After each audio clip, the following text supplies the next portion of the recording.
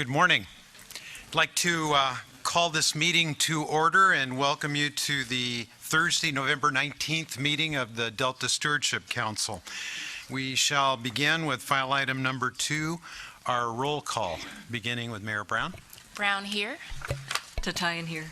Johnson here. Fiorini here. Eisenberg here. PFO here. We have a quorum and we expect Judge Damrell to be joining us soon. On to file item 5, adoption of the October 22nd, 23rd meeting summary. Move. We have Eisenberg motion, I'll second, Mr. Chairman. PFO seconds. I was just going to note that there's one error. There is one error. Okay. And that would be where? At the end, the vote, Mayor Brown, earlier she's reported as not present, and later she's reported as having voted. Okay, so you're suggesting the summary include a mention of Mayor Brown's arrival at the meeting? Last meeting? I don't think she was there. Sorry, I got your point. Okay, so delete reference to a vote by Mayor Brown because she was not present. Got it. Yes, thank you. Good catch, Susan. Okay. You know, usually Phil is the one that catches things like that. So he was on vacation for a period of time. Okay, anything else? With that change, ready to vote? Brown, yes. Tatayan, aye. Johnson, aye. Fiorini, aye. Eisenberg, aye. PFO, aye. Motion passes unanimously. Thank you. And thank you for that catch, Susan. On to file item number 6.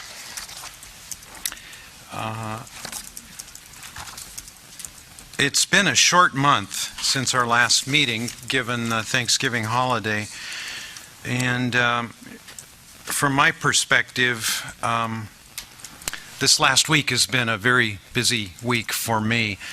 I have realized increasingly that I'm being called upon to serve as a panelist in different venues, particularly as it relates to my experience in agriculture. And yesterday, I was in Clovis, part of a panel that was organized by the LA Times. There were 6 of us on the panel from a variety of backgrounds, and I often approach these public venues with a little bit of fear and trepidation because it's difficult for me to describe very succinctly why the Stewardship Council was organized, what we do, and how we are doing it. And I realize there's an added degree of difficulty from yesterday's panel with a variety of people and a variety of backgrounds. Everybody looks at water in California through the lens of their experience, through the lens of the region where they reside. And our water system is not like the transportation system where you can start at one point and track to anywhere you want to go in California. The water system is disconnected. There's a lot of parts of it that reside in isolation from other parts, and yet we're all dependent upon water, which led me to conclude that that's why it was hard, and it took 3 years to develop a comprehensive management plan for the Delta that addressed long-term needs for water supply reliability and restoring a healthy ecosystem in the Delta. And why many of those recommendations received some pushback from different parts of the state, different regions, or from different interest groups. But I think our role is a very important one. And so much of the planning activities around the state are focused on the 1 to 5 year time frame, and particularly lately in response to the drought, it's almost a focus on next week. So we maintain a long-term focus here.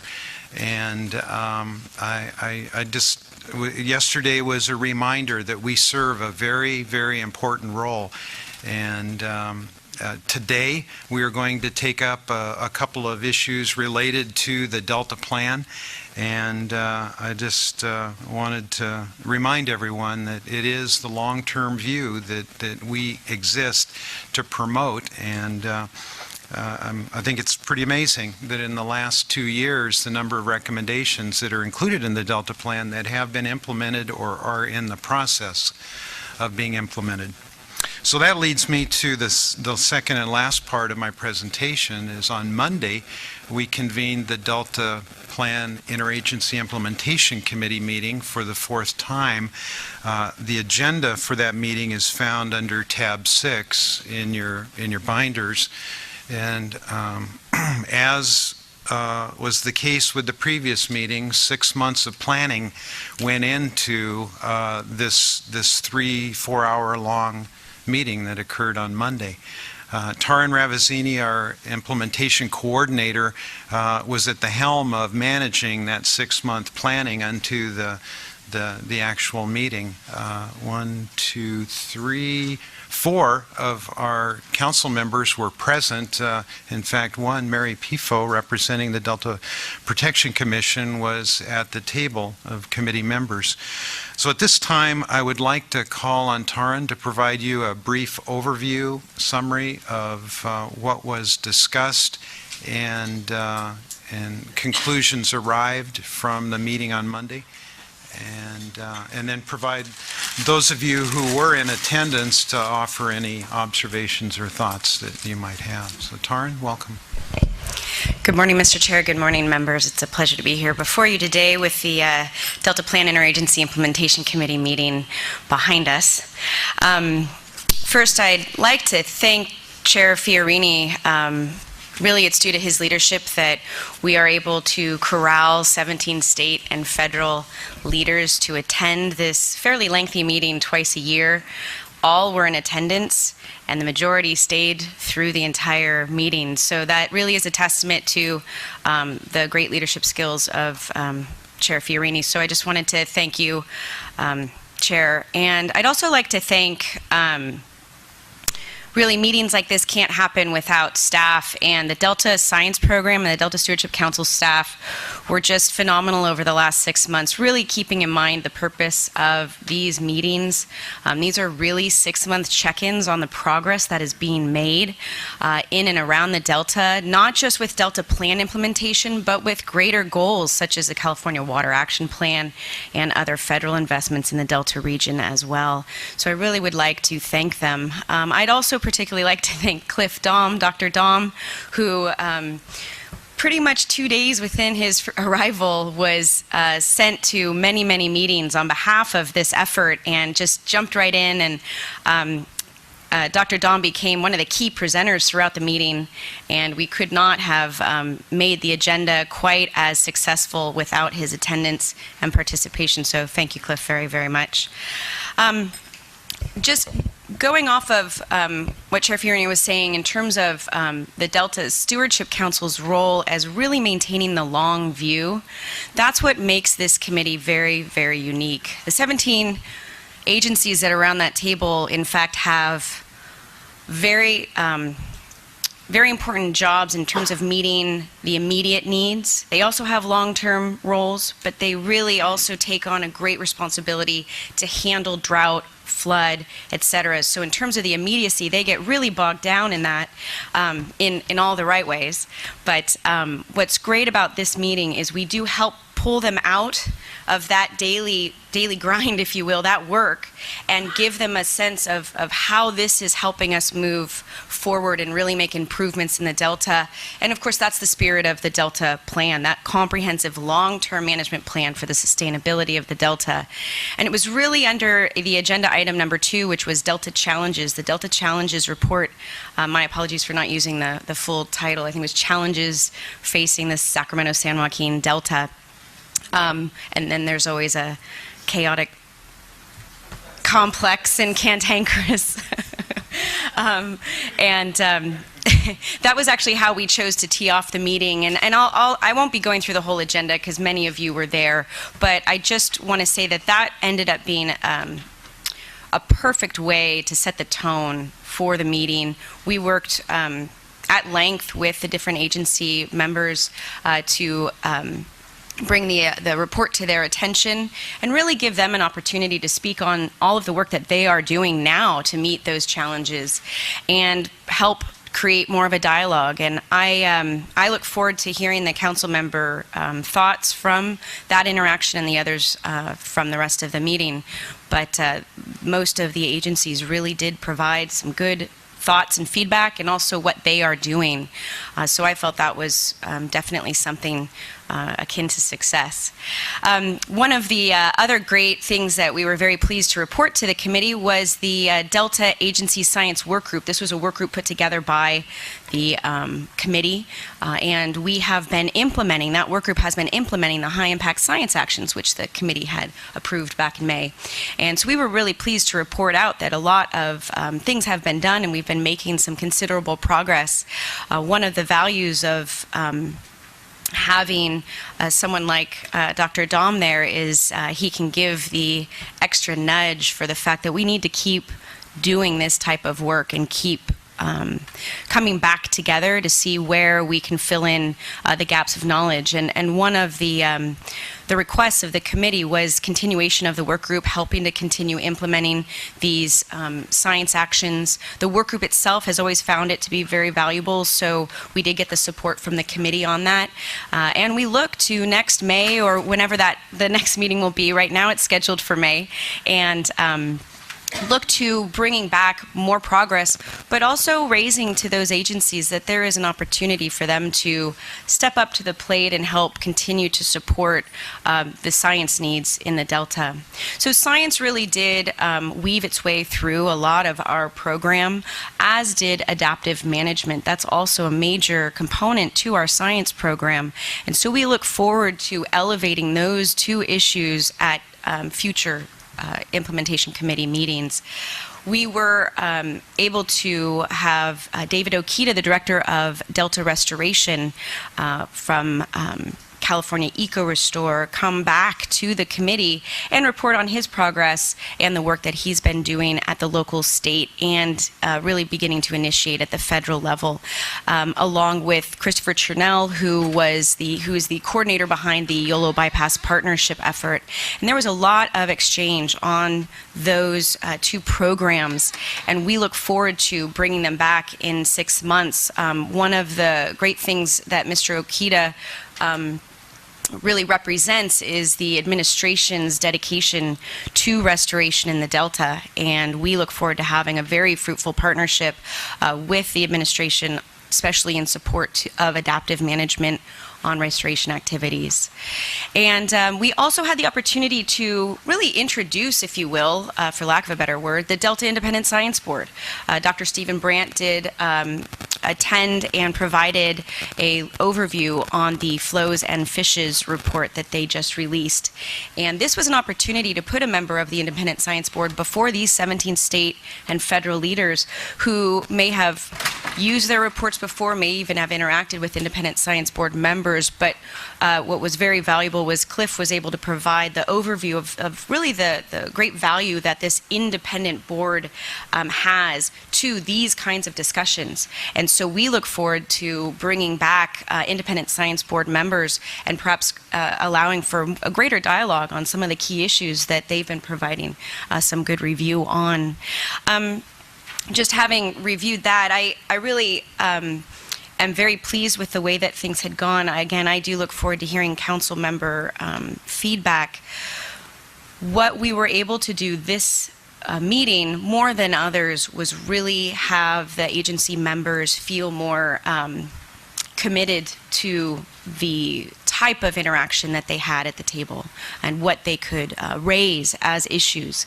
It was not all simple sound bites. There, in fact, were really some strong comments and feelings about science, about infrastructure, and many other issues. So I really will leave it there. I'd really like to answer any questions if you have them.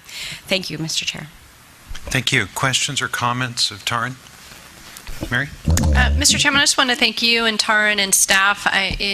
There's a lot of herding sheep that occurs with getting everybody in a room, all the schedules to align, and really get the attention of the agency leadership that attends these meetings. And I know they're extremely busy and have many different competing interests and heavy workload. And I just want to recognize, I did individually with a few people there yesterday, but recognize here, and maybe we can convey that to them, that it's an important role that they play there, and their commitment and time is greatly appreciated, as is our staff's, and hopefully we can continue that effort moving forward. And I think a lot of the success, frankly, Mr. Chairman, is due to your leadership and your phone calls and your reminders about the importance of their attendance. But regardless of who gets the credit, their being there is extremely instrumental to the success of the Delta Plan implementation and the dialogue and the collaboration that occurs.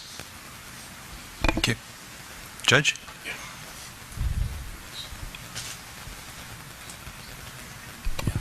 I just want to underscore what Mary said, and then certainly what Taryn was saying.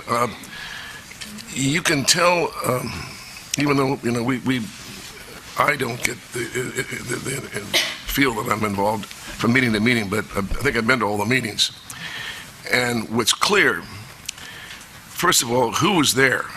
Meetings can have a meeting, but depending on who was there, you really measure the importance. Everybody in the room knew that this was an important meeting, particularly those at the table. And I think there's very little question who's steering the boat, which is a credit to you, Randy, and certainly the Taryn. And that leadership is essential. We have a lot of folks with their own jurisdiction, and they're there participating, and that is remarkable. I didn't think there was, frankly, remember the first meeting we had, it was well attended by the audience, and it was well attended by the members of the cabinet and the directors of the various agencies. But you had deep, way back in my mind, that I don't know how long this is going to last like this. And by God, it's lasting. It's lasting. And it shows that participation is critical. Who was there is extremely important. And that's a sense of momentum, and obviously that's to the leadership. So I think Randy's and Taryn deserve a great credit for this, because these folks are involved, and the Delta Plan is significant and meaningful to those agencies, and you can't ask for more than that. Susan, and then Phil. Yeah, I just wanted to chime in and agree that with your leadership and Taryn's hard work, the participation and the level of participation and the level of the people participating is pretty amazing given each of their schedules. I just wanted to review just a few of the things I heard. These leaders who were at this meeting were not just sitting there listening.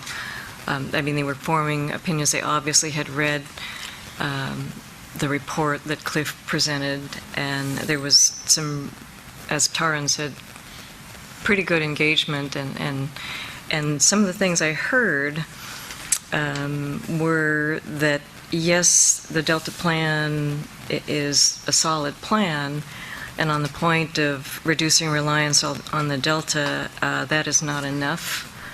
There's got to be a point where regulation and regulatory agencies step in, but not as they have always done. There needs to be some flexibility. I think that the report that Cliff presented really caused a kind of a shift in thinking about this wicked problem.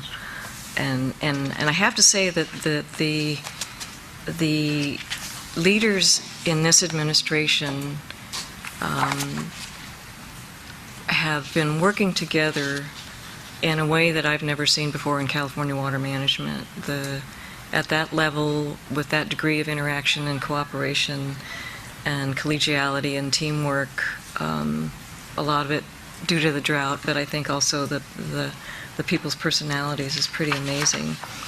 And so when we got to the adaptive management part, one thing that I heard a few folks say is we really need consistent funding on par of what we see in the Everglades and Louisiana et cetera, if we're really going to practice this thing called adaptive management. And I also heard that programs like the Interagency Ecological Program, the Collaborative Adaptive Management Team, our Independent Science Board, our Delta Science Program, we need a way to communicate to folks how all the pieces of the puzzle fit together. That we're on this incredible frontier where we have all of this data and amazing science teams, and managing all that is quite the challenge. And finally, on adaptive management, one of the things I heard that I really like, David Okita mentioned that he and others are working on figuring out how to change the institutional structure so that it can be adjusted to better integrate the data and the actions required to do this adaptive management. And I think that's really exciting. And I think if we all thought about what those structural changes to our institutional mechanisms might be, some might be included in the next Delta Plan update. Thank you, Susan, for raising a point that was made a couple of times on the varying and fairly numerous different interagency efforts, particularly around science and collaboration. I'd like to make a point on that. It is something that our science program, along with myself, will be working with the other members of those agencies to basically come up with some document where we can help identify really the differences and kind of the synergies of those efforts.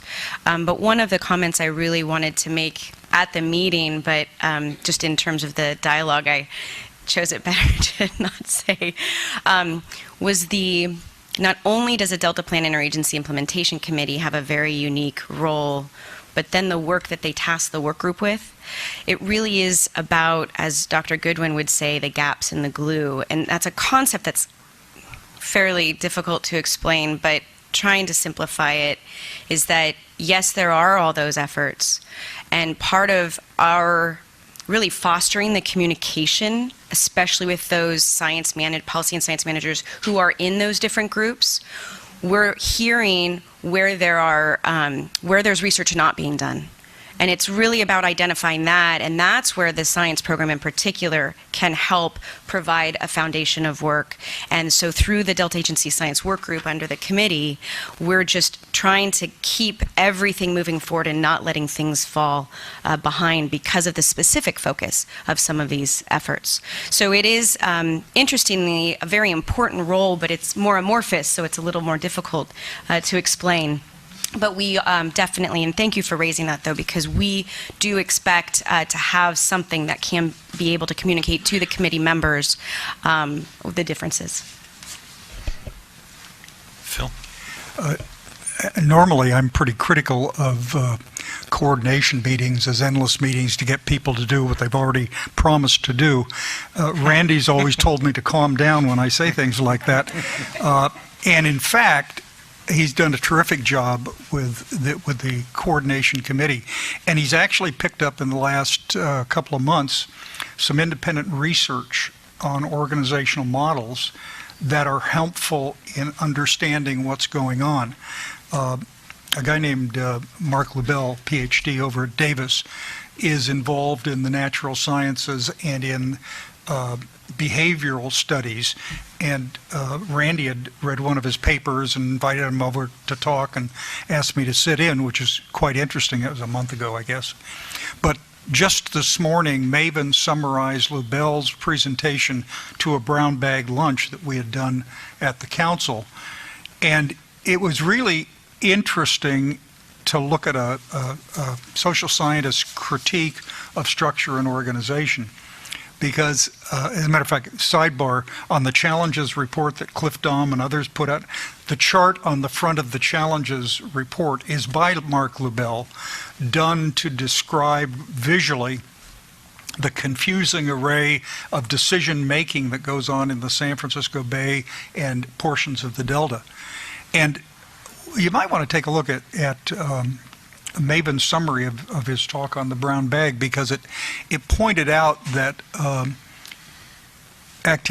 coordination activities like the council or even CalFed Bay Delta tend to have indirectly related impacts that you didn't think about. And he found that one of the more interesting features, and they've done comparisons in Argentina, in Tampa Bay, Florida with the Delta, is that the coordination activities have also led to a consolidation of interest groups to better articulate their position.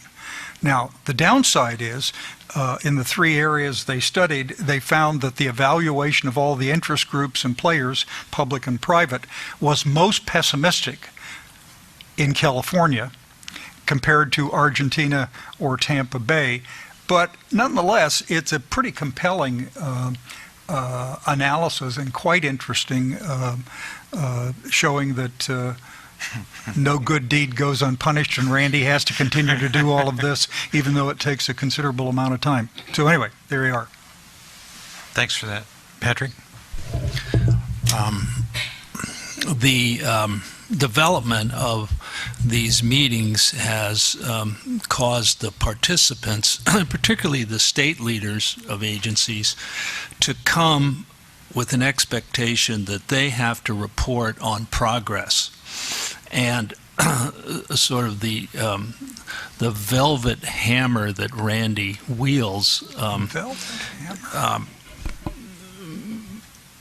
makes them, I think, more likely to share how things are going, even to the point of Chuck Bonham saying that 30,000 acres is a floor, not a ceiling, and the representation that the goal is being achieved.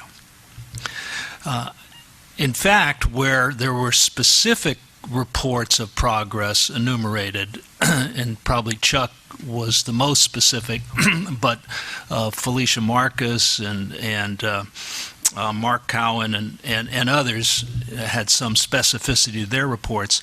I think that's good, so that at 6-month intervals at least, we and the public see where progress is being made in these areas. And so I think it's this forum that causes it to happen. The presence of federal agencies and their representations of cooperation are constructive and helpful. I think back to the Bay Delta Authority days of CalFed, when we were all sworn in and the federal members sat down. You'd think it was the United Nations with Russia objecting to a Security Council motion or something, because the federal government couldn't take the same oath that the state did for some reason. So there's a much higher degree of cooperation from the feds. However, the federal agencies lack specificity in terms of progress, or even in terms of sometimes what their specific goals or requirements are. But we don't control them, so I think the approach of nudging them to continued cooperation, and certainly the individuals seem to have a personal commitment to working with state people, but they work for others in Washington. The importance of science was said by virtually everybody. I hope the state leaders weigh in with Department of Finance and the governor when it comes time to funding science.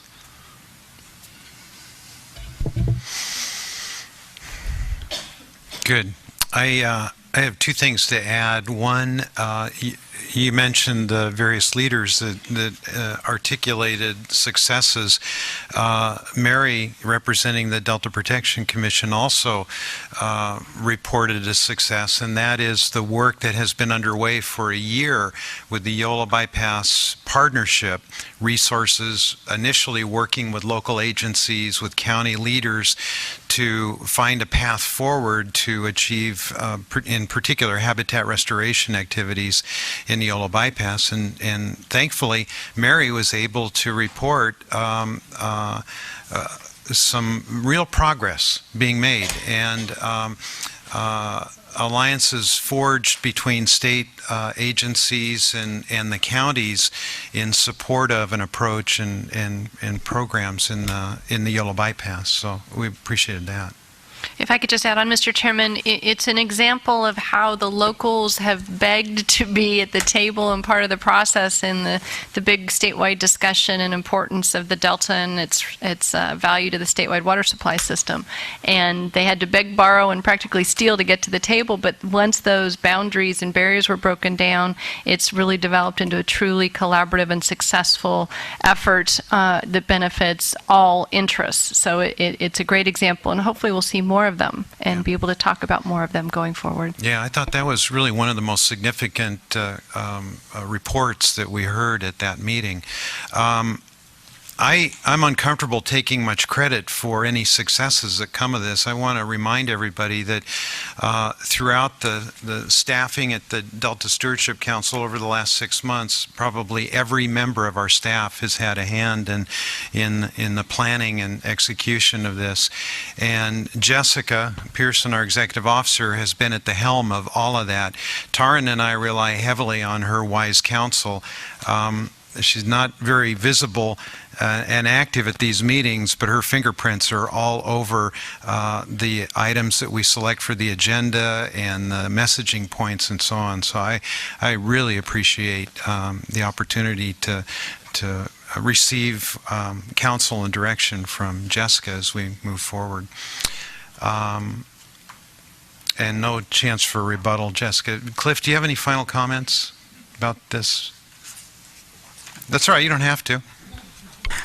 Just that I think that the council members have done a good job of summarizing some of the key points, and appreciate Taryn's overview, but I really like to hear the individual sense of some of the things that you heard, and it was a very good overview of what we heard on during that 4-hour meeting. Great. Is that a depiction of a snow-capped mountain on your tie? I'll explain the tie if you want to give me about 30 seconds. Well, I hope it bodes well for what you think is going to happen later in this year. When I was a younger man, I spent 2 years down in the Antarctic Ocean doing research on the Antarctic Peninsula and on the Drake Passage, and I have always gravitated to ties that sort of represent the Antarctic landscape. Okay. Well, certainly they know what snow is like, so I hope that's foreshadowing of what's to come in the Sierras. Taryn, thank you very much for all your work, for the report today, and look forward to working towards the next big DPIC meeting. Thank you. That concludes file item number 6. Anybody wish to comment from the public? No? Great. File item number 7, Executive Officer's Report. Jessica? Okay, good morning. Well, I know we were originally planning a 2-day meeting, but we deferred a couple of items and compressed the schedule so that those of you who can may attend a memorial service tomorrow for former DWR Chief Deputy Laura King Moon. Not all of you had the chance to work with Laura, but those who did, I suspect, feel as I do, fortunate to have had the chance to know her. I feel that Laura was really a pioneer in terms of paving a path for women in the traditionally male realm of water policy. Moreover, her enthusiasm for public policy and her commitment to the advancement of science underpinning decision-making is what made her good at what she did, and she will and is already missed. We sent 3 comment letters related to Delta Plan implementation this month. The first is on a familiar project to all of you, the Tule Red Tidal Restoration Project, which is being led by the state and federal water contractors as part of their current restoration requirements. It's a 350-acre tidal marsh wetland in the Sassoon Marsh. We have been briefed at a council meeting by the state and federal water contractors on this project, and we're pleased to see that the momentum seems to be starting again.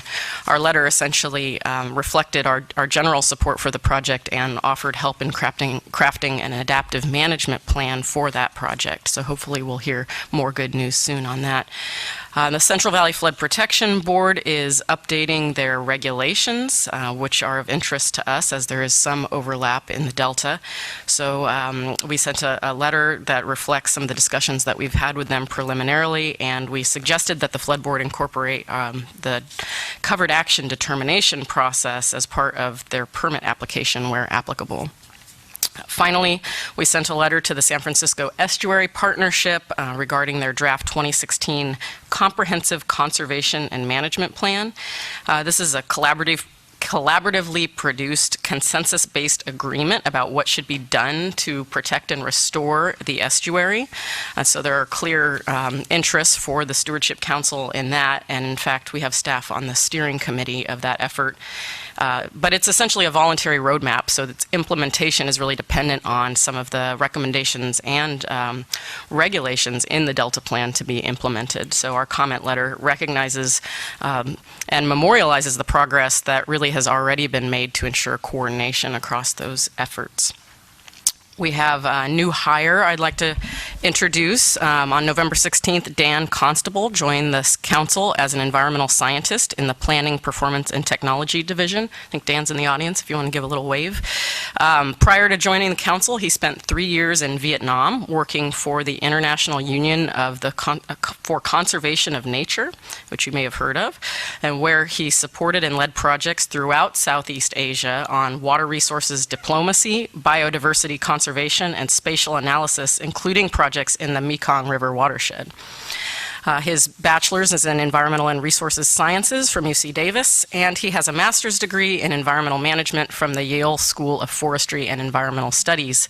He also has experience working on complex resource management issues in California as well as abroad, which have prepared him well, we hope, to deal with the Planning Division's work on evaluating water fix as a covered action, developing landscape scale restoration frameworks, and refining performance measures related to ecosystem restoration. And I think it's a testament to the dynamic body that is the Delta Stewardship Council that we were able to recruit Dan all the way from Vietnam to move back to California and do good work for us. So welcome, Dan. And finally, I want to recognize Marla Lynch's retirement from our staff. Marla actually began her career in the 90s as an office assistant at the then CalFed Bay Delta Authority. So she is essentially a lifer with our program. And to her current status that she's retiring from as a associate governmental program analyst, she works in our contracts and purchasing office, and everyone always turns to Marla with questions. So notably, she spent her entire career here. We will very much miss her institutional knowledge as well as her attitude, and her expertise will be hard to replace. So thank you for your service, Marla. So today we have a couple of action items, including requesting hopefully final approval on the conveyance, storage, and operations principles that have been before you now. I think this is the third time, which would lead to an eventual amendment of the Delta Plan. And we're also requesting action on a staff recommendation related to the way that the Delta Plan treats temporary water transfers. Also, we'll be hearing a presentation on and facilitating a discussion regarding the Independent Science Board's recent report on the science that supports the adaptive management of fish and flows. So there's no legislative update today, but I will kick it over to Chris Stevens for a legal update. Okay, thank you very much. And I'd like to invite to the table Caroline Soto, our legal intern, Bethany Payne, our staff counsel, senior staff counsel, my right-hand person. And So this is, after all these fantastic discussions about cooperation and collaboration, unfortunately a dose of reality, what's going on out there in the real world, what I call the driver of change with regard to legal cases relating to Delta issues. So first, I think I'm going to turn it over to Caroline. But before I do that, I do want to note that this is Caroline's last meeting. She graduated from McGeorge and has been ably interning at our agency pursuant to a McGeorge program that provides a bit of a stipend. The program, was it 3 months, 4 months, is now coming to an end. She's done fantastic work for us, and it's really opened my eyes not only to the great work that she's done as well as opening the eyes to Bethany, but I did want to mention to you, as we mature as a progressive, innovative state agency with taking on more and more responsibility, not only in coordination, implementing the Delta Plan, but also engaging in some of these high priority Delta Plan updates, 2 of which we'll be talking about this afternoon. It's becoming more and more evident, and I think you'll hear echoes if you talk to any of the staff involved, of how important it is to have high quality legal services and advice from the beginning as we develop projects, as we bring to you information, staff reports. Caroline's filled a great role, and her absence is going to be really felt. And so I just wanted to put a place marker and suggest that we do need more legal help as we go forward. In comparison to other state agencies, you like to compare the science budgets of the CalFed, now the Delta Plan effort, compared to other efforts.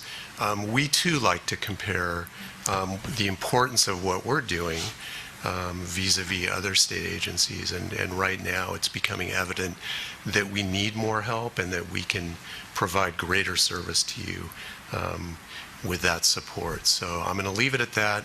I'm going to turn it over to Caroline first, and then Bethany will follow up. So thank you very much. Okay, so the case I'm going to be discussing today comes actually as an amendment from a 2005 case that was presented before the council previously. So the Natural Resources Defense Council and other environmental organizations, they've amended their complaint and have alleged that the U.S. Bureau of Reclamation and the Sacramento River settlement contractors have mismanaged water supplies and unlawfully diverted limited water supplies from the Shasta Dam for agricultural use instead of using the water to keep the Chinook salmon alive below the dam. And the NRDC claims that the Bureau's actions led to the death of more than 95% of the young winter run Chinook salmon that emerged from eggs and rearing below the Shasta Dam in 2014, and that it appears to have done the same this year for the young salmon generation. SRSC denies these allegations, and they claim that they have voluntarily deferred their diversions in the spring to help provide more cold water for salmon, and also in the fall for birds along the Pacific Flyway. And this year, the SRSC operated a crop reduction water conservation plan, which was approved by the State Water Resources Control Board, the Department of Fish and Wildlife, and the National Marine Fisheries Service. And additionally, they collaborated with other environmental organizations to manage water along the Sacramento River for the benefit of salmon and the birds. And the NRDC is requesting injunctive relief to prevent the Bureau and the growers from releasing water from the Shasta Reservoir. And currently, the motion is set for December 7th in the Eastern District Court. Good morning, Chair Fiorini and members. It's been a busy month for NRDC. They've also issued a 60-day notice of intent letter to sue US EPA. The letter alleges that US EPA has failed to exercise oversight over the State Water Board in two key respects. First, as a result of the governor's recent executive orders that are drought-related, the State Water Board has had greater flexibility in issuing temporary urgency change petition modifications, and they've been doing so in the Delta and adjusting water quality standards as a result with some of those modifications. And NRDC argues that US EPA should have been exercising mandatory oversight and reviewing those temporary urgency change petition approvals by the State Water Board. Second, it alleges that the State Water Board has not updated its Bay Delta plan since 2006 and is subject to a Clean Water Act requirement to conduct triennial every 3-year reviews on that Bay Delta plan and its plans across the state. It has not done so since 2006, and so the NRDC letter alleges that US EPA has failed in its oversight to require those 3-year reviews as well. The 60-day notice period lapses at the very end of December, so we will keep you updated, probably have an update for you in the January council meeting as to the status of any litigation that NRDC files against US EPA. And then on the legislative front, have a few updates for you as well today. On November 13th, the governor issued his third drought-related state of emergency executive order proclaiming a state of emergency in the state. You may recall he's made similar proclamations in January and April of 2014, and he's continued the provisions that he made in those executive orders, for example, mandating statewide conservation measures, notifying water rights holders of water shortages, offering drinking water assistance to small communities, and lifting CEQA and public contracting requirements in certain specified situations. So those measures have carried over into this executive order as well. A few additional provisions are expediting approvals for local stormwater projects that capture and either recharge or store stormwater. An extra $5 million in drinking water assistance for households served by small water systems, and maintaining those statewide conservation requirements through October 2016 if drought conditions persist through January 2016. So we'll have updates on those 2016 numbers for you as well as more information becomes available. On the initiative front, I have two pieces of information for you. The first is that the so-called Court of Posse initiative has qualified for the November 2016 ballot. The name of the initiative is the, quote, California Public Vote on Bonds Initiatives, and it will require voter approval for all large public infrastructure projects that are funded with $2 billion or more in revenue bond funds. The measure is broadly drafted to apply to all large infrastructure funds, but the press you will have been seeing on it is more targeted towards the effect that this initiative, if it passes, would have on DWR's proposed water fix project, and it would likely subject that to voter approval if it's funded at all or in part by revenue bonds amounting to $2 billion or more. That's a qualified initiative that on November 13th, Board of Equalization Vice Chair George Runner and State Senator Bob Huff filed with the Attorney General's office a proposed initiative that would reappropriate unspent high-speed rail funds and the $2.7 billion in Prop 1 above and below ground storage funds dedicated to the Water Commission, and would redirect those funds towards new surface and groundwater storage.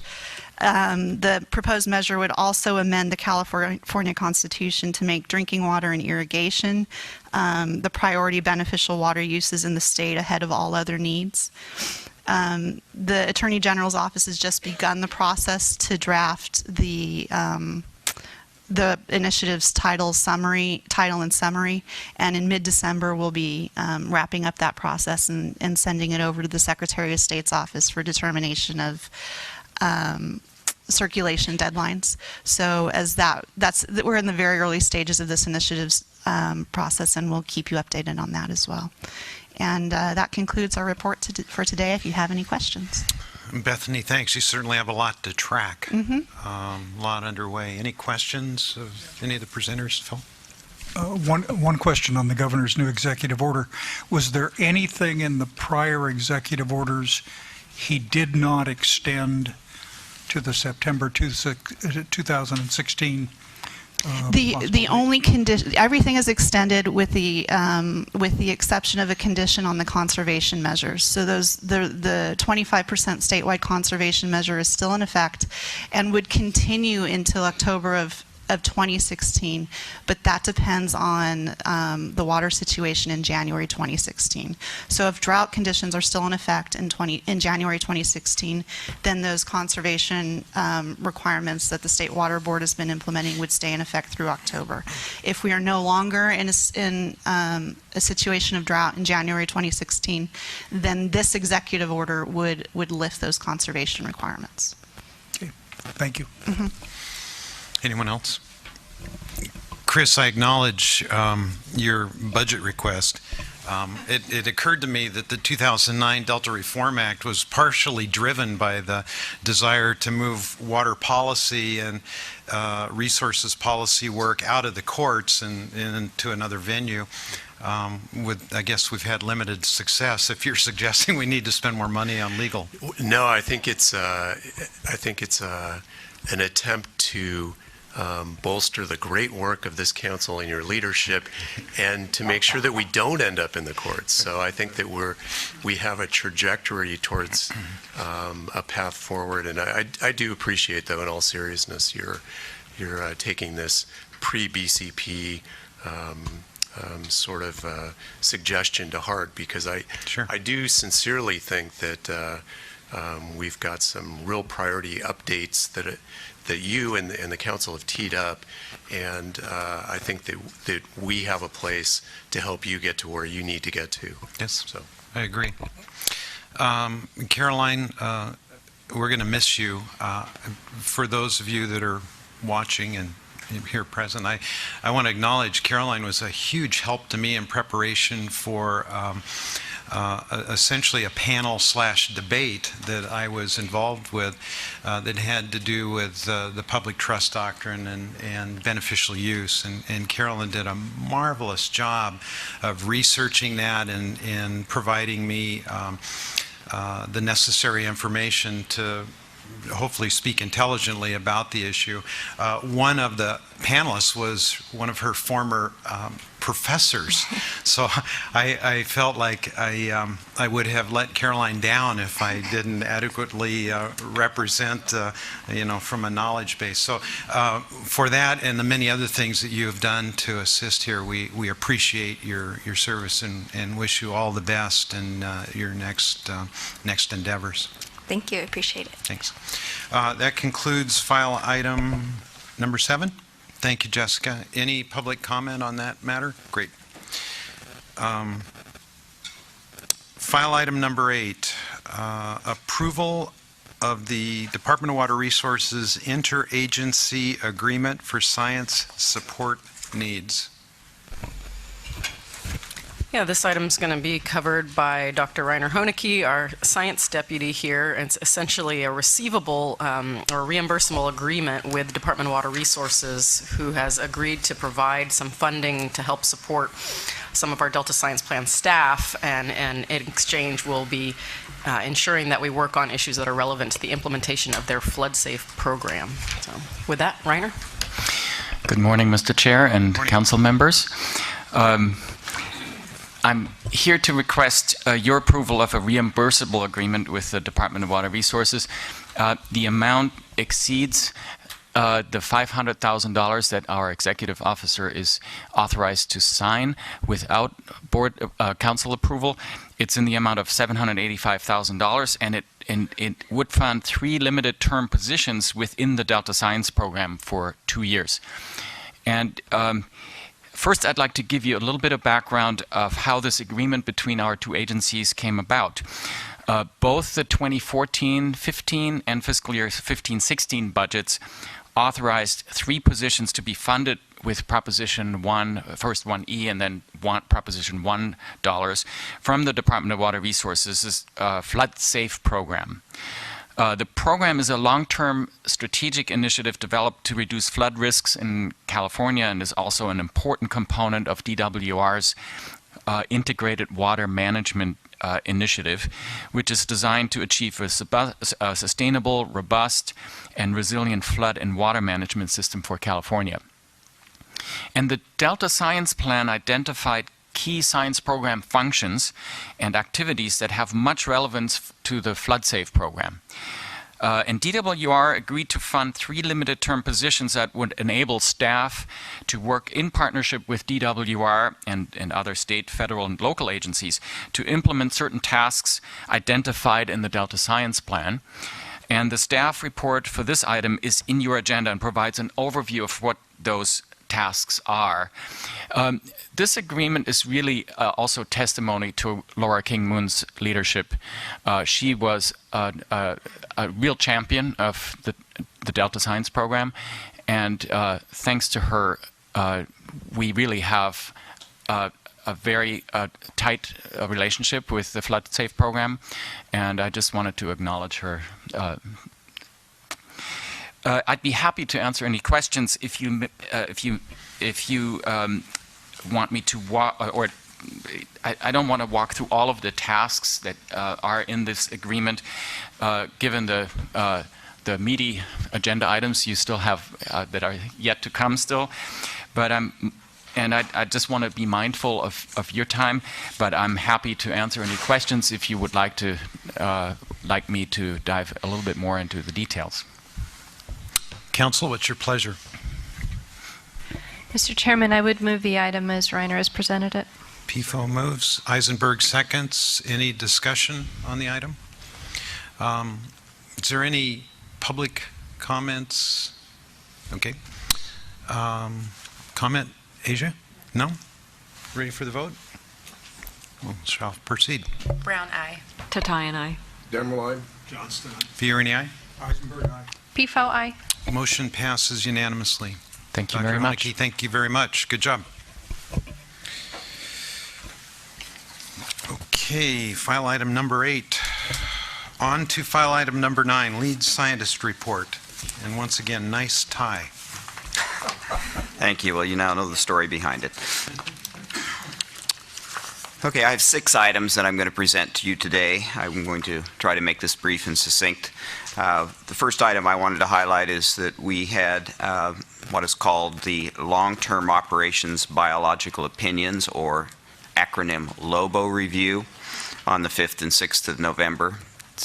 How could a University of New Mexico retired faculty member, University of New Mexico Lobos, not like a LOBO review? I mean, it's front and center. It's actually a review that we've done now. This is the 6th year that we've done this review. It's done basically to look at the previous water year operations, long-term operations. And in this review, we have a number of experienced panelists. The review this time focused on the progress on Shasta Reservoir and Sacramento River temperature monitoring, modeling, and management. Very important issue here of late. And also looking at some modeling tools that are being developed to look at how particles track within some of these aquatic systems, particularly with the idea that these ultimately can maybe be linked to fish behavioral models and actually look at tracking how fish move and utilize some of our waterways. And then the third topic that was reviewed is a report on the past, present, and future approaches to estimating incidental take of delta smelt. And so this 2-day review was completed on the 6th of November. A report will be forthcoming. Panel 5 of 6 who have been involved in past reviews usually moves pretty quickly and judiciously to get the information out, so we expect to see a report from them in a couple months. Second item I wanted to just basically mention briefly, it's in your packet. We have 2 addenda that we have drafted for your consideration as addenda to the Delta Science Plan. The reason for these 2 addenda is to just make very clear, we want clarity, transparency, and openness on the way we go about funding science activities. We usually use 3 different mechanisms. One of the mechanisms is to do a solicitation where the topics are agreed upon, usually by an interagency panel and stakeholders. We put that out and then receive proposals, review those proposals, select the best of those proposals, and make funding decisions. Second way that we support some of our funding for science is if there is a topic that becomes in need of some science information, science studies, we sometime will go out and request proposals from various groups and entities that could provide us information that we think is timely and needed for the program and for the council. This is a second mechanism. It's usually a little shorter term. We can get these proposals funded in a more expeditious manner. And then finally, third way we fund science projects is to do what we call a directed action. Directed action would be, for example, the method we used to fund some research associated with the drought barrier that was put in during this year, and we wanted to get some studies that would actually look at the effect of the drought barrier on some of the chemical and biological attributes around the barrier itself. So those are the 3 mechanisms that we use. We want to make it very clear in the addendum how we go about making our decisions and making it transparent that this is the method that we use, this is the way we review, and this is the way the decisions are made. So that's the first.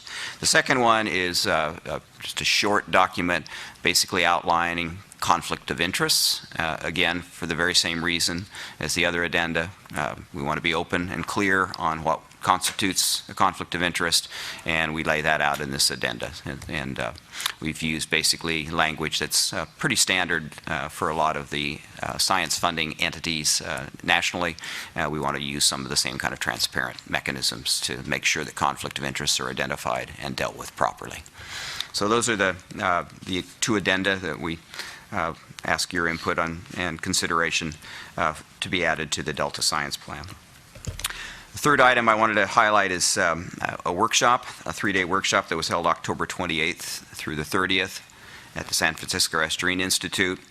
This was a workshop that was jointly funded between the Delta Science Program and the U.S. Geological Survey.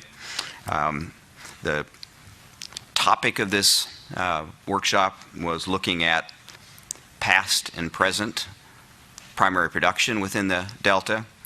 Let me define primary production for you. Primary production technically is any pathway that converts carbon dioxide in water or carbon dioxide in the atmosphere to organic matter. That's kind of the formal definition of primary production.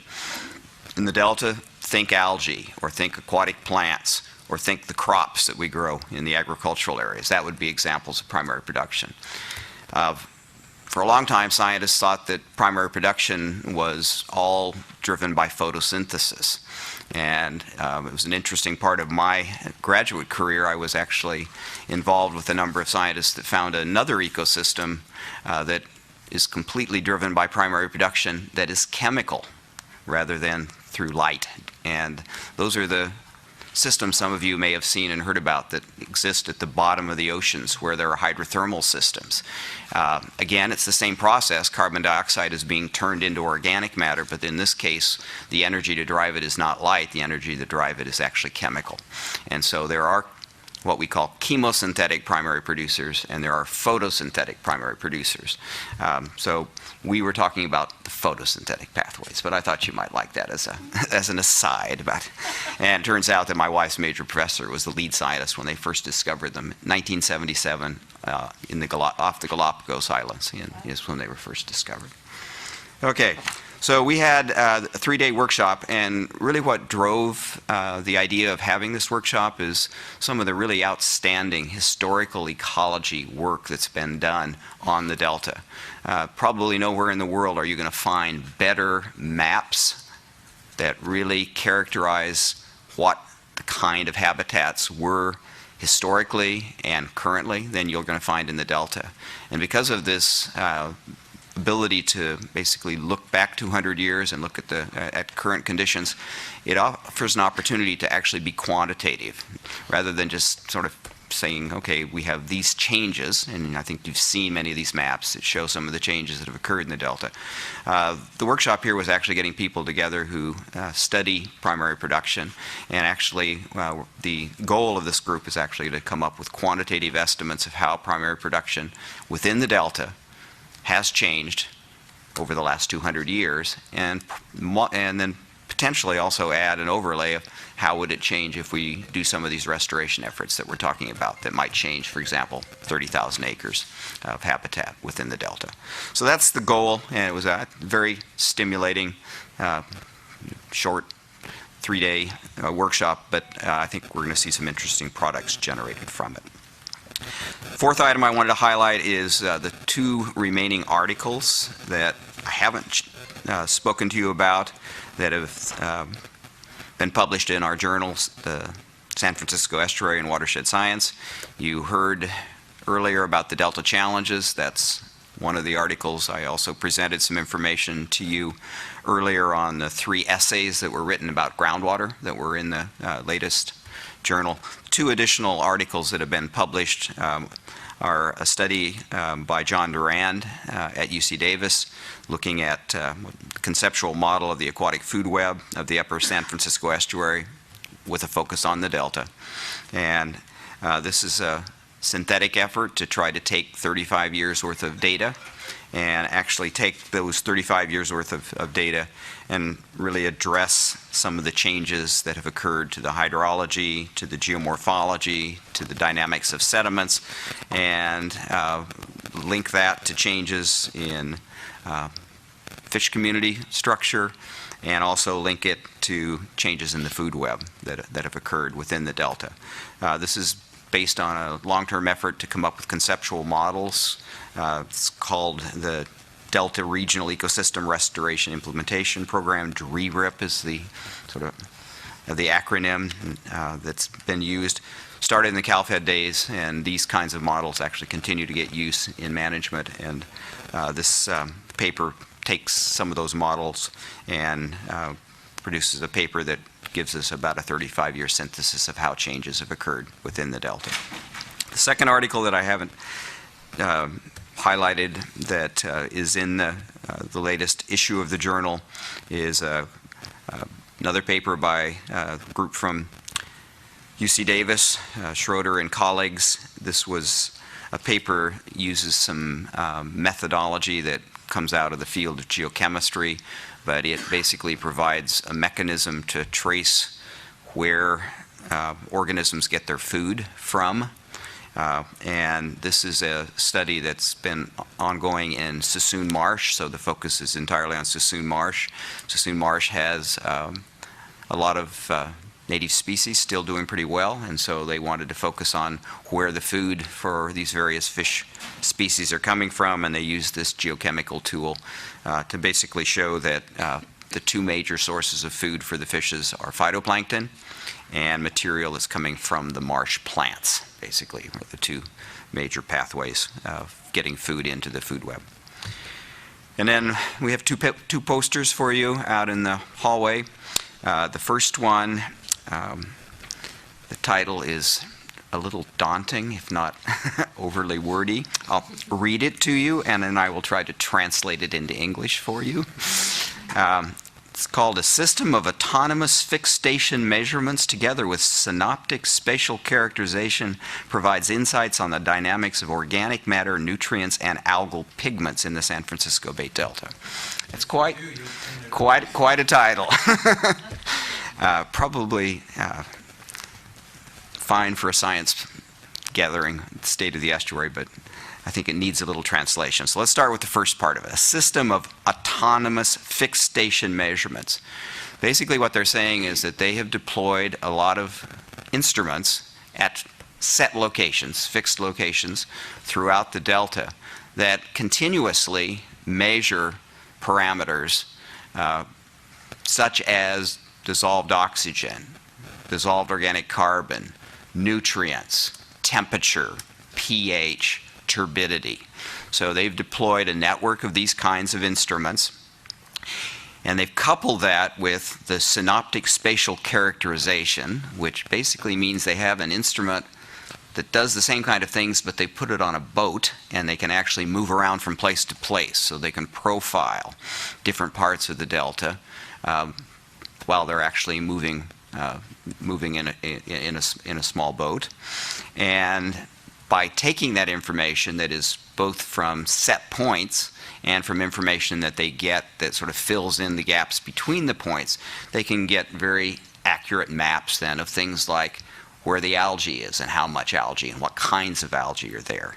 What are the nutrient levels, and where are the nutrient levels high, where are the nutrient levels low, and also some things about some of the organic matter that's the base of the food web. So that's what the one poster is. Actually has some very interesting information, but the title is a little bit hard to digest. Cliff, I've got to insert, when you were selected and agreed to serve as the lead scientist for a second term, Patrick Johnston expressed appreciation from your previous term about how you could take complex science concepts and distill it into English that we can all understand.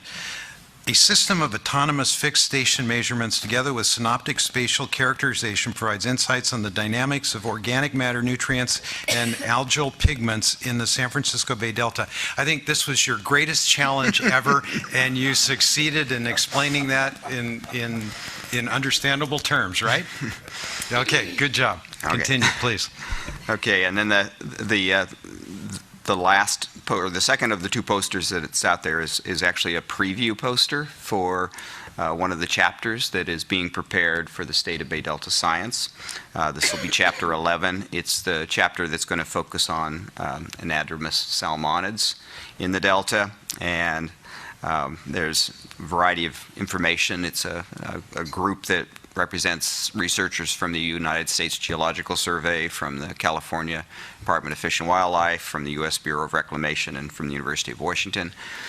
One thing I'd like to highlight in this poster is they are addressing how many of the juvenile salmon make it through the Delta, based on the type of pathway that they take as they move through the Delta, and do point out the very high level of mortality that exists for the salmonids that are moving through the San Joaquin system, over 90% mortality.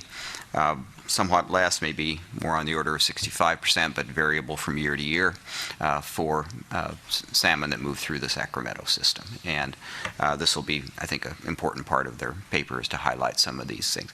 How do they do that? Well, there's some new technology that allows them to actually put acoustic tags within these small fish and actually follow where they move through using a series of measurement stations along the way, so they can actually see how many of the fish, for example, make it from arriving in the Delta to Chips Islands, for example. And so this is some, I think, new and exciting technology, and they'll be summarizing some of the data that's come out of recent studies on that. So those are the two posters that we have out for you to take a look at. And the sixth item, I'll call Daniel up to give you, by the numbers, some of the numerical data coming out of the Delta from the last month. Daniel.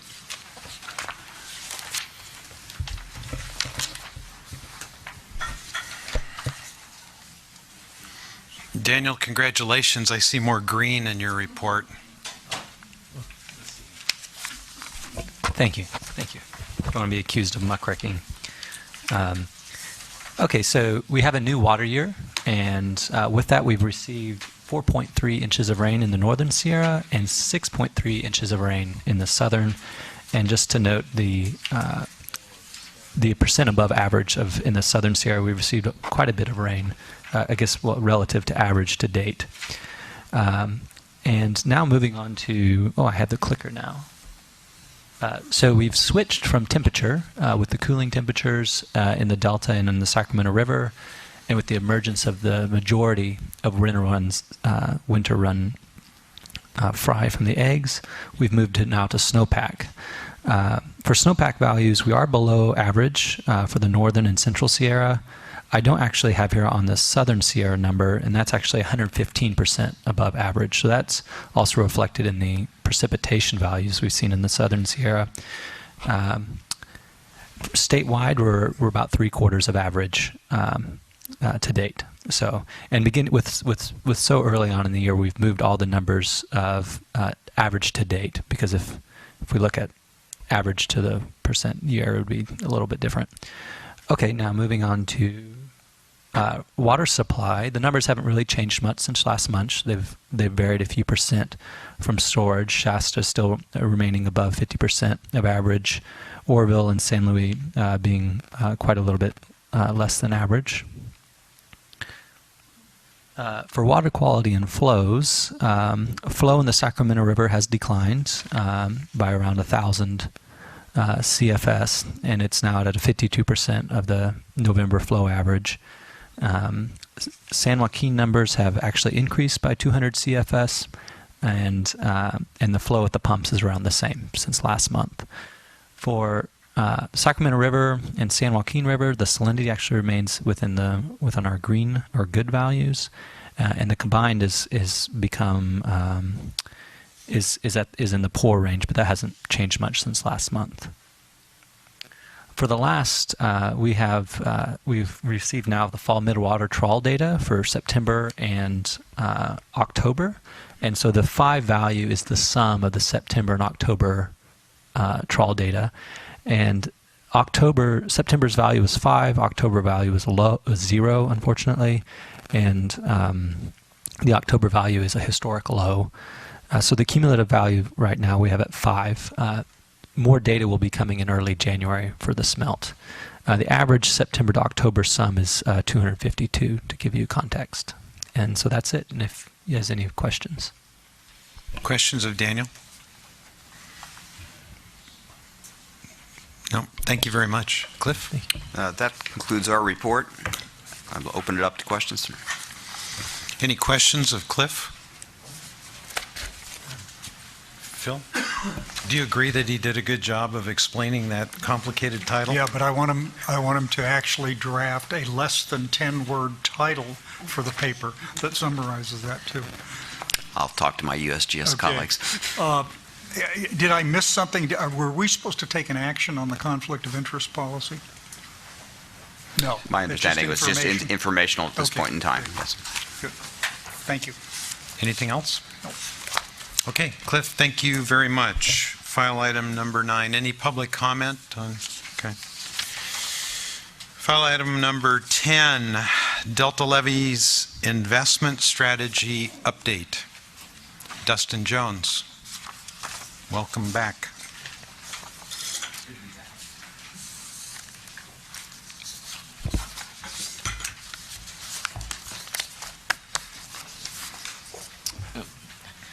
Good morning, Chair, Council. Morning. Today, as you know, over the past few months, we've been doing several updates on this ongoing Delta Levees investment strategy. And today we're going to kind of switch the discussion a little bit and start talking about a parallel effort that will be developing as part of the overall strategy of risk reduction development, but not specifically related to levee investments. So as you know, the Water Code Section 85305A directed the Council to reduce risk to people, property, and state interests, and some of the means that were cited to do that were effective emergency preparedness, appropriate land uses, and strategic levee investments. And the focus of the Delta Levees investment strategy that we've been doing over the past year or so goes along with Water Code Section 85306, which gives us a means of prioritizing state investments in levees. What we want to start talking about today are some other means of also reducing risk to state interests that we call non-structural. And when I say non-structural, I don't mean that it's, not going to involve potentially some type of construction, but it's really not levee constructions. It could involve, potentially elevating houses or other means, but we still refer to it as non-structural just because it's not a significant levee improvement. It would be an alternative measure. And the two I want to start touching on today, and this is going to be an ongoing effort over the next few months, but the two we're just going to kind of start the discussion with today as we're getting into this. I'm going to talk about local hazard mitigation plans and the National Flood Insurance Program Community Rating System. Those are two means that we're going to be looking at in the near term as we start building on this effort. So, I said non-structural. Attachment 1, if you want to flip to that, shows 3 non-structural categories that we're looking at. And this attachment 1 is something that we've been working on in coordination with DWR. These are some items that they shared with us. These are items that they're beginning to look at as they develop their 2017 Central Valley Flood Protection Plan. So we're working closely with DWR staff and also the Central Valley Flood Protection Board to look at the measures that they're investigating for their plan updates and see what we can take from their effort and making sure that we're working in unison towards similar goals. Attachment 1, you see some of the 3 non-structural categories that we're looking at are watershed and floodplain management, land use planning, and emergency management. So I'll start with the local hazard mitigation plans. This would fall under the category of emergency management as those 3 categories, and it's related to emergency preparedness and emergency response. Those would be the types of non-structural. According to the Federal Disaster Mitigation Act of 2000, local jurisdictions may submit local hazard mitigation plans for the Federal Emergency Management Agency's approval as a condition of receiving available FEMA hazard mitigation grants. So to kind of summarize that, these local hazard mitigation plans, and we've started looking at these, and they're very extensive. Some of the counties that have put them together are actually all 5 of the Delta counties: Contra Costa, Solano, Yolo, Sacramento, and San Joaquin, all have plans that have been approved by FEMA, and we've started going through these, and they're very extensive. Some of these plans are well over 400 pages, and what they contain are a lot of suggested items that the local agencies could implement. It's not an entire exhaustive list of what they will do, but it's all the possibilities that they consider could be feasible. So when FEMA has some money available and they start handing out these grants, the locals have these local hazard mitigation plans in place, and they can go to FEMA and say, here, we have a plan, these action items are ready to go. If the money's available, these are the items they can do. So there's probably a lot more in these local hazard mitigation plans than what the counties would, reasonably be able to accomplish within the next few years or so, but they're extensive plans.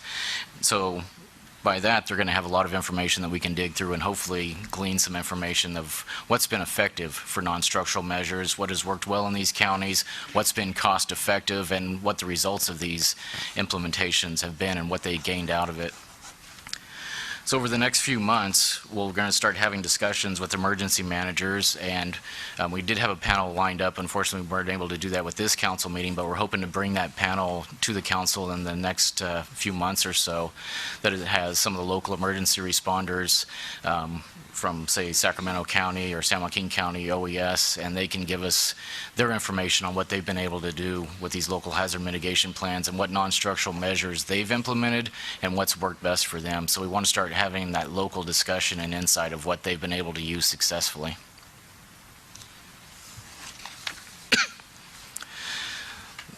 The next item I want to talk about is in terms of flood insurance. And this could be a useful non-structural means for reducing consequences by minimizing the cost to locals of reimbursements if a disaster does occur, they'd be able to be eligible for reimbursements. So one of the items we want to look at is lowering the cost of flood insurance as an incentive for purchasing insurance by the locals, and thereby increasing the number of policies that are out there at the time of the event should occur. As you probably know, I think the governor within the last month or so issued some statements encouraging locals to buy flood insurance, especially in anticipation of the possible El Nino events coming in the upcoming water year. And one of the reasons he encourages people to do it locally, a lot of folks have potentially let their flood insurance lapse over the past few years due to drought conditions. There might be a perception out there that it's not necessary. But when folks rebuy their flood insurance policies, there is a 30-day waiting period for it to actually take effect. So you don't want folks to try to buy flood insurance a week before a storm is predicted to come. So we're trying to get people to take action and be proactive in buying flood insurance. The community rating system is the National Flood Insurance Program. It's a voluntary incentive program that recognizes and encourages community floodplain management activities that exceed the minimum National Flood Insurance Program requirements. As a result, flood insurance premium rates are discounted to reflect the reduced flood risk resulting from the community actions. And the three goals of the community rating system are to reduce flood losses, facilitate accurate insurance ratings, and promote the awareness of flood hazards and flood insurance. And the counties of Contra Costa, Solano, Yolo, Sacramento, and San Joaquin, along with several of the unincorporated communities within the Delta, participate in the National Flood Insurance Program community rating system. So if you look at attachment 2 within your document, you'll see the list of the Delta counties along with incorporated communities that participate in it. That one, okay. So just to give a little bit of background on the community rating system, the classes that you see in the third column there, community rating system class, 10 is the starting point. Doing nothing gets you basically, if you just participate in the program, you get a 10. But if you do more actions, you work towards a Class 1 requirement. And as far as I know, I think the only Class 1 in the nation is the City of Roseville, I believe, is the only one. But by the further you move up this class rating, the flood insurance discount rate improves. It starts with a discount rate of 5% and goes up to 45%. So the last column that you see over here are the insurance discounts that some of the participants have been able to achieve. So one of the things that we would consider over the next few months is reaching out to some of the locals or some of the floodplain managers in these areas to see what proactive measures they could take to be more involved with these community rating systems. And some of them haven't really registered yet or moved beyond 10 on this scale here, so they could be doing more, we think, to at least encourage that system. And so we want to talk to those folks to see, is there some reason why they're not taking a more active role in the community rating system? Maybe it's not cost effective for them. They may not have enough folks at risk to warrant the costs of it. And just as an example, I did bring some of the items that folks could do. The categories really fall out as basically outreach efforts or floodplain mapping, but there's different scores that folks can get. There's a minimum that folks have to have these communities to participate, and that's maintaining elevation certificates. So that's the basic item that they have to get into the program. And then they get different scores for other community rating system items that they check off. It's basically a score sheet that they can choose to do, and the more complex one gives you a better score. What's an elevation certificate? An elevation certificate would be for the housings with the base floor elevation, say your the pad of your building. So with that base flood elevation, it needs to usually be the say the entryway to your house needs to be at least a foot or so above the base flood elevation mapped by FEMA. So that's not a region-wide certification, that's a case-by-case certification? Yes, it would be depending on the floodplain, yes. Good point.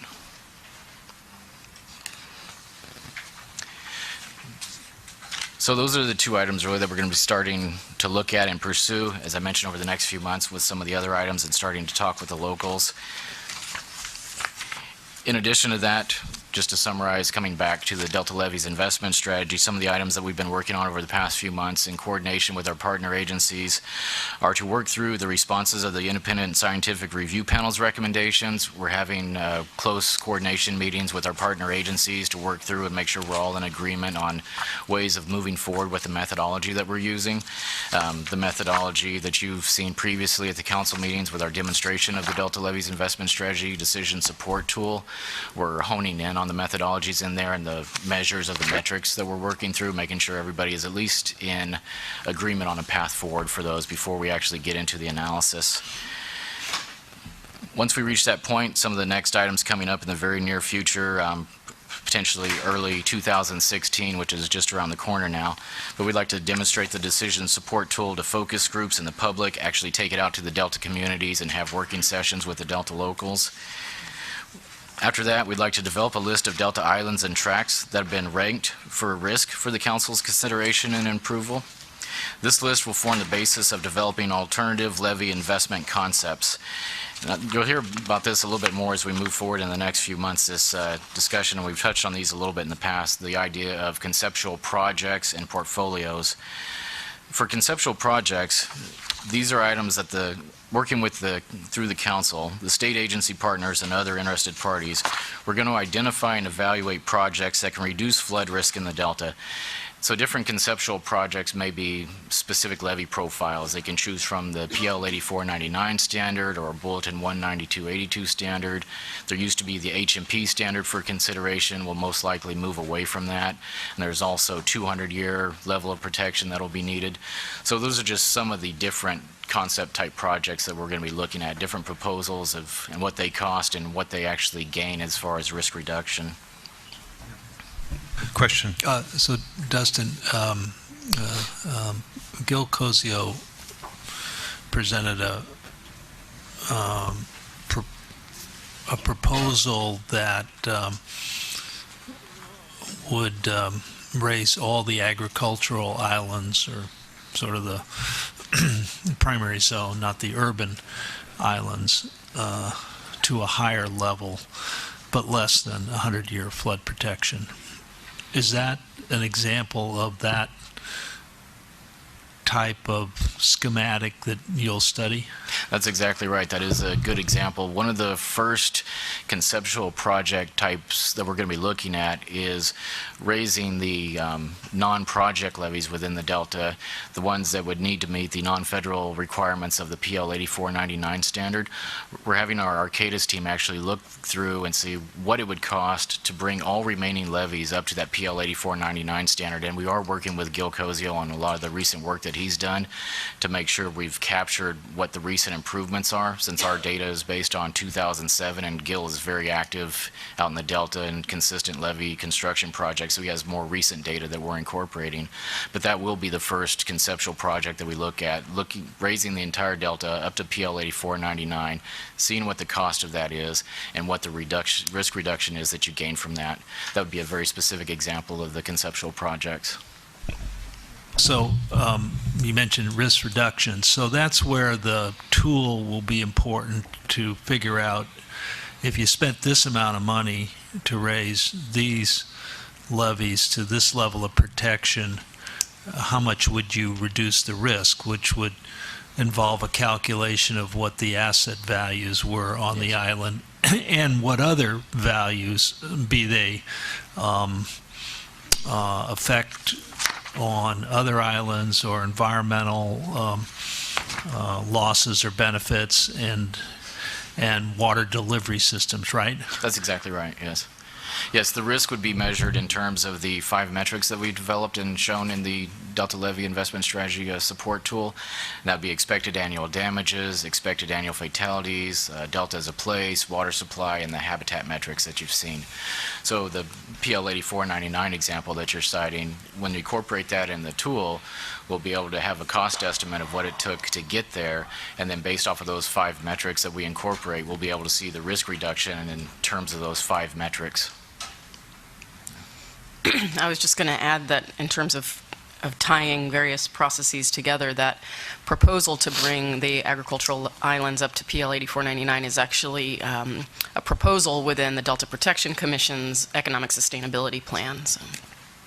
Yes, thank you, Jessica. And then just another clarifying term that I'll throw out there, because you'll probably hear it quite a few times over the next few months, are what we call portfolios.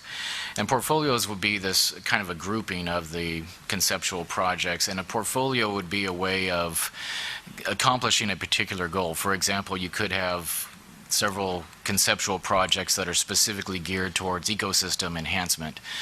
So you would group those types of conceptual projects together to see what you gain as far as habitat.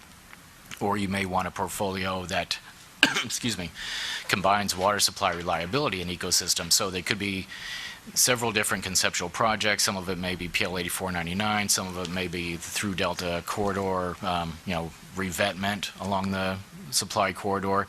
But those 2 different types of conceptual projects could be combined into a portfolio and evaluated for an overall, co-equal goal assessment of what they were able to accomplish. So those are just just some terminology I'd like to throw out there because we'll be discussing those more in the coming months as we move into 2016. Conceptual projects and combining those into portfolios. Other than that, I'll just touch on again the non-structural alternatives. We plan on reaching out to local emergency response agencies over the next few months, and we'd like to bring a panel before the council, hopefully within the next month or so, and start that dialogue with those knowledgeable folks of what they've learned over the few years and incorporating their knowledge into our overall risk reduction strategy development. Other than that, the only other item, I guess, the ongoing schedule attachment is also in your packet, and nothing's changed since last month. We just moved the arrow of where we currently at in the process. So with that, I'll take questions. Questions of Dustin? Yes, Mary. Just a point, Mr. Chairman, and thank you, Dustin, for the statistics. It's a lot of good data. And I'm just surmising from the county level why we may or may not be engaged on the FEMA flood insurance program too much is, I know Contra Costa has a flood control district, and I'll be bringing this back to them and other key folks to help move the discussion forward. But probably or possibly because it's a federal program, not a local program. So it might be something to think about in this effort of how we break down those silos or thought processes on whose responsibility is versus how we all benefit from it. Right. Might be just a way to engage the conversation and change the direction it's in. That's a good point. Yes, Thank you. Others?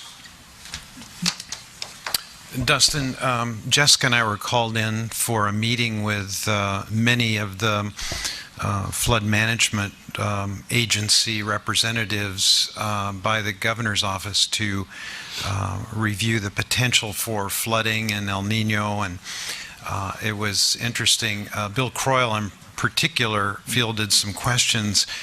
There were some that were suggesting we've got so much capacity in the reservoirs that we should be in pretty good shape. And he offered, said that's true, but that could fill up pretty fast, and showed pictures of Twitchell Island, I think it was in December of 2006, when we had a combination of high tides, high winds, and some pretty significant flows into the delta that just about breached that critical levee. With the wave wash over it, yeah. Yeah, so I just wanted to highlight this, noting that the administration is actively engaged in coordinating efforts to prepare for the potential for flooding. And the meeting that we were called into was with a particular emphasis on the Delta. There were probably, 40 or 50 people there of all state, federal agencies, including FEMA. So, and they've launched a web portal. It's storms.ca.gov, which is supposed to be kind of a centralized location for information, not just on state activities, but on local offices that you could connect with as well. So. Okay, that's good enough. Dustin, thank you very much. Thank you. Any public comment on file item number 10? The answer is yes. Melinda Terry, welcome. Hello, Melinda Terry, Central Valley Flood Control Association. And yes, we were really gratified when we heard about the governor's office meeting and trying to think ahead, because there's often things that you can do ahead of the storms to prepare. And I actually went to a really good conference last night at El Nino Summit Conference at UC Davis, where they had a lot of the experts talking about that. The only comment I really had on this item was when you're having your expert panels, the counties are in charge of implementing and enforcing the NFIP program in order to remain eligible for those low insurance rates and the grant money that Dustin highlighted. So I don't believe it's the Office of Emergency Service staff, however. So when you're doing your panels, I really would recommend contacting George Booth at Sacramento County. I've already sent him an email this morning. He's been doing it for Sacramento County, including the Delta area, for more than 20 years. And so he'll have recommendations of his counterparts, if you will, at some of the other counties that he knows.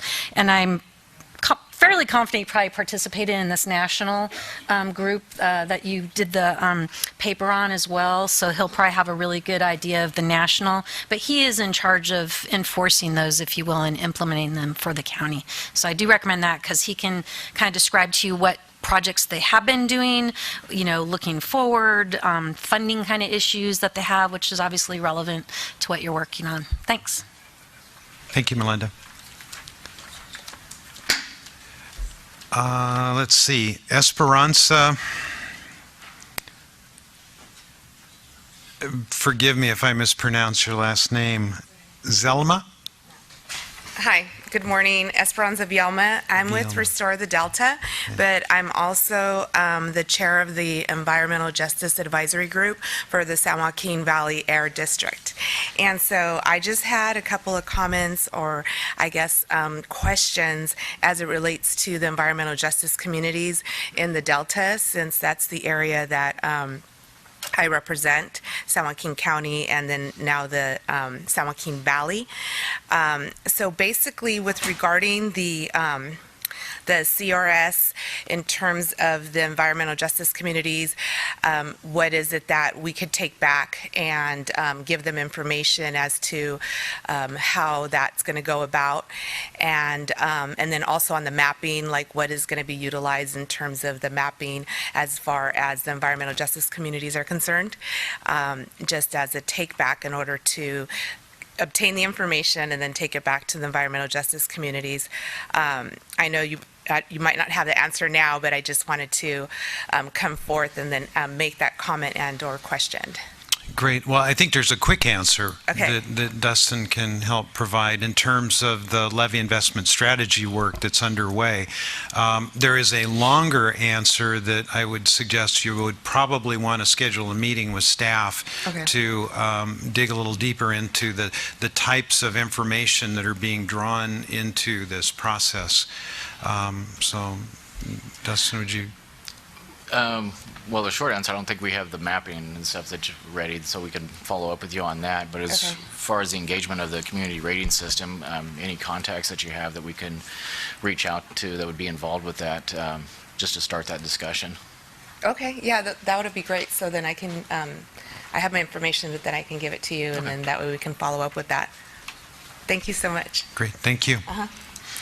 Pat, any further requests for public comment on this matter? Okay, that concludes file item number 10. Now, it's my understanding that our presenter and the panelists will not be available until 12:30 for the next file item. Yeah, I propose for your consideration that we could move item number 12 up to now, then break for lunch, and then wait for Dr. Lund to arrive at 12:30 and start that presentation. Okay, let me consult with my colleagues. I understand that Dr. Lund's timing is very, very limited, so we will have to start at 12:30 to accommodate his schedule.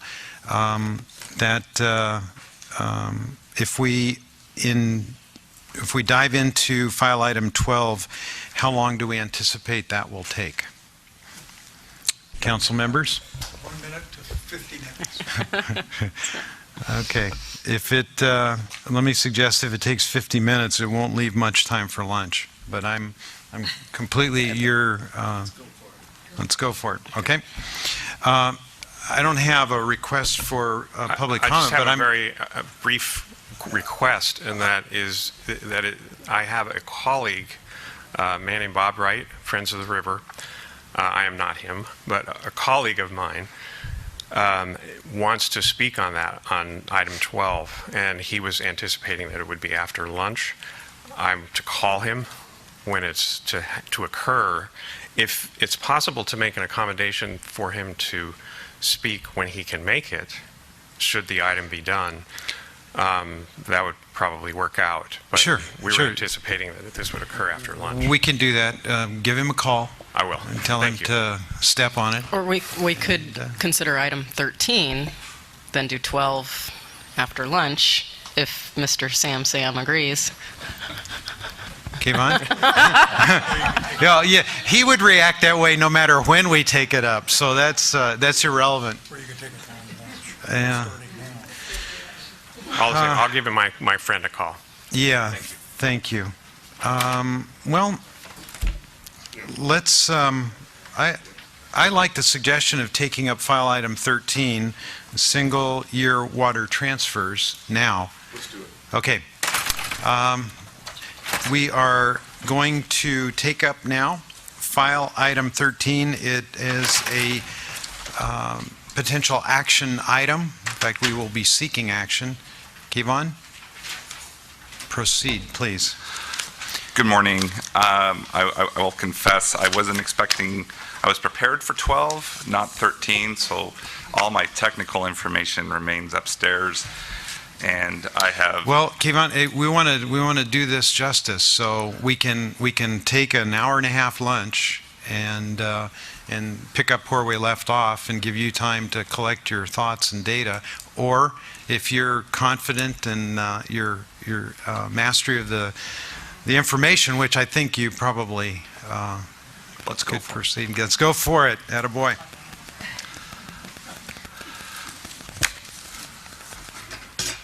Just so you know who I am. Tab 13.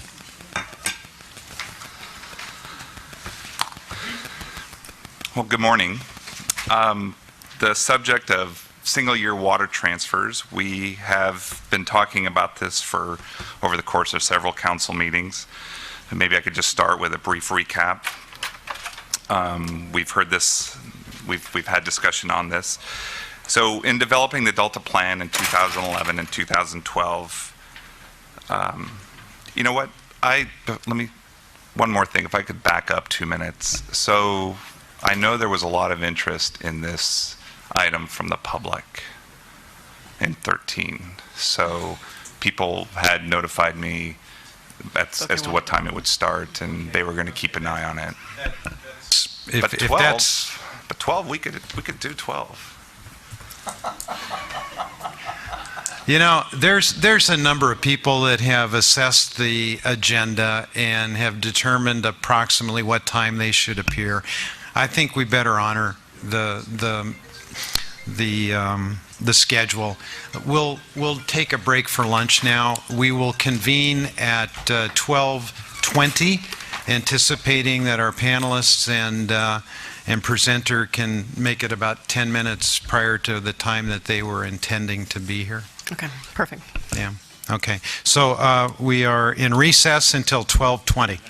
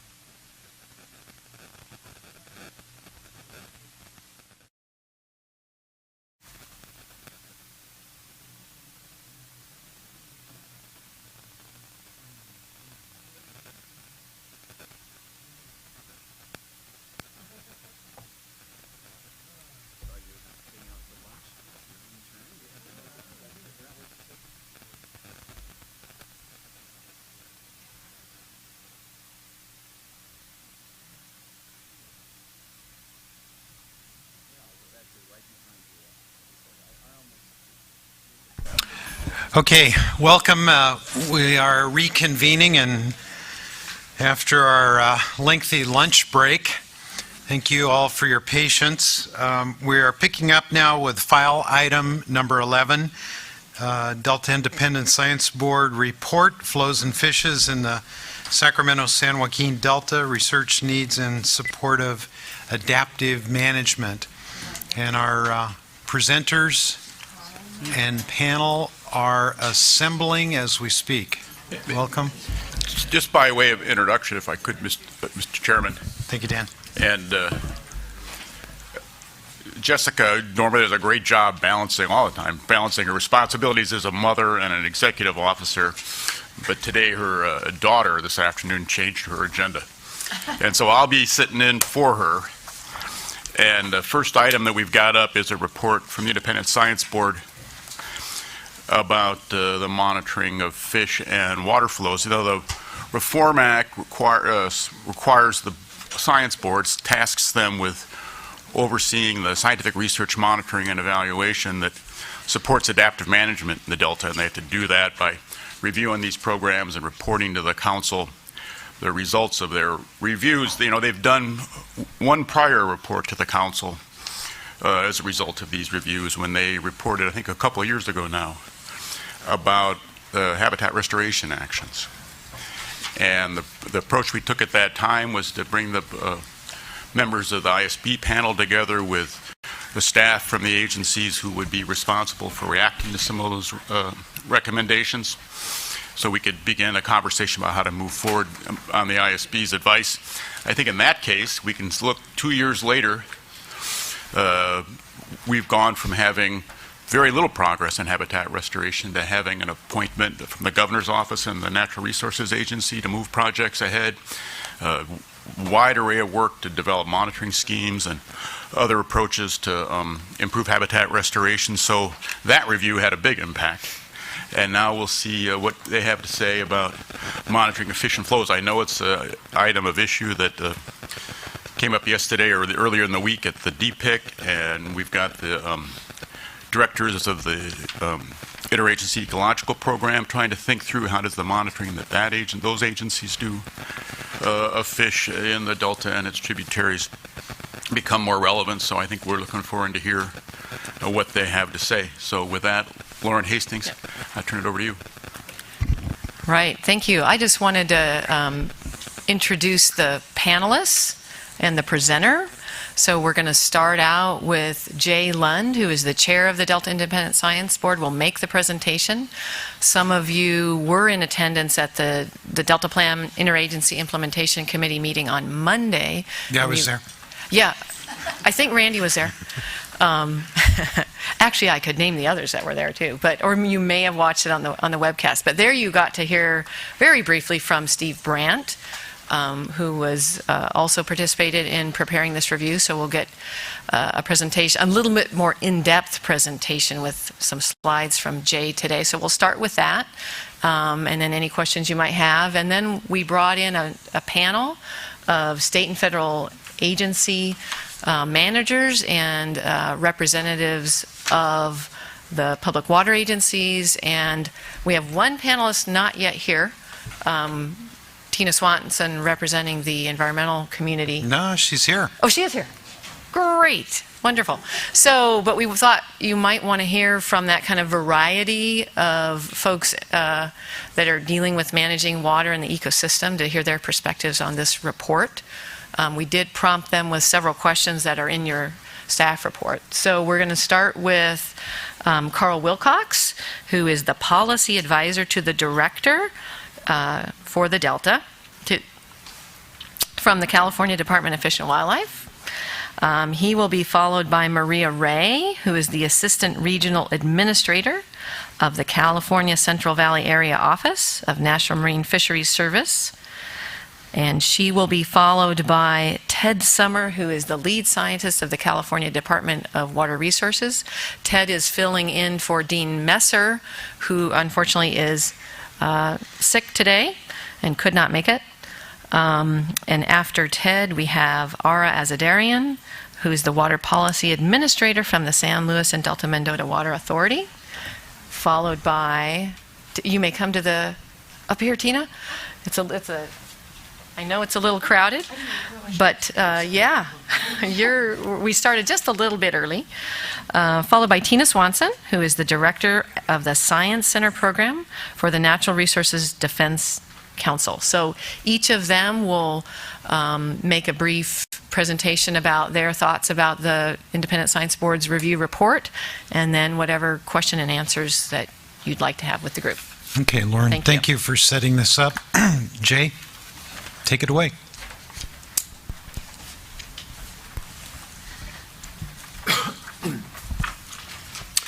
Well, thank you. It's a pleasure to be here. You're going to get the engineer's version of this fish report. When we write these reports, they are reports from the entire board. Every board member fully participates and vets and edits these. But I'm the slow one when it comes to fish. So as Dan Ray mentioned, this is the second in our series of reports. We're charged with having to review all of science in the Delta from the perspective of adaptive management every 4 years. BDCP and son of BDCP have gotten in our way a little bit, so here's the second of those. We did habitat restoration in 2013. We have a public review draft of the adaptive management report overall available now, and right now we're, even as we speak, I hope, we're formulating how we're going to approach water quality and the Delta as place. These are somewhat loosely themed after different chapters in the Delta plan. We hope in the future to also get to Delta levees and water supply reliability. So this particular report is on fish and flows. We've tried to make them brief. We try not to go into, oh, here's why we didn't like the particular statistical analysis done in this particular paper, but to look at the overall themes and how effective is science for helping us manage in this particular area, and what directions do we suggest for science to take. And of course, this one is on fish and flows and stressors overall. The context of this report, I think, is particularly challenging. It's relatively all-encompassing. If you didn't have any water in the Delta at all, if it was a dry place, well, we wouldn't be here. So the water and the flows in the Delta kind of link everything together, and so it was kind of a challenge to try to pull this together. It really links the Coequal goals, and certainly the Delta as place. There are multiple stressors in this very altered ecosystem. Flows is one of them, but flows also mediates the effectiveness of all the other stressors. There's been a lot of work on this topic of fish and flows, particularly using correlation and statistical analysis. And those have been valuable, but we're going to suggest, I think, a shift in emphasis to more causal approaches. A lot of excellent recent reports. We really benefited from 4 or 5 earlier reports that are sponsored mostly by the Delta Science Program. And of course, this has some policy implications over time. So just to highlight some of those earlier reports, as you can clearly read on the screens, there are earlier reports on Delta outflows and stressors, interior Delta flows, conceptual models of Delta smelt, and then, of course, an NRC report on sustainable water and environmental management in the Bay Delta system. Our process in this review has been to examine the published work, not only these major reports, but quite a few of the other papers and some of the gray literature in this area. We interviewed quite a few state, federal scientists, consulting scientists, different scientists working for interest groups, and of course academic scientists. And we attend quite a number of science workshops and receive some presentations to the science board. And we had a draft report. We solicited public comments, and those were very helpful in finalizing the report. Major findings are that these connecting flows and fishes is central to achieving the state's Coequal goals. The modern Delta is not a native ecosystem, but is dominated by non-native species with some natives. And that's a particular challenge for some of the ecosystem goals for the Delta. Statistical analyses show that flows do affect fish. Who would have thought? But decisions need a little bit more causal understanding of how flows involve fishes, especially as we try to manage the Delta and make some larger changes over time, or larger changes occur in the Delta that we have to respond to. We need a more causal understanding of how these relationships work. flows also are, it's not just one variable.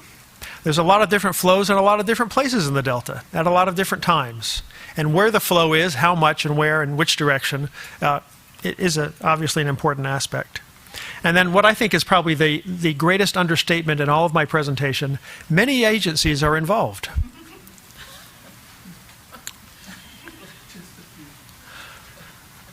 Flows affect fish populations in a lot of different ways, directly and indirectly. And we tried to come up with some simple conceptual diagrams to look at how flows affected by both natural processes and human-managed processes affect flows. They affect fish by the movement of the fish. They affect some of the abiotic factors, which is new words that I'm having to learn as an engineer.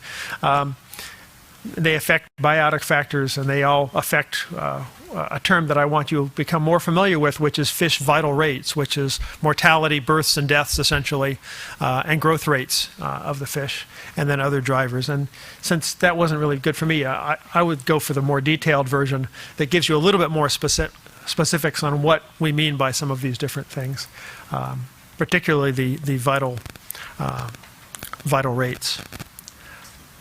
So this is the kind of context we tried to look at this in. It includes a lot of other stressors and not just flows, but again, flows sort of mediate and affect how all the other stressors work together. So there are major conclusions. We have 9 of them, and I'll have a slide on each one of these. So let me just dive right into these. The first is we think there's a strategic need to focus quite a bit more on cause and effect. The correlation studies are very useful, very helpful, but one of the things we want to do is improve how the delta works and make some big changes in the delta that way. The bigger the changes that you make in the delta, or the bigger the changes in the climate and the flows and the population constituents, the different kinds of species in the delta, the less you should be able to rely on statistical empirical studies. So again, the causal mechanisms are likely to become more important as things go on. So again, this is really a mechanistic understanding of how things work and why they work, not just the patterns we see in population dynamics. Understanding how these things vary in time and in location, and how the water flows affect fish movements in time and place. Understand how flow velocities, depths, dynamics and their dynamics affect the physical, chemical, and biological factors. And then to quantify, in the end, how fish vital rates are affected by the interaction of environmental conditions, including flows. So really, let's try to figure out the cause and effect on the fish related to flows. Jay, can you shorthand give a definition of mechanistic understanding? I think I know what it is, but I want to be sure. We want to be able to explain why.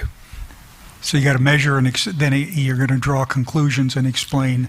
We want to see, flows affect fish because the higher flow creates more habitat at these places at these times that are necessary for particular stages in the life cycle of particular species that are important in this way. And that way, when we look at changing the flows, we will have a better idea as to why it should be affecting the fish and how much.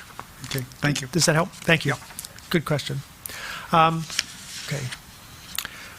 We want to expand the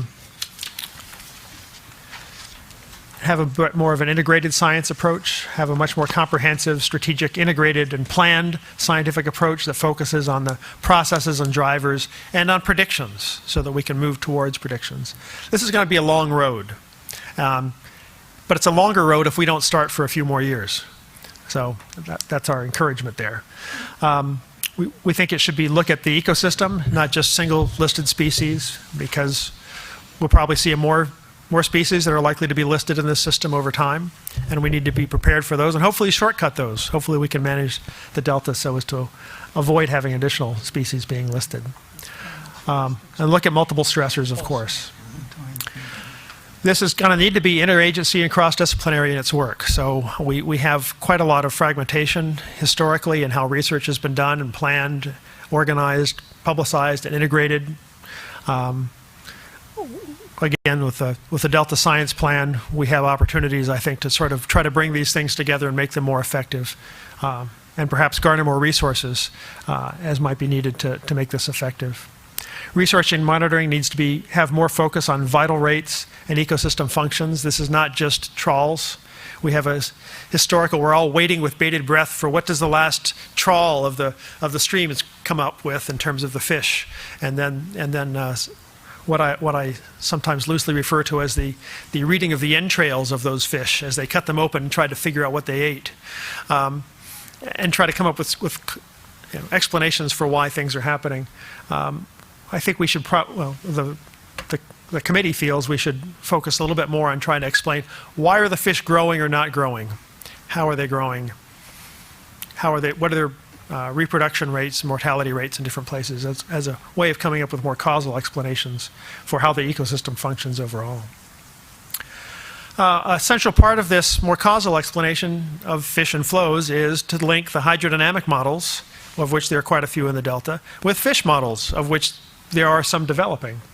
This is going to require some sustained collaboration to develop public 3D hydrodynamic water quality model, coupled with models of fish growth, survival, reproduction, migration. We're not going to get immediate complete understanding of the system this way, but over time it will be a framework that allows us to integrate knowledge much better than we are currently able with the sort of a less mechanistic approaches we often see, and less integration of the mechanisms. The nice thing about models is they are really pretty stupid, and you have to explain every little thing to them, which means you have to have some reason to explain it to them, to specify it, and then you can test it a little bit more easily. This is going to require some cross-disciplinary teams of hydrodynamic modelers as well as fish experts, and these are likely to have to come from several different agencies.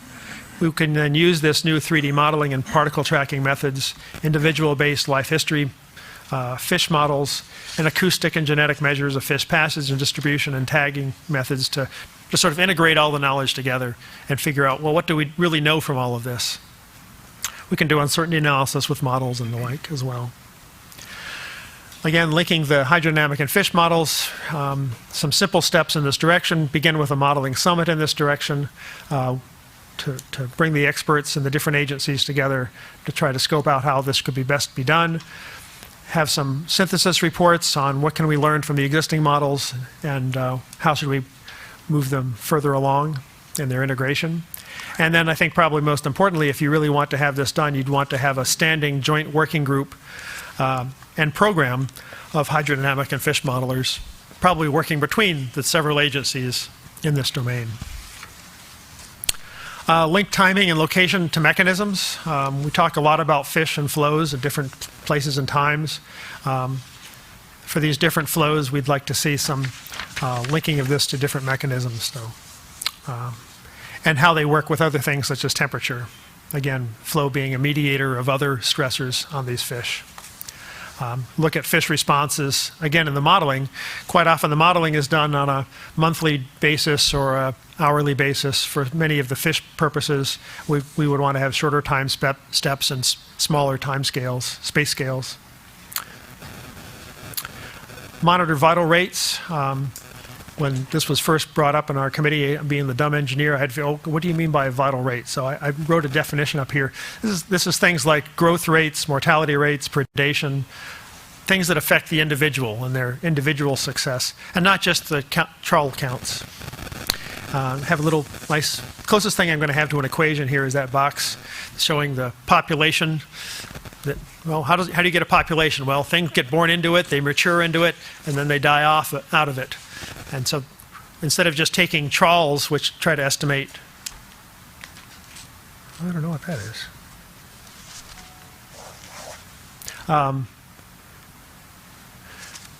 Will it estimate what's affecting the growth and the decline of the population in terms of the mortality rates and recruitment rates, as they call it in biology? Link this to the modeling efforts and monitor factors likely to respond to flow, growth rates, movement, predation, mortality. Broaden the species focus. We're currently pretty well focused on the endangered species, but we need to look at some of the other species, even the non-native species, of which are most of the fish in the Delta, as a way of understanding the ecosystems and the food webs.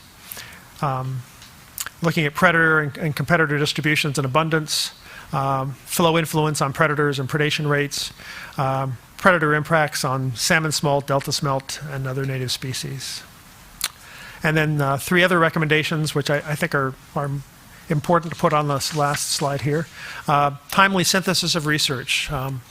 It's nice to have lots of science projects, but we want to have opportunities to try to digest them, synthesize them, learn from them, both for policy purposes, management purposes, and to help guide what should be the next research and what's the most important thing to look at next. One of the issues that came up consistently in our discussions with Delta scientists from all walks of life was the importance of connecting the science in the Delta with all the other science on fish ecosystems all over the world. There are a lot of other systems in the world which have similarities to the Delta, where people are struggling with similar problems. Having greater access to that literature in terms of the journals, and for some modest amount of being able to go to conferences on other parts of the country and perhaps elsewhere in the world to bring in those ideas would be very useful for our ability to mature the science in the Delta and apply it. And then I think finally, of course, improve coordination among the disciplines and the institutions that all share responsibility for this domain. Some promising directions, again, the more mechanistic approach that links water dynamics to ecosystem dynamics.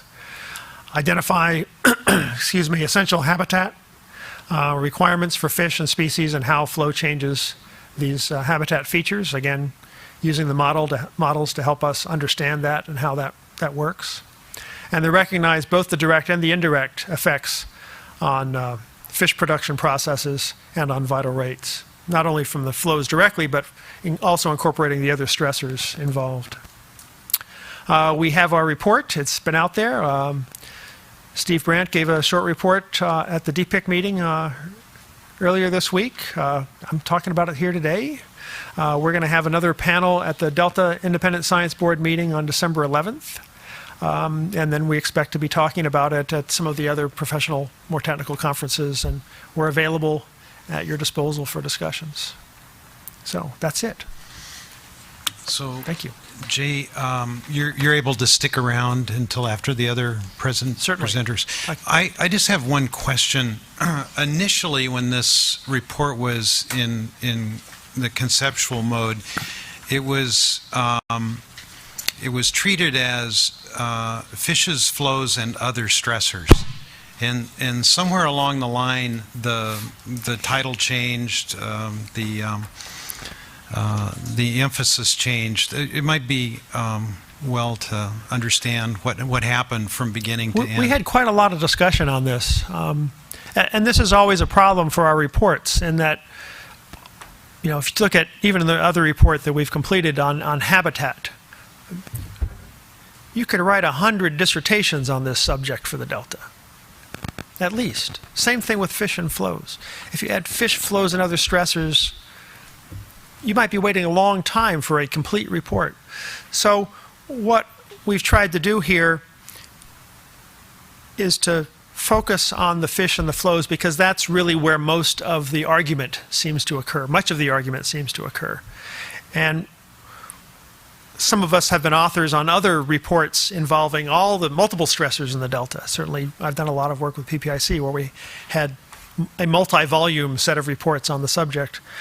And so we wanted to look for, I think, a way of looking at fish and flows, which is sort of the hot button issue, one of the hot buttons, in a way that gives us a framework for integrating the other stressors.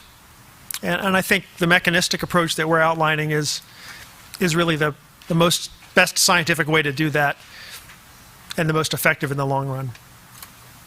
Good, that's helpful, thanks. We weren't trying to dodge it entirely. Okay, well, let's just proceed down the line. Carl, you were the first introduced, so you get to lead off. Right, unfortunately for me. It's a pleasure to be here.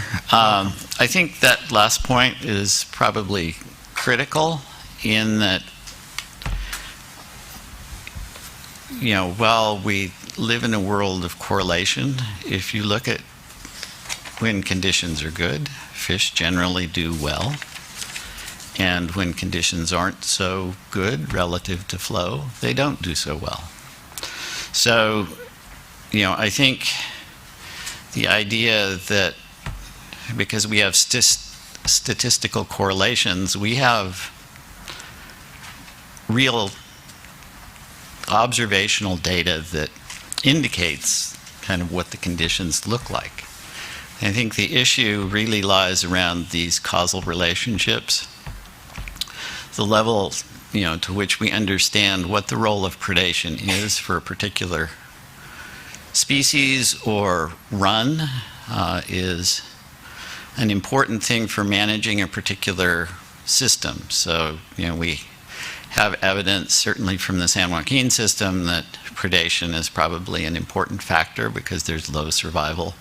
How that relates to flow conditions is another question, and we don't totally understand why, particularly based on some more recent information, even when the flows are higher, we're not seeing what we saw in the past.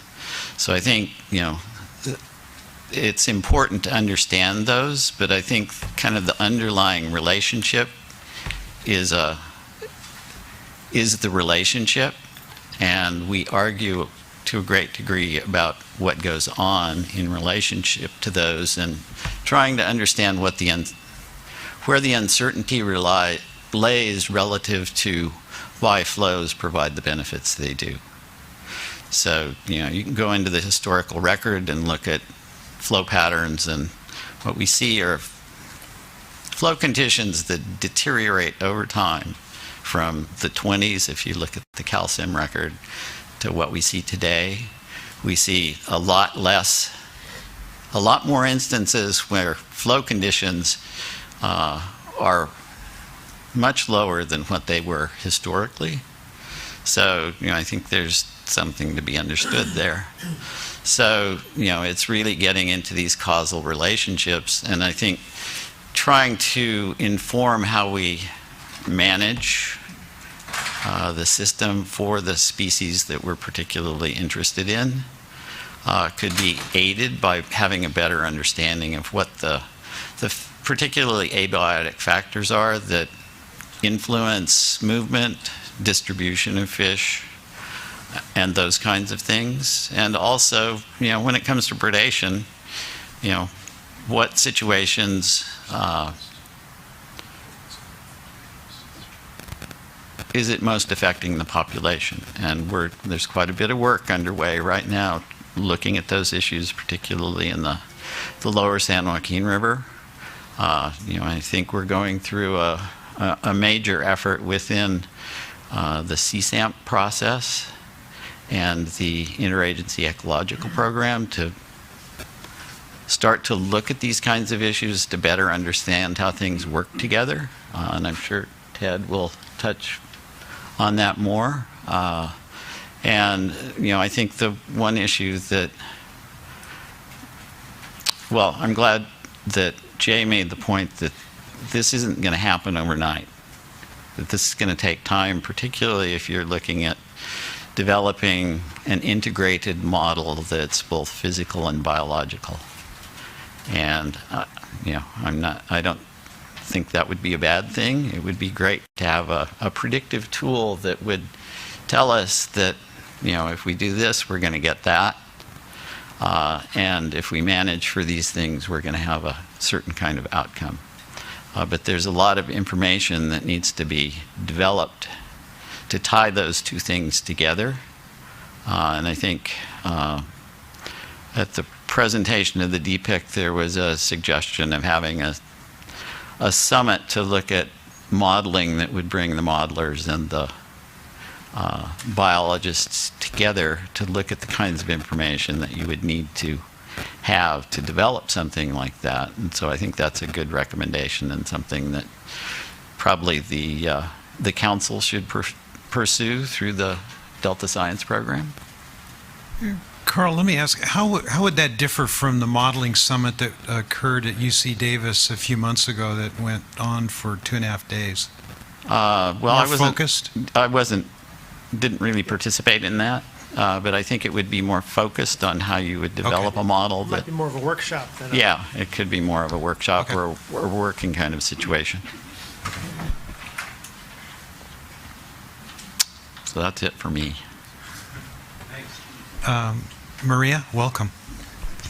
Thank you. Thanks, Randy. Thanks to members of the council for inviting us here today. And thanks, Jay, to you and to Dr. Brandt and others for the report. I read it with great interest. It's a very helpful synthesis of existing work out there. I think the citations itself and bringing that all together are helpful. The recommendations are very clear. So I appreciate that. And it's certainly consistent with previous recommendations on this topic. And I think from an agency perspective, representing NOAA Fisheries and some of the work we're doing, and of course our unique role in this is as a federal agency managing for endangered runs of anadromous fish, salmon, steelhead, and green sturgeon. There is work already underway to respond to these kinds of recommendations. I thought I might highlight some of those things underway just for the knowledge of the council for a minute, and then just share some ideas on where I think we all as a set of agencies can do better and still need some help, and respond to some of the recommendations specifically. So some of the things that are going on just for NOAA Fisheries for the West Coast region, well, let me step back and make sure everybody understands there are 2 NOAA fisheries in California. We're the West Coast region, which has the management responsibilities. There's also a science center, which is very separate. We both report to the administration in Washington, D.C.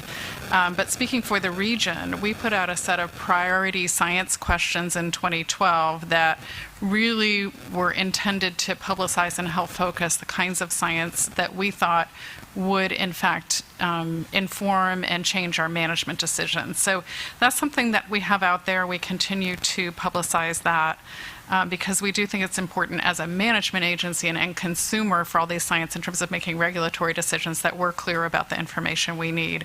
And certainly we could benefit from improved information in several areas. The Science Center is working hard, as many people know, on a salmon life cycle model. That's not a flow centric model. It is a entire life cycle model that would show how salmon through their life cycle respond not only to flow, but habitat, ocean conditions, upstream conditions. So that's well underway, and I think responsive to some of the ideas in this report of linking hydrodynamic models and inputs to species outcomes and effects. We also have, through our Science Center, an effort underway to do what we're calling an enhanced particle tracking model. And this was just presented to the Delta Science Program LOBO review the week before last. And so that effort is underway, and it takes the particle tracking, which of course just looks at passive movement of particles and how they respond to changes in delta hydrodynamics, and then adds fish behavior to those particles. So while not being a model expert myself, it's been interesting to talk to our scientists putting this together. They started with a list of 12 possible fish behaviors that juvenile salmon do in the delta. So there's no small number of hypothesized behaviors, and you can imagine as a juvenile salmon goes through the delta, do they rear, do they migrate, do they migrate at night versus the day, how do they respond to tides, do they hold, do they tidal surf, all those kinds of behaviors that fish may do are possible, and they may be different for different reaches of the delta, right? So trying to put that all together and develop a tool that can be tested and validated through tag fish studies is something that our Science Center is working hard on. This is beyond the delta, but our Science Center is also working hard on temperature modeling upstream with a model called RAFT, and also looking at bioenergetic models. Of course, temperature affects metabolism, and so some of that is captured in some of the bioenergetic models that our Science Center is also working on. So lots of work underway through the Science Center. In addition to that, I know you're aware of the CSAMP CAMP efforts. Carl mentioned those. That's something I'm personally very involved in, spend a lot of time working on collaborative science, trying to create a forum where we can talk about the most contentious science issues that isn't in the courtroom and learn from each other and try to set up some testable approaches and experiments that will increase our knowledge over time.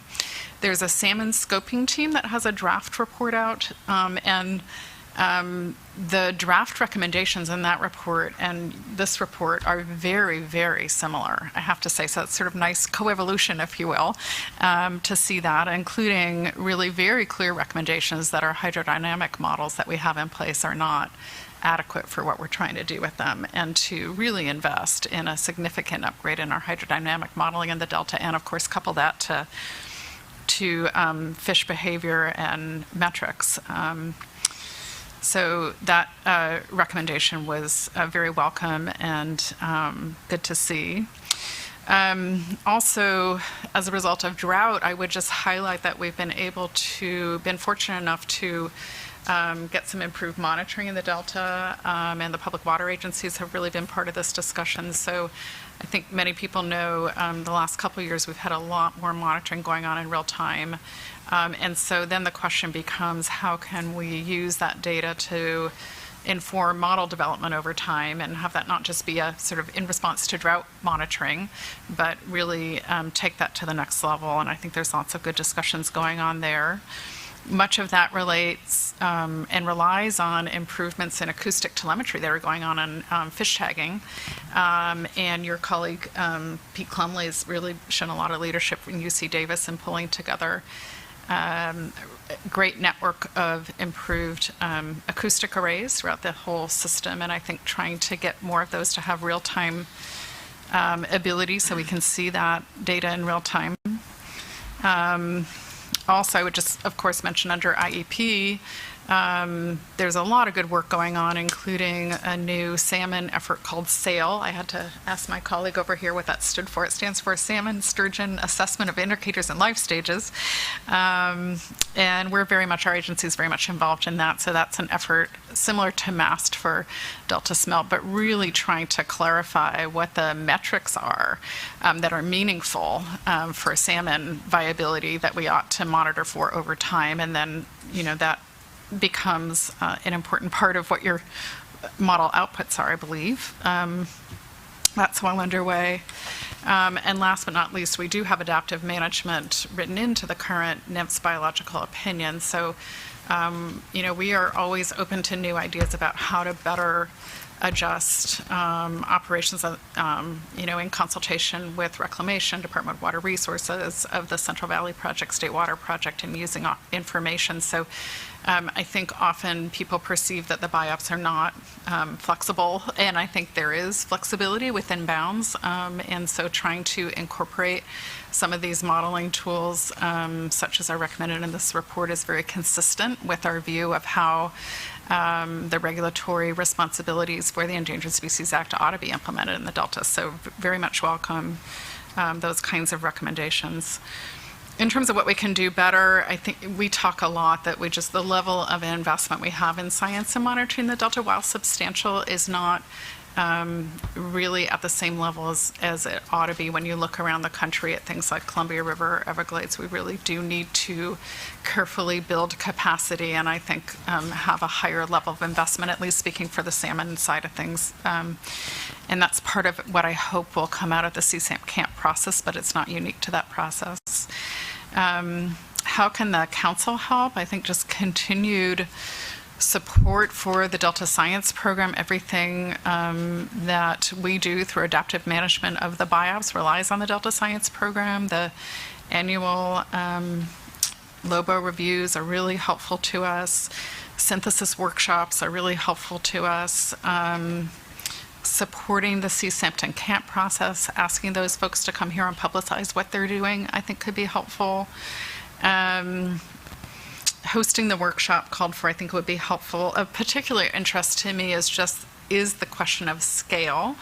And I think a workshop just really focusing in on what is it that we're trying to build at what scale could be really helpful, because I still, you've got on the one hand the monthly time step of calcium, right, which is not what fish experience, and then you have sort of, a scientist that's interested in studying a particular junction of the detail in delta for 10 years at a, second by second scale. And so what is it that we ought to be building in between those two extremes that is meaningful but also cost effective, and so we're not just sort of building a giant house because we are saying we need to do something. I think that's something that agencies need some good advice on, and so trying to get the right, making sure we're kind of honing in on the right scale, cost, scope of what it is that's needed would be helpful. So I'll stop there. Very good, thanks. We always like to hear suggestions about how we can engage, so I appreciate that. Ted, before you begin, I should point out for the panel that we have made it a practice to display at least a couple of posters from the most recent Bay Delta Science workshop, and one of the posters outside is from the University of Washington. It's a salmonoid study on, I don't know what the title was, but the outcome is the survivability rate of Sacramento and San Joaquin River salmon. So it's Cliff picks these to display, and I think there may have been an eye towards this particular topic for that poster. So Ted, welcome. So first I want to pass on my apologies from Dean Messer, who was too sick to come. I think the people on either side of me are probably grateful that he didn't show up. We all are. Between coughing fits, we did get a chance to talk a little bit about some of his thoughts, so I'll do my best to kind of channel my inner dean and also represent some of DWR's interests. To simplify things, I'm going to kind of tackle some of the questions that Kelly had forwarded to Dean. So starting first, how our department might use these recommendations. First, as a communications tool, I think this is a really good summary to help explain the way that flow works and some of the limitations in what we've done so far, and how complicated it really is to try and evaluate why flow is important. I also think, secondly, we'll probably end up using this report to help fuel more synthesis of research. It's been a really high priority thing for the department. We've had some challenges in getting positions to try and do synthesis, and again, this might help our case a little more. If I have anything to do with it, this will also help maybe relax things a little bit with our ability to go to other scientific meetings. This is certainly an important aspect of science, the idea of cross-pollination. This, I think, could also help us develop a little more sustainable scientific funding. We have pretty good funding for things that are mandated. It's much harder for us to get funding for proactive type work that Jay and the panel have identified. Lastly, I think it helps us prioritize some of our study and management actions. And for example, we're working right now with the Interagency Ecological Program, developing a science agenda for the agencies, and I think this feeds in nicely. So the second question that we were posed is, if we had the monitoring information that is recommended, how would we do things differently? And of course, this is hard to predict since we don't have it, but I like to think if we had this information, we could be much more effective in our management, particularly flow. And I have a couple examples of that. The first, I think, is the poster child. There's a species called Sacramento splittail. It's a large native minnow, and about 20 years ago it was listed. And one of the things a few of us in the agencies decided to do is look specifically at the flow mechanism that we could see. It's one of the species that had a strong relationship to flow. And what we found based on just a few years of study is that the reason splittail responded so well to flow is because of floodplain inundation. It's the most floodplain dependent species we have. And so we found a specific way in which floodplain and flow interacted. And this has helped kind of generate a whole area of habitat restoration. And indeed, it's opened up management tools for other species like salmon. The NIMS biological opinion recognizes the value of floodplain. So it helps us, really focus.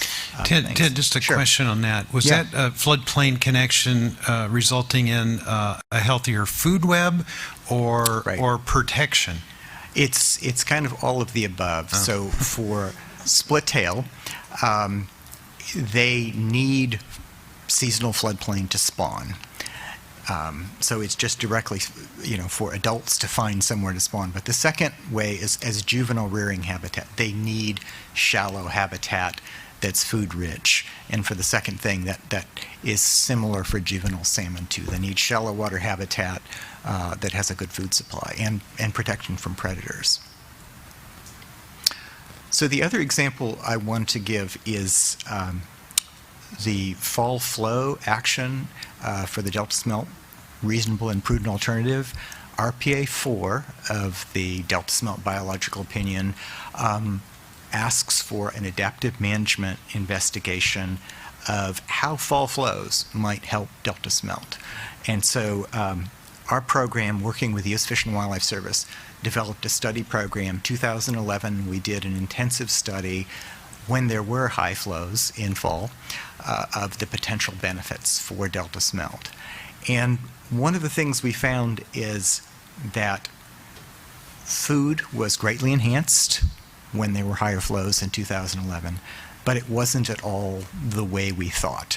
A lot of the food web support we saw in 2011 was actually coming out of Yolo bypass in fall because of an unusual flow pattern there.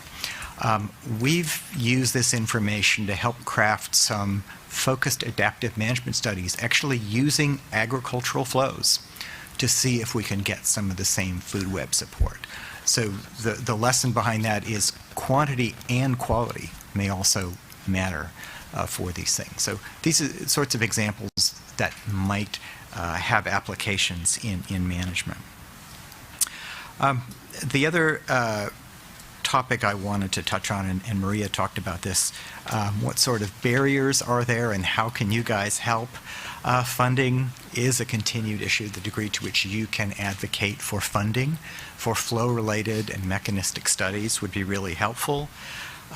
There also may be some actions, some adaptive management type actions that require some regulatory support. So some of the things that we may need to answer flow questions may be a little on the courageous side. And so your support for those sort of actions could be helpful. Yeah, go ahead. One or two illustrations of the kind of thing you're talking about? Okay. Well, I was going to push that for the last example. Are there recommendations that weren't exactly included in the report? And one of the things I really want to push is the need for more experimental or manipulative studies. It's one thing to just go out and monitor things and look for a signal and all that, and that includes even just doing vital rates. When we do some specific manipulation based on our predictions, we may get a much clearer sort of result. So some of the examples might be, if we do managed inundation of floodplain, do we get more bang for our buck from a given amount of flow? Similarly, does habitat restoration change the flow relationships that we see for some of the target species? Lastly, if we do invasive species removal, for example, the severe hyacinth or aquatic veg problem we get in the Delta, does that affect the response of some of these species to flow? So these are things that, from a regulatory standpoint, might be a little challenging given our current standards. There may be endangered species concerns, but again, some of these answers, we may need to actually try some things physically out there in the Delta. Okay, you mentioned invasive aquatic weeds. You got at least one council member to perk up. Ara, welcome. Oh, thank you. Thank you, Randy. Thanks, Council, for the opportunity to be here today. I'm pinch hitting for Byron Buck, who had a conflict with another meeting today, so happy to be here and happy to share our thoughts. I'd like to start out just echoing Maria's praise to the authors for the report. It is clear, it is helpful, it is thought-provoking, and so we appreciate the time and the effort that they put into it. I guess sort of the empty feeling that comes out of it at the end is, however, a lot of the recommendations that we see here, focusing on cause and effect, mechanism, these are recommendations that have been around for more than 20 years. You think back to the first spring X2 implementation in the mid-90s, and that came with the caveats that, flow is a statistical correlation, and without understanding the mechanisms, we may be doing too much, too little. But it's a helpful guide, but it doesn't really help us with the management. And ultimately, that is what we are trying to do here. And so we would like to underscore, the importance of focusing on cause and effect, getting better understanding on the mechanism, so we can improve the efficacy of our management actions. We can improve the efficient use of water, and of course, improve collaboration and buy-in. Success breeds success. So that's the missing sort of key implementation piece, right? And kind of gets to the last question, what can the council do? So I'll put that one in that basket.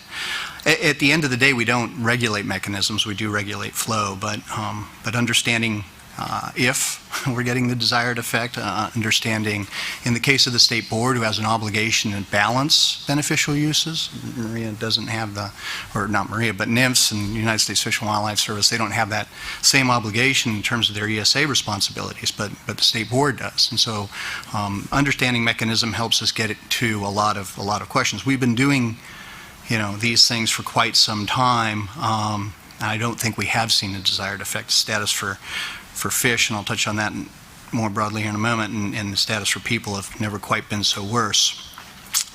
So we talk about fish, and we speak about it generically, right? And it always sort of begs the question in my mind. I mean, really, what we're talking about mostly are ESA listed fish, right? Maria talks about what they're doing and their regulatory obligations, Ted is talking about RPAs, and so that's really what we're talking about. So if we're sitting down and we're trying to understand mechanisms, and we're trying to understand the relationship between flow and fish and other stressors and just this whole complex ecosystem that we're living in, maybe a question we should be asking ourselves is, why are so many non-natives doing so remarkably well in the exact same system that a handful of native species are doing remarkably poor in? And so it really comes down to a question of emphasis, where we have invested inordinate effort, money, human resource. We've caused extraordinary socioeconomic disruption, is on answering questions that relate to regulation. How do we regulate the projects? And it's usually, not always, but usually just focused on that. It's a very different question than what do we do to improve the state of fish? Or what do we do to improve the state of non-native species, in which case we are talking about other stressors. And so I think being able to understand what conversation we're having helps us to bring focus into where we should be dedicating our limited resources, and hopefully will bring about much more desired effects. Thinking about the barriers to overcome, I think that we've all seen varying degrees of decision paralysis. And I think this really comes about for a couple different reasons. One, because we're usually talking about ESA listed fish, so there's always the fear of, well, there's always sort of the regulatory limitations about affecting jeopardy or critical habitat. There's always the fear, of course, of extinction, which is only grown as we've struggled through the drought. And then there's always the scientific uncertainty that we have to manage. And at the end, it seems all too often what we end up doing is not making a decision, which has just perpetuated the status quo, which I think all of us as reasonable people having a conversation will agree is untenable, and yet we haven't found a way to get beyond it. Ted raised a great example with a split tail. I mean, we've known for 20 years that floodplain inundation is a good thing. How much of that have we done? A little bit. And we're trying to do a little bit more, and I agree with Mr. Ray's assessment earlier that a lot of these things are improving here recently, but I think it's a real good example. The need to step out, take some risks, fail, learn from that. Test some of the hypothesis experiments. Two Gates was a great example here more recently, 2009, 10, never could get beyond the regulatory approvals to implement what many biologists stepped forward and scientists stepped forward and said, this is a great experiment. We haven't done something like this. We haven't manipulated a system at this scale, in this way. But we couldn't get beyond the regulatory limitations to be able to implement the experiment. So there's room there. Connecting water flows and fishes is central to the state Coequal goals. That was a quote out of the slideshow presentation. I guess the observation there is they've always been connected. The question is, have we done, have we managed that connection as well as we could? And I think, the answer to that has been no overall. One last thought about timely synthesis of research. Agree, that's important. One other observation here, though, people talk about this being a very data-rich environment, and it certainly is that, and we're collecting more data, not less. So I think the next bottleneck that we're suffering from is the lack of analytical capacity. And so we see studies that are very interesting, people get very excited about, and the data is there, but it can take 2, 3, 4 years sometimes to process that data where we can actually learn and do something different from it. So being able to expand our analytical capacity, maybe farm some of that out, is, I think, a suggestion that bears some discussion amongst folks smarter than me. So I guess lastly, getting down to how the council can help, I think, I know all along we've viewed the council's greatest potential in its ability to bring the myriad of state and federal agencies that are working on a variety of questions, not just these science issues, together. And, I think Jay underscored it a time or two, and he's absolutely right. There are a lot of different agencies, a lot of different people involved in this. And so how do we tie them together better? Because it's difficult without a system in place to be able to do that. Council can serve, I think, a huge role there, coordinating a multitude of agencies. The council can serve sort of the bully puppet role, right? Encouraging action, whether it be using the existing funding more wisely than we do, whether it's getting more funding, whether it's stepping out and taking risks and doing experiments. There's certainly that ability from the council. I think lastly, there's also a need to demonstrate accountability. Every sector of California water use has to account for where every drop is going and what it's doing. Municipal, agricultural, and in some cases wildlife management as well. But in many respects, much of what we're doing today, because they are flow-based regulations, there isn't that sense of requirement to account for what did we get for that water. And so in some cases, we've been doing things for a long, long time, and some folks are scratching their heads about what we're getting about that. So being able to, reasonably address this issue about accountability, how we're using environmental water, I think is another area that deserves lots of attention. So I'll conclude there. Give Ms. Swanson her time. Thanks, sir. Tina, welcome. Thank you very much. I really appreciate the invitation, and I appreciated the opportunity to review the report. I greatly appreciate the work that has gone into it, but I will admit to being fairly underwhelmed by the report, and so I'll use my time to talk about why. The key question, I think, for you is, well, actually, I'm going to start with, I'm not entirely certain why you asked for this report, and whether with this report you got what you asked for. Because as my understanding, and in fact the premise of the report is that you, as well as all of the agencies involved here, have a challenge of managing flows for the ecosystem and flows for water supply for consumptive use, the co-equal goals, which are the overarching objective of your work here. And this report, while it's a very useful and of course current inventory of our existing knowledge and understanding and research results for fish for flows, it is essentially not a synthesis of that information. It is a proposal for research strategy to further enhance our understanding of the relationship between fish and flows.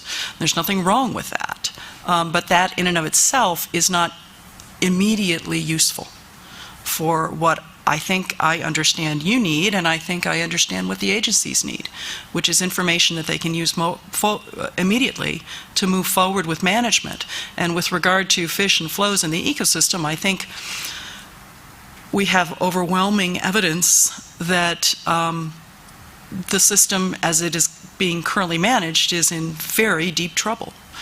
And so we don't have time to wait for a huge, long, very laudable, and as a scientist, I would love doing this kind of work. But instead, what we really need to do is we need to use our existing knowledge. So just to sort of summarize, is it useful? Not really, immediately speaking. It represents this very laudable and ambitious path, but it will take many, many years before it's going to yield the results which the authors are saying you need to have in order to manage flows better and to do it much more precisely and in a refined way and with accountability with regard to exactly what ecosystem benefits did you get out of it. You're not going to get that. You're going to get it to the extent that our existing understanding of the system will tell you that, but not from what this proposed research is going to get you, because it's going to take too long to get there. And third is that this issue that you really do have an immediate problem. And this cannot be delayed. I appreciated Era's comment about analysis paralysis. We definitely suffer from that, and this may be another example. So I want to go back to the fact that this is premised on the Coequal goals. We're talking about managing flows for fish because those flows are in competition for our use of that water for consumptive use. And while there may indeed be more science that would be extremely useful to have, we need to do a better job managing flows for fish and for those other Coequal goals. It's always great to have more sophisticated predictive models to guide our management, but our problem now in this system is not related to a lack of scientific understanding of how it works based on our existing science. Our problem in this system is that we are challenged managing a system and water resources that in order to meet the two Coequal goals as they are currently being articulated, there isn't enough water. I mean, so this isn't a science problem. This is a way. How are you going to balance the allocation of this resource to meet the two Coequal goals? That's part of the reason we haven't done anything right now, because it's really hard to do that. But part of the reason we're in the dire straits that we are now is that we haven't been willing to do it. So I think that's something that is important for you as the Delta Stewardship Council to be taking into account. I mean, as Era mentioned the example of floodplains and splittail, that's a perfect example. I mean, we have really good scientific understanding of knowing what splittail need and how it works and what the mechanisms are, and we have made virtually no functional progress on improving that particular ecosystem process in order to benefit this species. So I think that what we need to do is two big things. We need to, on the basis of our existing scientific understanding of the system, which I would argue is not as little as I think I interpreted the reports to suggest. We actually do have reasonable good understanding of many of the mechanisms underlying the relationships between flow and fish, whether it's flow in the rivers, flow in the delta, or flow in the estuary. I mean, is it perfect? Of course not. There's no such thing. But we do have reasonably good understanding. And we need to act on that understanding to address the very serious ecosystem problems that we have now, and the fact that we are nowhere near even making any progress towards that one of the two Coequal goals, restore, protect, and enhance the delta ecosystem.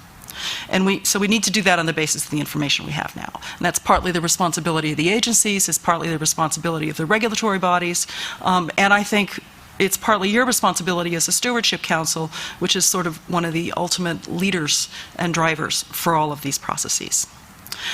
There's a second thing that I think we need to do, though, and I was interested because I think Ara almost touched on it, and that is, to date, and I've been working in this system for 20 years, almost exclusively, all of our scientific focus is on the ecosystem. And how does it work, and how are flows affecting the fish, and how will habitat restoration act and affect this? Virtually none of it, as far as I can understand and determine, has been focused on the other side of the equation, which is the other co-equal goal. And that is water supply and water demand. There are numerous adaptive management actions that we could be taking to either augment supply other than diverting more water from our rivers and streams, or reduce demand, both of which collectively would do what is actually mandated by law, reduce reliance on the delta, and free up flow to try to make some of these kinds of changes based on our existing scientific understanding and our future scientific understanding of what needs to be done to provide a more viable ecosystem for the fish and all the other wildlife and that depend on flow. So that, I think, is a huge problem. I noted in Jay's presentation that he talked about their proposing another analysis in a report on water supply reliability, which I think is sort of the code word that usually goes along with I'm thinking a little bigger than just the reliability side of thing, but in fact it is a way to get to reliability, and it is proposed for in the future. Well, you know what? That's too late. You need to move forward very, very expeditiously with a thorough investigation of the other side of the equation, the water supply and demand side in this particular system. I would also argue, and this is perhaps my bias as a biologist, I have a strong suspicion that, quite frankly, that's a much easier analysis than what is being proposed for the ecosystem. So it's the kind of thing that I think you could accomplish a lot and learn a lot pretty quickly. And I also think there's a lot of existing information out there that, much as some people argue with regard to the ecological and biological side, hasn't been really integrated or synthesized. I think there's a lot of information out there. Again, also a benefit of our huge monitoring of this system. I had two other comments that I wanted to make. One was, I think, and I know this is part of your purview, but I think it's a huge mistake, is to narrow the focus to the delta, particularly with regard to a topic like this, flow and fish. And the reason is that flow in the delta is a function of flow upstream of the delta coming into the delta, a function of what's going on with that flow in the delta, attributable to our management, and has huge ecological consequences for flow going out of the delta into the estuary itself. So using this narrow focus, and it was a little unclear to me because I had a feeling the report actually jumped back and forth a little bit, but Jay did talk about the focus on the delta when he presented it today. So I'm going to assume that that was your objective, and I'm going to suggest to you that that is too narrow. The second is this issue about whether we need to fully understand the mechanisms, how flow affects ecosystems and fish before we know enough in order to management. And I would argue that that is not the case. As I mentioned, I think we know more about the mechanisms than some people suggest, but we certainly don't have perfect understanding, and it is a very complicated system. There's no doubt about that. But you don't really need to understand why higher flows during the spring result in higher fish abundances and greater survival to know that probably if your objective is to sustain fish populations, that's probably an environmental variable that you're going to want to manipulate. It is also not true that we don't know anything about why. We know a lot about why, we just don't know everything about why, and in fact why may vary from year to year. That's how biological systems work.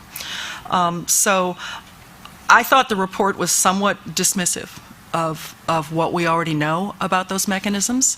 And I want to close with just one example because it was brought up as an example here.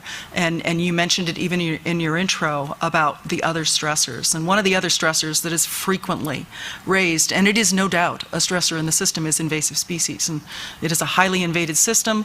And many of the invasive species we now know to be really fairly damaging to the system, both in terms of ecosystem function in terms of competition for food and in terms of predation on fishes, and particularly the fishes we're particularly interested in. Well, invasive species are not only a cause of problems, they are a symptom of the problems in the system, and almost without exception, the most problematic of the invasive species, whether it's a plant or an invertebrate or a fish, are species which prefer the kinds of highly altered and very adversely altered, meaning low, flow conditions that we are currently managing the system for. So to suggest that they represent something different than the effect of flow on fish, and if we just go after the invasive species, is to misunderstand the relationships and the interrelationships in this system. And another example of, I think, being dismissive of our understanding of the mechanisms underlying some of these relationships. So I'll stop there. Thank you. Thank you, Tina. Would anybody on the panel care to respond before council members ask questions? Seeing no hands. Council members? Looks like. Oh, Carl, you have a comment. Well, I'd just like to say that, many important points have been raised here. I think, Tina makes some good points relative to the fact that we do know a lot.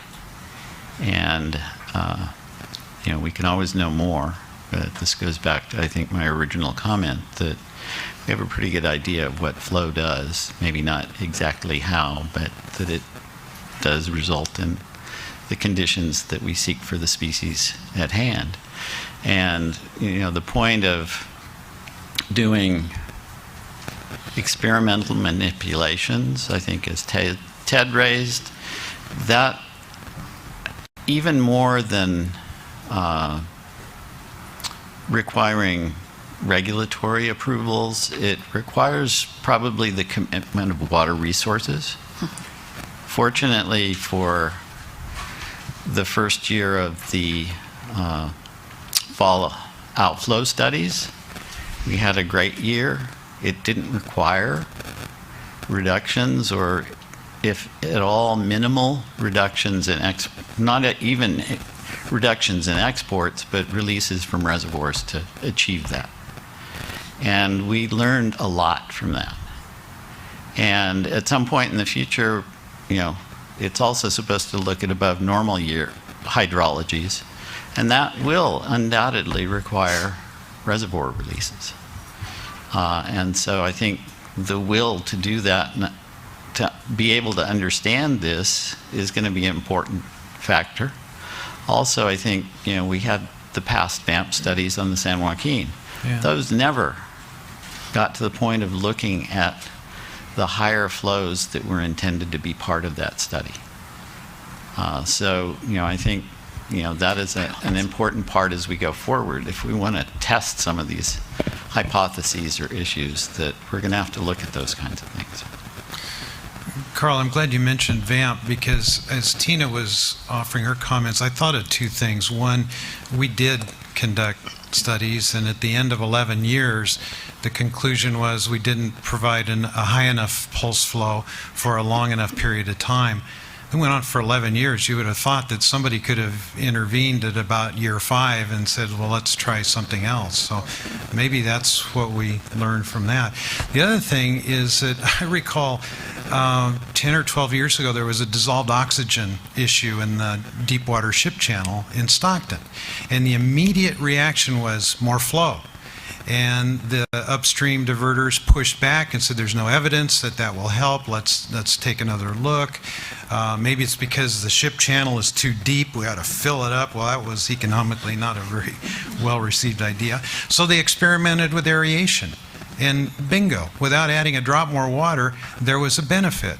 And then, a few years later, after Stockton, the city of Stockton improved the treatment of their wastewater plant to tertiary treatment.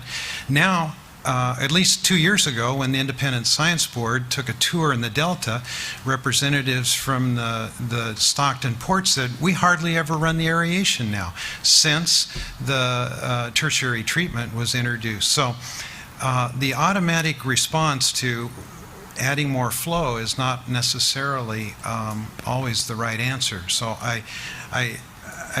we do know a lot, but it suggests to me that there is some room for a little bit more study. Ara, you had something to say? Well, in the same vein, I mean, some experiments may require increased reservoir releases, I understand that, but it's not as narrow as that. And VAMP is a great example, 11 years, and we held pumping throughout that entire experiment at minimum every time. We never experimented with maximum pumping to understand what the relationship between export operations and migration might be. And so we got to the end of the 11 years and couldn't find an effect between operations and migration. And people said, well, we didn't do the other end of the experiment, so we don't know still. So my point being, in experimenting, it means trying things like two gates. It means trying more and less exports, but also means moving beyond just the projects too. Right? So the projects are one factor here, but again, it gets down to the fundamental question. Is the question that we want to do better things for fish, or is the question that we want to better regulate the projects? And the system's been very much set up to address the question of the latter, and then we wonder why we're not succeeding in the question of the former. Maria? We're deviating from flows now into other stressors. So we got back to the original title of your report. Flows are always linked to the other stressors. They are indeed. And, just for context, because I don't know that all the councils is that familiar with sort of the regulatory structure of at least our BIOP. We have 72 different required actions in the BIOP. A very limited number of those actually affect directly flow and exports. So when we wrote and negotiated those requirements with the Bureau of Reclamation, those really were intended to look at the whole system and the whole suite of authorities that the Bureau of Reclamation has and its ability to manage the system. And fortunately, we have a federal agency here at least that has very broad authority for the ecosystem because of the Central Valley Project Improvement Act. So the BIOP therefore includes floodplain inundation. It includes, and this was something we worked on with DWR, it includes sort of other engineering solutions for the Delta. That's resulted in a whole host of investigations in non-physical barriers, bubble curtains. I think we still have one of the original architects in Jerry Johns in the back row and bubble curtains. So, there is a lot of additional work going on that is not flow related, and those studies have been excellent. We've got some really good results, I think, on effective deterrence at the Georgiana Slough because of some of those experiments that DWR has led. So I just want to give a little bit of a context that there's a lot going on here other than regulating flow. So and it builds on, I think, Randy, your experience in the Stockton area.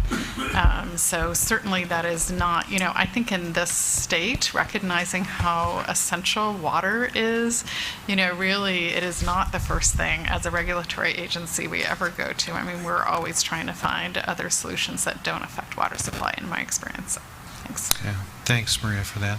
Tina? I'd just like to add something with regard to our efforts with flow and quite frankly, the urgent need to address it. And that is that, as Jay's and his colleagues' report demonstrated, it is an integrative and primary driver of ecosystem function and fish movements and population dynamics and all of that. There's also a huge body of existing science already out there that has shown to what extent we've altered flows in this system. It's huge. And by and large, the alteration that we have imposed upon the system is reductions in flows, to the point now where the freshwater flows entering the estuary are comparable to extreme drought levels in most years. There's also really broad scientific consensus that the current flow levels in this system are not sufficient to sustain ecosystem function of the fisheries. So there is a reason for putting a lot of focus on flows. And there's also a reason to to the best of our abilities to integrate it with other types of actions, whether they're physical infrastructure activities or looking for other things that would affect the flow-related problem, the Stockton Ship Channel being a really good example. But for many of the flow-related and flow-driven ecological processes, those alternative types of actions will probably not be sufficient.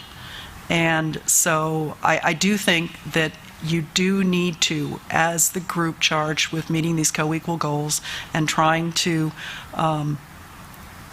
address the ecosystem goal, and in particular, you need to do it with recognition that the ecosystem is in serious, serious trouble, that the alteration in flows is one of the primary drivers of the degradation that has been going on for decades and, in fact, is continuing to go on. So one of the things about this report that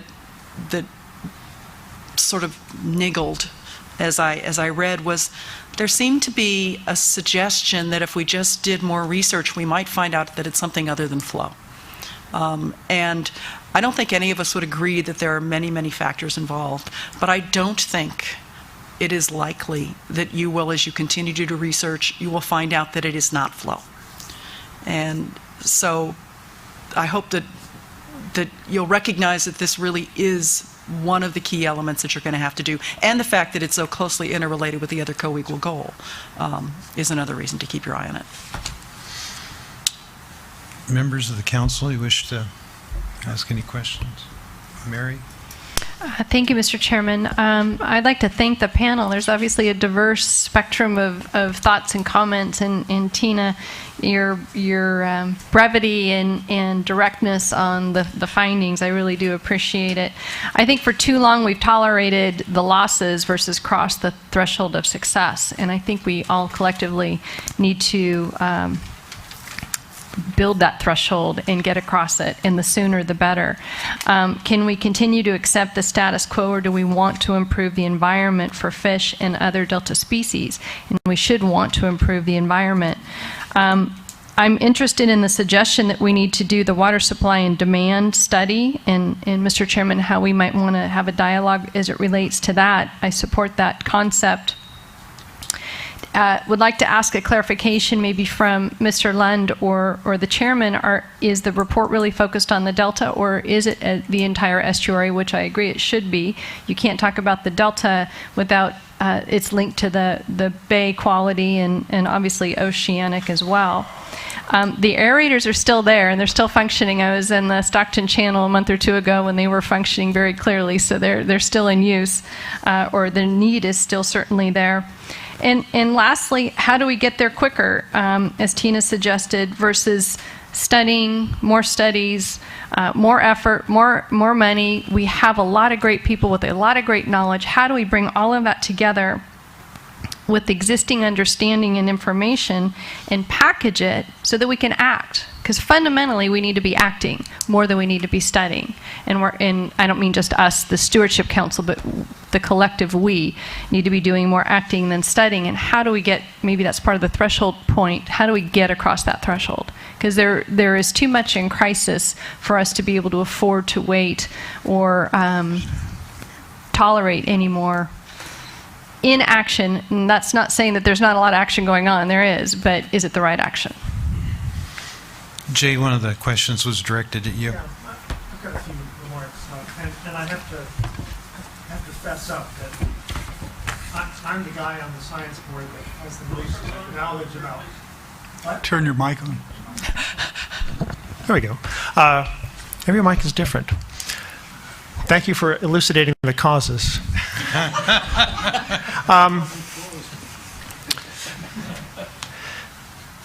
I'm the guy on the science board who has the most background and knowledge and experience with water supply reliability, and Tina's probably aware that I've written a few things on this, and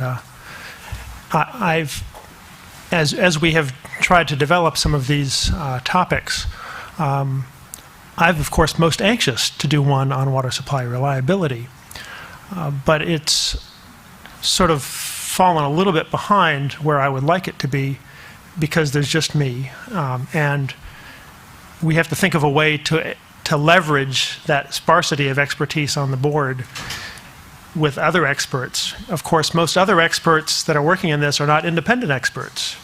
They're working for one side or the other in the many different arguments, which is not a very good perspective to have when you're doing a scientific review. So we have some problems that way. So I apologize. I would dearly love to do it. But also I've been involved in this so much that I sometimes could be viewed myself as not being independent enough because I know too much in some ways. I am the author of a chapter in the State of Delta Science that's is currently being reviewed on the subject, where I have a different opportunity to opine on some of these matters. So don't be completely frustrated. There's something coming. I'm very impressed in the system. I've been in the system for almost 30 years. Academics, one of the good and bad things about them is we're not term limited in our experience here. So we get to hang around sometime in too long in the same place. And I've noticed what I would call the tyranny of the short term. If I had $1 for every time I've been told, we can't do this research because we need an answer today. Well, we would have had all that funding that we would have needed to do that long-term research, and we know a lot better what we need to know now. I think there's a very big difference between acting and doing. We've been seeing a lot of acting. We're acting like we're going to fix the fish. We're acting like we're going to fix the water supply, but we've not been very well organized about doing it. And so I would really beg to differ with the idea that somehow research interferes with our ability to do something. Well, it might, to act. It might not interfere with, it clearly doesn't interfere with people's ability to act, but actually do something that's actually going to matter and be effective. Clearly, we haven't been able to save a lot of these fish, as many of these fish as we'd like to, or to make the water supplies as effective as we'd like to. And some of the other objectives in the Delta as well. So I think we should always take pause not to be hindered by this tyranny of the short term. I observe over the 30 years I've been here, really hundreds, really thousands of really smart people, all working in their little silos, from their little perspective, working very hard and being very smart people, very knowledgeable. Where we have really failed, and I think Tina's remarks point to this, is our difficulties in organizing and resourcing these people to be effective, either in getting them the permits they need to do the right experiments or to do the right changes. Even environmental projects have troubles getting permits. And this is something we talk about in some of our other reports. I think we really need to take a step back and say, what do we need to do for the long term? We are in the Delta for the long term. If we're able to save these 2 or 3 species today, there's another 60 lined up behind them. We want to do what we can today, but we're in this for the long term, and we need to do long-term science, long-term organization of our efforts, long-term funding that makes this efficacious. We're not being very effective in this way now, both in the ways that Tina would like to see and in the ways I think we need to collectively for the long term. I get a little frustrated with this tyranny of the short term. It's led us really nowhere very quickly. Can I ask a question? And let me just, to put this in context, the Delta is changing anyway. Mm-hmm. We think we know now, but the Delta is changing. We're still getting new invasive species. And Tina's right. Part of the reason the invasive species are successful here is because we've made, I have a colleague, Bill Bennett, is famous for saying, we have made a lake in southern Arkansas, is the Delta. If you look at the fish species there, if you look at the climate conditions, the water quality conditions, they resemble very closely a lake in southern Arkansas. And so we should not be surprised to see that mix of species from that place and how bad that place is for the native species. The Delta is changing. Causal means, causal mechanisms, causal understanding help us do that. And the causally based models, more than just producing numbers. And I think there's a wonderful saying in modeling that computer modeling isn't about producing numbers, it's about producing insights. And I think this is really important. A lot of consultants, a lot of agencies, a lot of academics, will take your money to produce numbers for you. And a lot of agencies will fund people to produce numbers for them. What we don't see in these reports, what we don't see in most of these efforts is what insights have we gotten that help us in the long term and in the short term for managing the system. The models really, to me, are the most important aspect of them is they force us to integrate. They force us to integrate all the pieces in ways that are internally consistent, something we don't normally see in most of the studies that we have around today. Thank you. Phil, and then Mary, and I can't help but comment that our two leading scientists are wearing a tie with fishes and a tie with snow. So I appreciate Hope springs that. eternal. Apparently I should have worn my aqua. I have two questions. 6 of you on the panel said nice things about science, and we ought to do more of it in adaptive management, which is the subset of this paper. What % of major projects should be allocated to adaptive management? Give me a ballpark. Just go right down the row.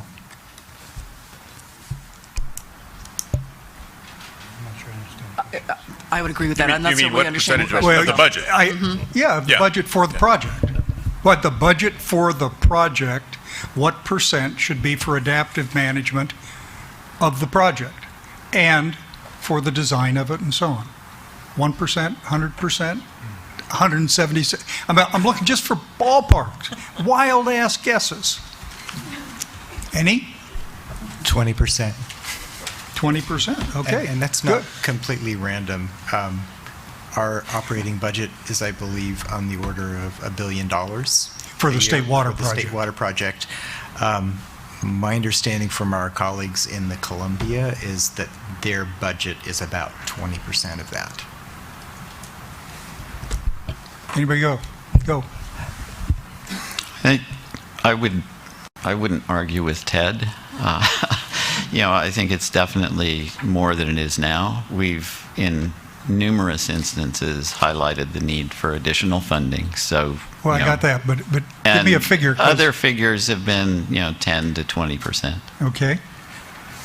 So I'm going to take, I think, a broader perspective on your question, and I may be misinterpreting it, Phil. Yeah, but I may argue with you right away when you start taking it, because I've been unable to get even ballpark figures out of most people on this adaptive management science stuff that we are legally required to use in the Delta Plan, or are trying to do it.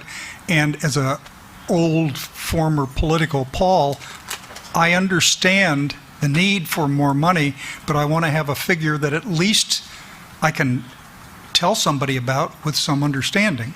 And % of project costs or operations costs seems to me to be a plausible approach. Now, when you're talking about % of cost, are you talking about for the entire department, or are you talking about for all of the experimental science-based work and or restoration work that we're doing in the system? Jesus Christ. See. Hey, Tina, stop it. Yeah, that's right. Give me a ballpark. You can say 95% of the project if you want. I don't care. I would say any money or any proportion of your budget that is allocated to either doing experimental manipulations in the field or habitat restoration in any form, whether it's constructing a wetland or enhancing flows. Any of those kinds of projects need to be considered adaptive management projects. So you don't have a %. So, I mean, if that's whatever whatever percent of your budget those consume. That's why I said 6 of you advocated more science, and you were saying we know, in general, we know enough on many things, we don't need to go. So I wasn't trying to embarrass you. I'm going to suggest that if you take an action in the system where you're manipulating or you're changing something, whether it's a new regulation, or whether it's you're restoring a stretch of habitat along a river or in the delta, or you're putting in a new gate, in concert with actually doing the action, you must continue to monitor the system response after the action as well as before. The minute you do that, you are doing adaptive management. So long as you're doing the project with the understanding that if you find that it doesn't work, you should stop doing it. Okay, let me get the rest. Give me ballparks. Ara, you want to start? No. Okay. And I assume that's the notion. I'm in favor of spending money for it as long as we don't spend money for it. Okay. That I would take exception with. Okay, well then give me a low expectation of spending. My head, I think, is where Tina started out. There are projects where probably 80% of the spending should be on adaptive management because the uncertainty is so huge. And there are other projects where it's probably a nominal amount. And so I'm not really seeing the utility of the exercise. I will suppress my natural urge because Randy will grab me to ask you to apply that principle to current outstanding political issues involving water and the environment, but I'll not ask you to do that. Ms. Rea, the feds always have reference points on this. I'm not sure I have much to add to Ted's 20%. That seems about right for a complicated, large project. I agree with Ara that plenty of stuff we permit is, small, and we know the effects, and you do monitoring, you follow up. It doesn't have a lot of uncertainty. So, obviously when we're dealing with large-scale projects that affect the Delta at large, and there's a lot of uncertainty, then we need a really significant funded adaptive management 80%. program. Well, okay, you have no idea. Well, what we've looked at is Columbia River as a reference point, funded by Bonneville. You do and understand. I don't have those numbers off the top of my head. The Chairman problem we Eisenberg. face is when we go over to the administration or we go to agencies or we go to the legislature and we say we need more money for science, and they say, how much? And we say, well, here are the 55 projects we've got standing in line. That would be really good. We'll come back to you with another list later when we need. It doesn't work that way in the real world. And I'm trying to support adaptive management in spite of all the arguments, but I need a shorthanded way to describe the financing that all of you would probably agree is essential. Well, you can use a percentage. I don't have a better one than what Ted gave you. Or you can use what's going on Columbia River as a reference point. I think either of those things could get you what you want. Ultimately, though, I think it comes down to having a science plan that addresses the issues, and then it's costed based on that. So picking a number, is particularly... I know, it's a specious, totally unscientific, absolutely irrational, always to be changed, never to be defended, common sense question that anybody who has the power to authorize money will ask. And if you guys who are experts don't come up with a rough answer, they will provide their own imperfect answers, which I suspect all of you would criticize in one form or another. You got everybody to respond, so Almost. we have some information to work. Dr. Lund. I guess I would try to divide your adaptive management into two groups. One for science, which I think is something different than adaptive management, and the other is for the actual adaptation, which is often much more expensive. So there's you were mayor of Sacramento. Sometimes cities have this 1% for art kind of. We had 2%. 2%. Okay, so you're twice as good in Sacramento as other cities. This is great. That's a basic function that we need in this system. The system has enough uncertainties. It has a lot of things that are changing. We need some creativity. I would say give 3 to 5% for science, and then I think for larger adaptive management, when you consider how difficult it is to get all the different tribes together on any particular adaptation, it would be a lot easier to convince them if there was a big pot of money already in existence. So you might want to take the remainder of the 20% or the 50% that it ought to be and say, well, this is going to be our adaptive management pot, and we're going to use that to help fund the science-based actions, actually do something that we think is likely to matter and likely to be effective for water supply or for fish or whatever other purposes you want, and have a fund that's there to help projects adapt as the system continues to change. Okay, 3 to 5% for some kind of hard science, plus a general other percent for management. Yeah, managing based on science. Okay. Just a last question. So I'm sorry, Carl. As a rough estimate, I'd say that the current science budget, kind of total coordinated, is probably 3 to 4%. As it relates to all agencies, the State Water Project? Yeah.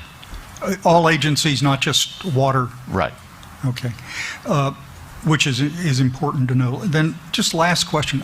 As I try to figure out adaptive management, what it means, how to apply it, one of the issues that constantly comes up, and it's now being litigated in federal courts, are the question of thresholds or triggering points when reevaluation must occur and other actions must be taken. Do you, in general, believe that adaptive management must almost always have those measurable, ascertainable, quantifiable points?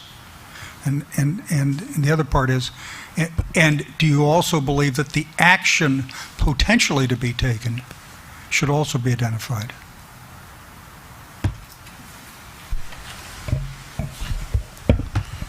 So in answer to your question, are triggers or quantitative measurable points necessary in Yes. doing an adaptive management exercise? Unqualified, yes. Okay. The other thing is that you need to build into your adaptive management. I mean, there's the first management action that you take. That's sort of the first cycle of the circle. After which you measure and you evaluate how the system has responded to that action, and you're comparing the system response to those triggers that you have articulated at the You have to beginning. have goals or objectives or exactly, measures and those or triggers are something. presumably related to the goal that you were trying to achieve with the particular action. The next thing that you have to do is you have to articulate, what does that trigger mean?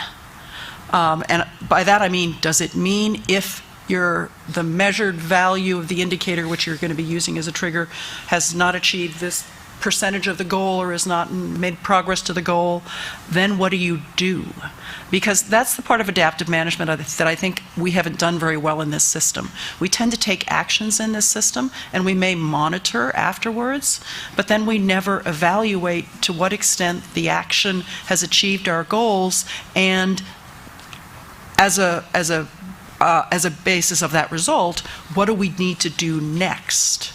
And so you need to articulate, what level of trigger says, didn't work or did work, and if it didn't work, what's next? Or how do you figure out what's next? So it's not just the trigger, it's what is the trigger.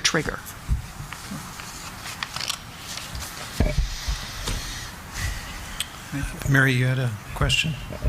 Well, I had a follow-up question, but I'm afraid we might have beat this horse to death, so I hesitate to ask it. But I'll throw it out there just in case Dr. Lund has a quick response. And that is, I heard your passion, Dr. Lund. So is there a way, and we made a note, how you suggest we get to the do versus the study? How do we get to the doing? Because I kind of think you agreed with Tina, or maybe my thought on so much process. Where's the success? Where are the measurables? Reflecting on the previous question along with it, because I think they go together, I tend to be somewhat, I like adaptive management. I like the concept. I think we have no choice but to do adaptive management, but I tend to think that the only thing we've really done right about adaptive management is the spelling. I think we spell it real good. It's very uncertain, and it causes concern for many. And clearly we have to do something better than what we've been doing. I see a lot of reference to circular diagrams, and we have a lot of circular discussions, and but we clearly haven't figured out how to actually do it. And we have a report that in draft form that's in public draft from the Science Board that tried to grapple with this, but it's clearly very difficult. We have to do things in the short term. We have to get through the short term, but we should have the malice of forethought to do stuff for the long term as well. And it's a balance that we're always going to have to deal with. So I hate to see us continually cut off long-term opportunities, long-term insights, long-term preparation. Mm-hmm. It's like in a drought. If all we do is pump groundwater in a drought, and then we don't think about how we need to start recharging that groundwater in the longer term, just because no one's willing to fund the models that help us figure that out, that's short-sighted. Mm-hmm. And we have quite a lot of that. We have a lot of disorganization, maybe an over-organization to that extent, and a real shortage of leadership, and I think that's probably one of the reasons why the council exists. All right, thank you. Maria, and then Mayor Brown has a question. One thing I would encourage everyone to think about as part of this discussion is not just the amount of money, but where that money goes and how to build capacity for research and science over time that also has sufficient accountability in it and is responsive to management needs. And so part of what I always have my eye out for is what's the correct institution for that. And so looking across the country at different, similar deltas that are being managed across the country. I mean, there are different institutions. So part of what, we have great collaboration from our academic colleagues, and I'm sure Dr. Lum wouldn't disagree with this, but academia also creates very different incentives for publication and, research and keeping your lab going and all those kinds of things. So if we are moving towards an era, which I would love to see, of increased funding, long-term funding for long-term projects as well as immediate projects that we need, then I think we need to think very carefully about the institutions that go along with that and set those up correctly. Thanks, Maria. Mayor Brown? I just have a question as to whether or not this may be something that has been considered or may possibly be in motion, but a strategic plan to really be able to identify and prioritize adaptive management, the research, and the science.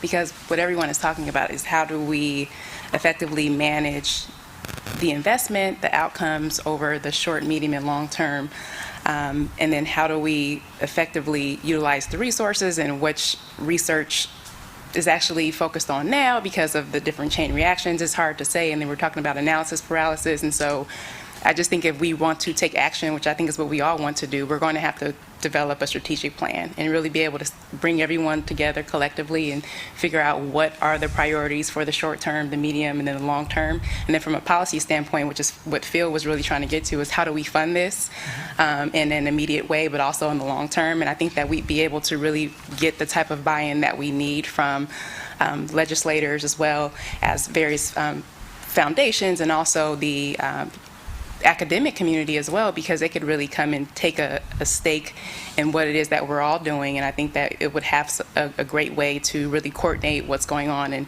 it would also help to manage this whole process. Because as what Tina and everyone is really echoing is that either we can continue to study the heck out of what's going on here, which could lead to more things, and we're still never going to know everything that we'd like to know, but we still have to take action. But a strategic plan could really just be a great guiding document, and it wouldn't take a long time to do. I think it would just take some kind of intensive SWOT analysis and everybody coming together to commit and really put everything on one playing field so that we can take action. And I think that that's something that the Delta Stewardship Council could really champion, just with our role in this whole equation. It's a good suggestion. Thank you. I think I'm going to wrap it up with circling back to your original slide about the Independent Science Board exists to advise the Delta Stewardship Council, and this is one in a series of report topics that they have chosen to provide for us in support of how to better adaptively manage to achieve the Coequal goals.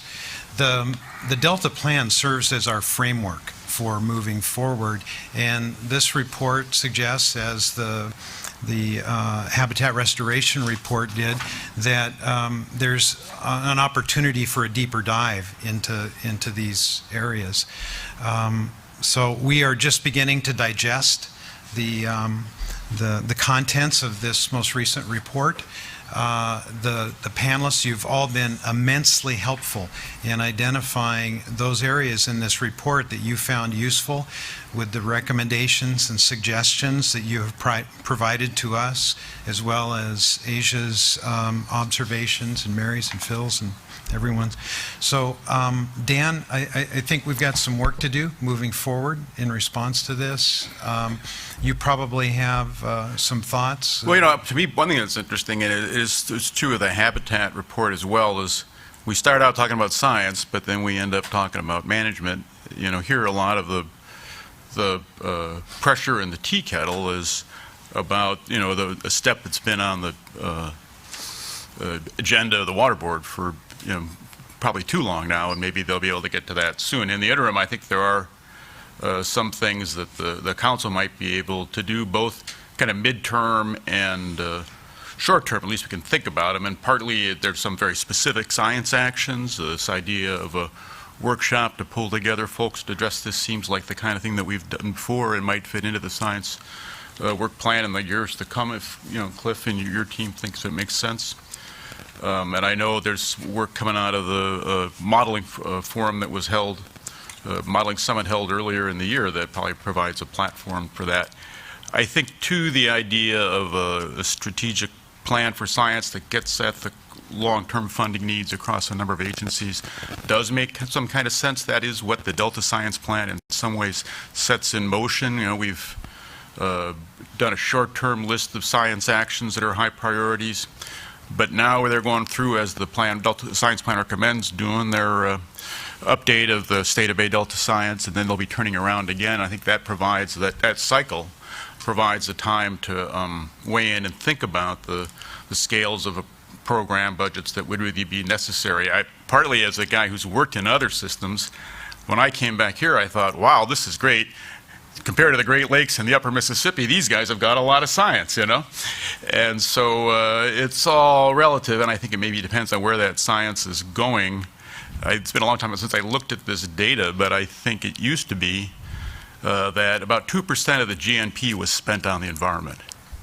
And so that 2% of budgets is kind of like core science, probably makes some kind of sense, As a guy who got a Bachelor of Science, not a Bachelor of Arts, I think that's a pretty good rule. But whether it's really enough, I think we don't know, and it would make some kind of sense for the council perhaps to take that on. I suspect if we asked the science board how much money would be enough, it would be like asking the water users how much water would be enough, or asking anglers how many fish should you be able to catch. And so I think we need to find a way to approach it, but I think it would be a useful exercise and might bring some credibility to what otherwise just looks like all of us with our hands out. Okay. Thanks, Dan, for that summary. Panelists, thank you very much for your time, for your input, and we appreciate it. We are now going to take a break and it's 2:13. We're going to reconvene at 2:20.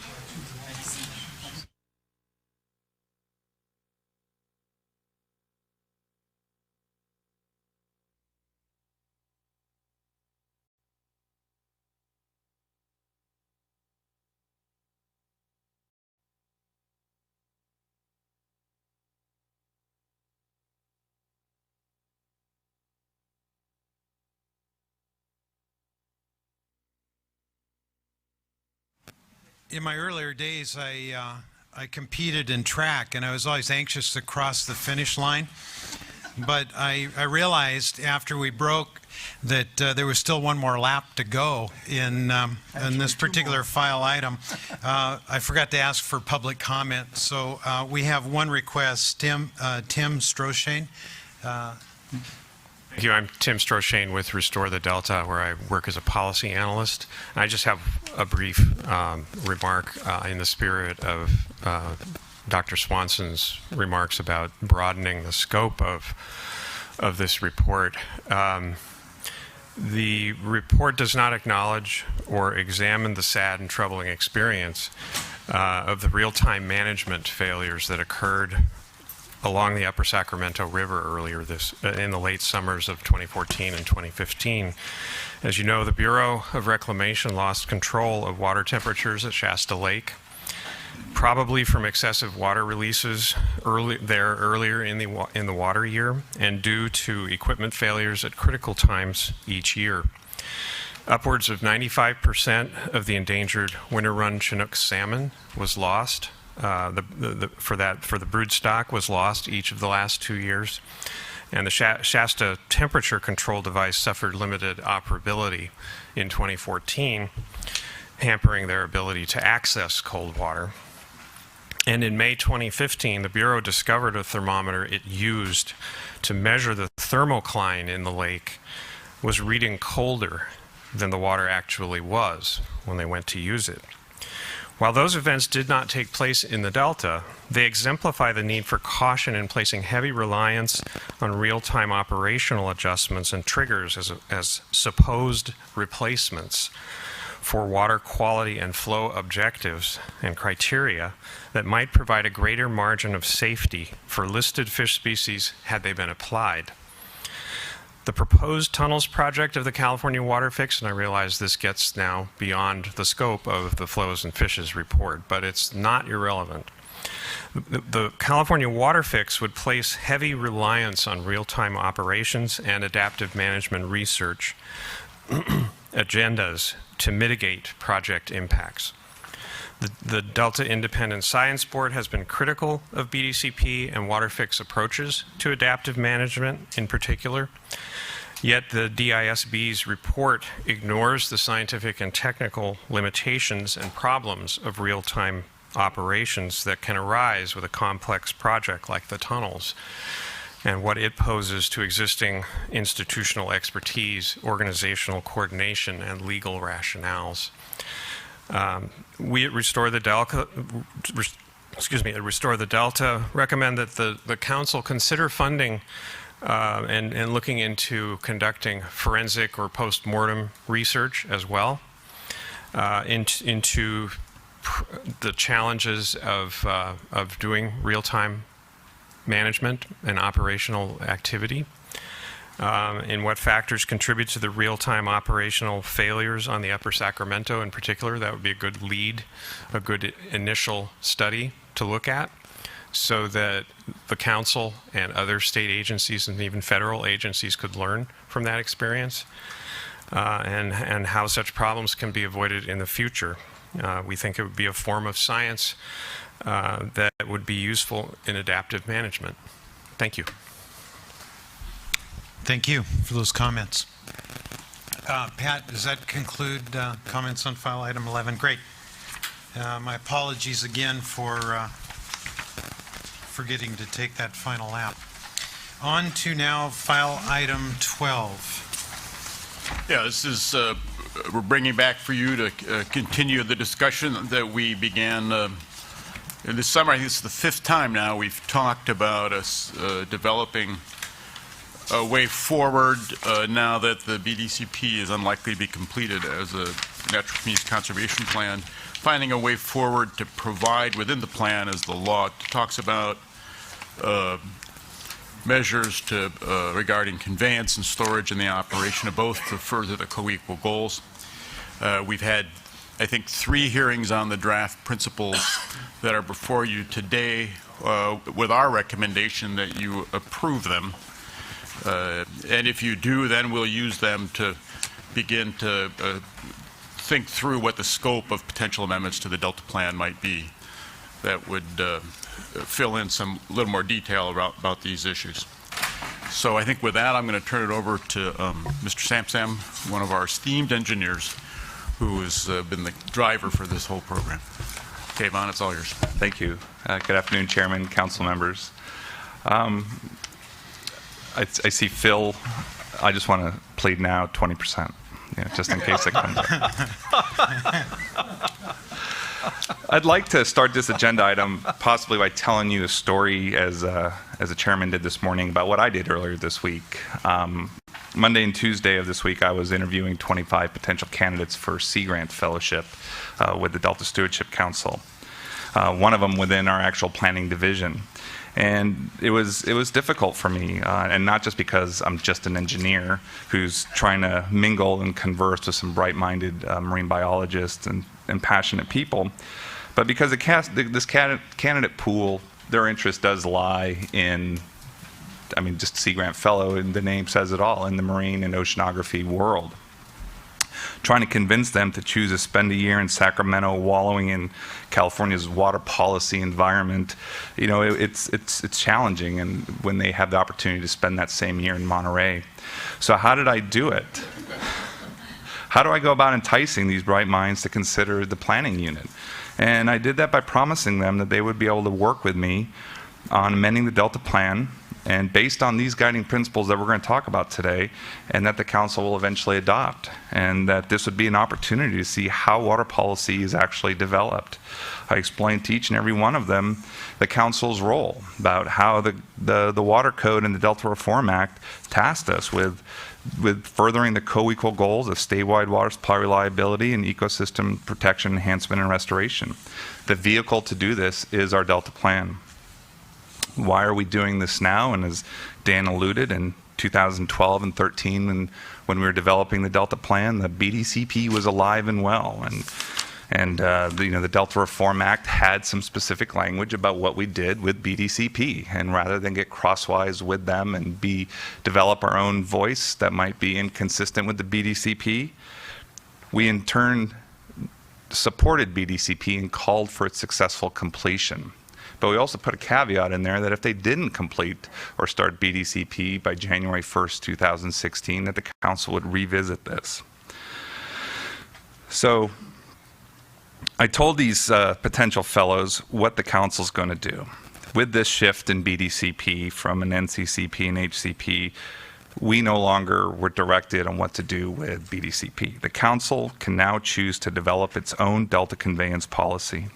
In fact, the Delta Reform Act requires the Delta Plan to promote options for new and improved infrastructure related to water conveyance in the Delta, storage systems, and the operation of both to achieve the co-equal goals. How is the council going to do that? Well, our starting point are these principles. Once these principles are adopted, that's the starting point. The finish point will be new policy in the Delta Plan.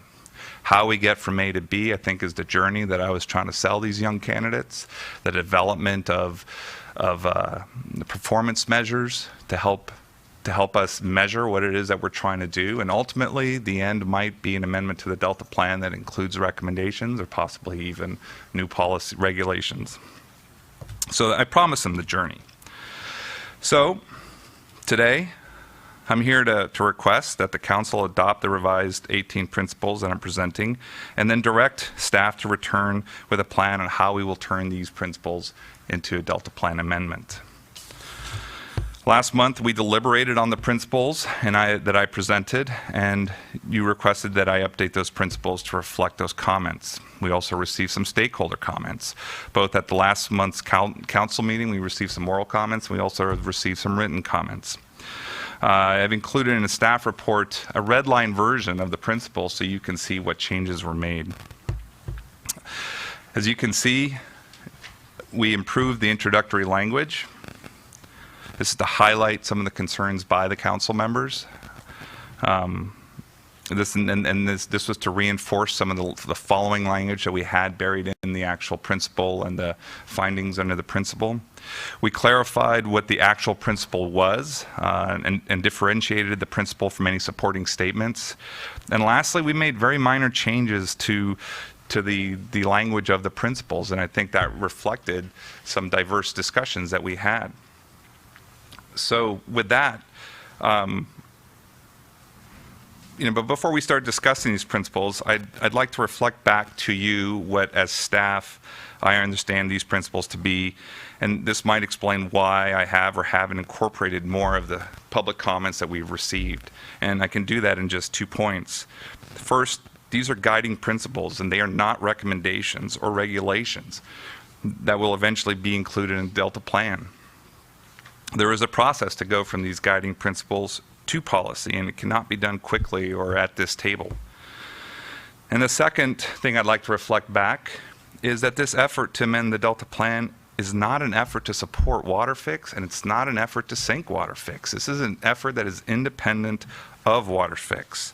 The council right now officially has no position on WaterFix. It will come to us possibly as a covered action, and at that point, we will have to make some findings.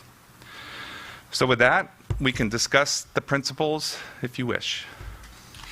Yes, we wish. And Kevon, I want to thank you. You've led this effort. We've been working on this for several months.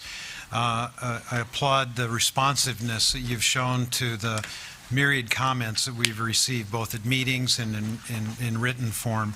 So it's my sense that we're close to a product that's ready to be approved and then to turn over to staff to use to evaluate our Delta Plan as it exists today and what these may suggest we might want to look at adding. So council members, Susan? Kayvon, thank you so much for all your hard work and patience on these principles, and I think you're doing a really good job in listening to folks and incorporating the comments that you've received. I don't have anything major. I do have a couple of items that I think would at least improve the flow. And the sentence that's hanging after Principle 4, new Delta conveyance infrastructure, etc. Under which one, Susan? Page 2. Okay, thank you. Under the Delta that one should- conveyance principles, That's the one you Principle mean. 4. I think that would be better up in the introductory text before the sentence that starts improvements to conveyance and increases in storage.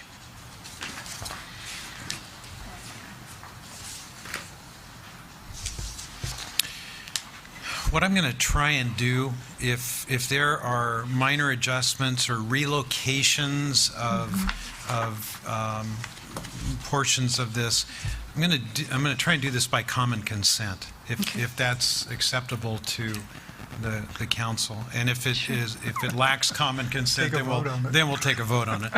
Yeah. So, does everybody understand the recommendation? Yes. Yeah. Does everybody accept it? Okay. And just one other comment. My ninth grade English teacher would never forgive me if I didn't note in Principle 4 under Delta Conveyance Principles, it's a rather awkward sentence in that the subject-verb agreement is not quite there. So if you read it, it says the benefits of new Delta conveyance and infrastructure should be maximized, but the verbs benefits don't implement, for example. So I don't have any suggestions on how to reword. I just wanted to point out that the subject-verb agreement isn't quite there. But I really like how you've adjusted it and agree with the principle. So if we're in agreement that we need to change the grammar without losing the thrust of the the principle, are we acceptable with giving staff discretion to check with their ninth grade English teacher? Okay, I think we have agreement. All right, good. Mary? Mr. Chairman, I had something a little more substantive on a subject matter, but should be hopefully in agreement with my colleagues. After reviewing the executive summary of the Delta Plan, I came across the following, that all agencies should be looking at water quality when weighing actions covered under the Delta Plan. And I'm seeing water quality specified in only one of the principles, and that is on the second page under water storage system principles. In the middle of the paragraph, it reads, projects enhance the Delta ecosystem when they help better manage water quality and water temperature, et cetera. And I would suggest that water quality should be in the introductory paragraph, and it should be outlined in each of the Delta principles, since it is such an important part of not only the Delta Protection Act, but also the Delta Plan. I have language suggestions. I can give them to you and put them on the table. I briefly mentioned it to Kayvon earlier. I don't know if he has any thoughts to it, but I think it's important to call out water quality and its importance to the Delta, to export as well as import interests. Sure. Why don't you just call out where you would insert water quality, and we'll just take them up one at a time. Thank you. In the intro, I think it would be helpful to add sort of a last sentence in that paragraph that gets awfully long, but that's good. I think it's getting more inclusive. Add a sentence that would read, inherent in the Coequal goals for management of the Delta is the objective of improving water quality to protect human health and the environment consistent with achieving water quality objectives in the Delta. Okay. Would it be acceptable just after the Delta ecosystem add and water quality? or do you feel that the additional sentence? Well, there's That's in the pre- levels of water quality. There's, Okay, good. All right. That answers your Just question? testing, Okay. just testing the I commitment would to the cause. Okay. Okay, you've heard that suggestion, common consent. Anybody have any heartburn with that? Okay, got it. And then under Delta Conveyance Principles, under, I would like to, and I'm not quite sure, Kayvon, I'll look to you where to add it, and this would be the language, new or improved Delta Conveyance should contribute to achieving the objective of improving water quality in the Delta, as well as water quality delivered to the end users of the conveyance system. Is that a new, that would be a new principle, it sounds like? I would leave it to you. If it's not fitting in anywhere else, then I certainly have no objection to having a number 5. Water quality in there.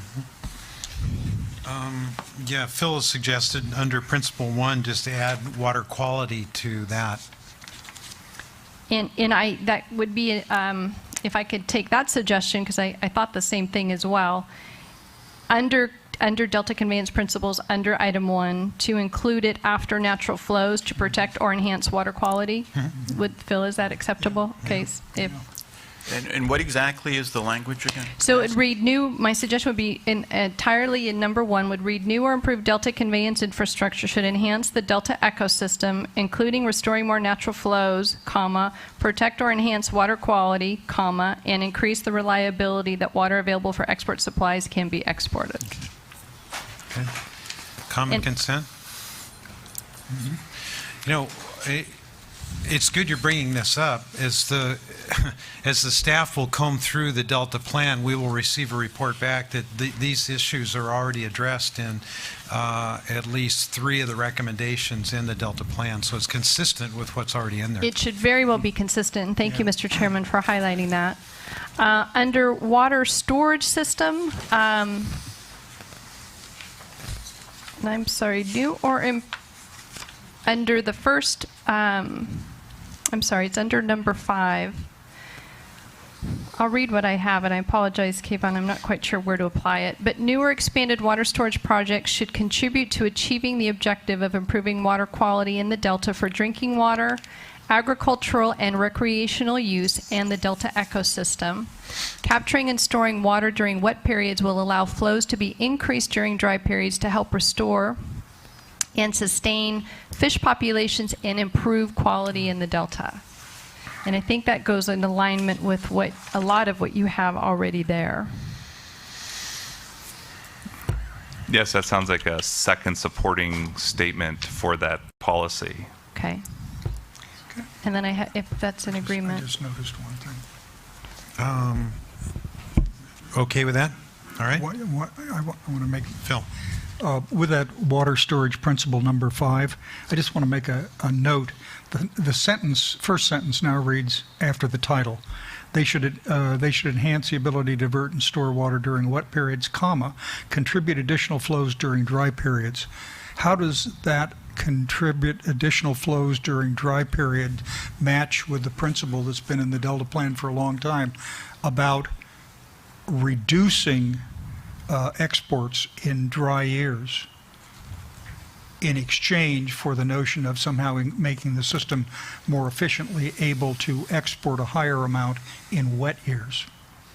I think it's just not fully representative of what's in the Delta Plan on that. I apologize. Should have seen it before and I didn't. Yeah, I interpreted that to mean in support of ecosystem. Well, that's what flows contributing to the ecosystem. I think it's probably more grammatical than anything else, but standing alone, a clause being taken out of context seems to suggest that we believe we should have increased additional flows during wet years, dry years, and one assumes average years too, although we didn't use the word average. How strongly do you feel about the need to change this? Well, I'd like to be sure it correctly. I think if I could try to think through the conversations that were going on at the time this language was drafted, it was partly the idea that water held in storage from wet years could be used for what the Delta plan calls for, more natural functional flows. So some of those flows might be designed to maintain proper temperature regimes, for you example. mean during dry, you use stored water during dry years to make... Yeah, and we know we use them to manage water quality during dry years as well, and I don't think we're expecting those responsibilities would go away. We're still going to need to be doing that if we're going to manage as the Delta needs to be. And if I may, part of the discussion, just to follow up, we were looking, we had some comment from some of our panel members who they spoke to groundwater banking, and that if we could develop more storage and get more water in that storage, that would contribute additional flow relative to today. Because we could, especially the groundwater. The groundwater was key, that by enhancing groundwater storage, that would provide more flows, both in the stream, but also can be used in lieu of Delta exports.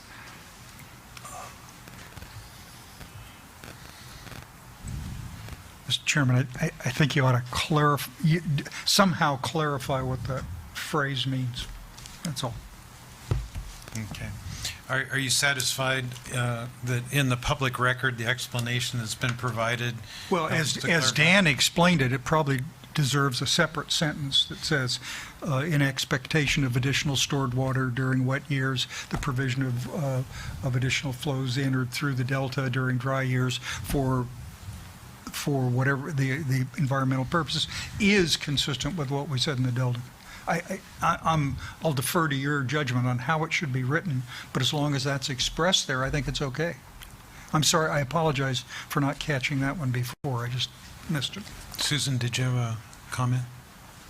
I agree with Bill that as long as the paragraph reflects what Dan and Ron have just said. Okay. Okay. Kevon, can you assure us that you'll figure out a way to include that in the explanation part, or how do you? I just heard a very eloquent sentence that I will add. Okay. Oh boy, you're good. Okay, Mary, you're on a roll. And just the last one, Mr. Chairman, under Delta Water System Operations, to add in one of the bullets, and again, I look to Kevon, under storage and conveyance, that it should be operated together to help improve water quality in the Delta for its uses, which include, I'll just off the top of my head, drinking water, ag, rec, and the other uses.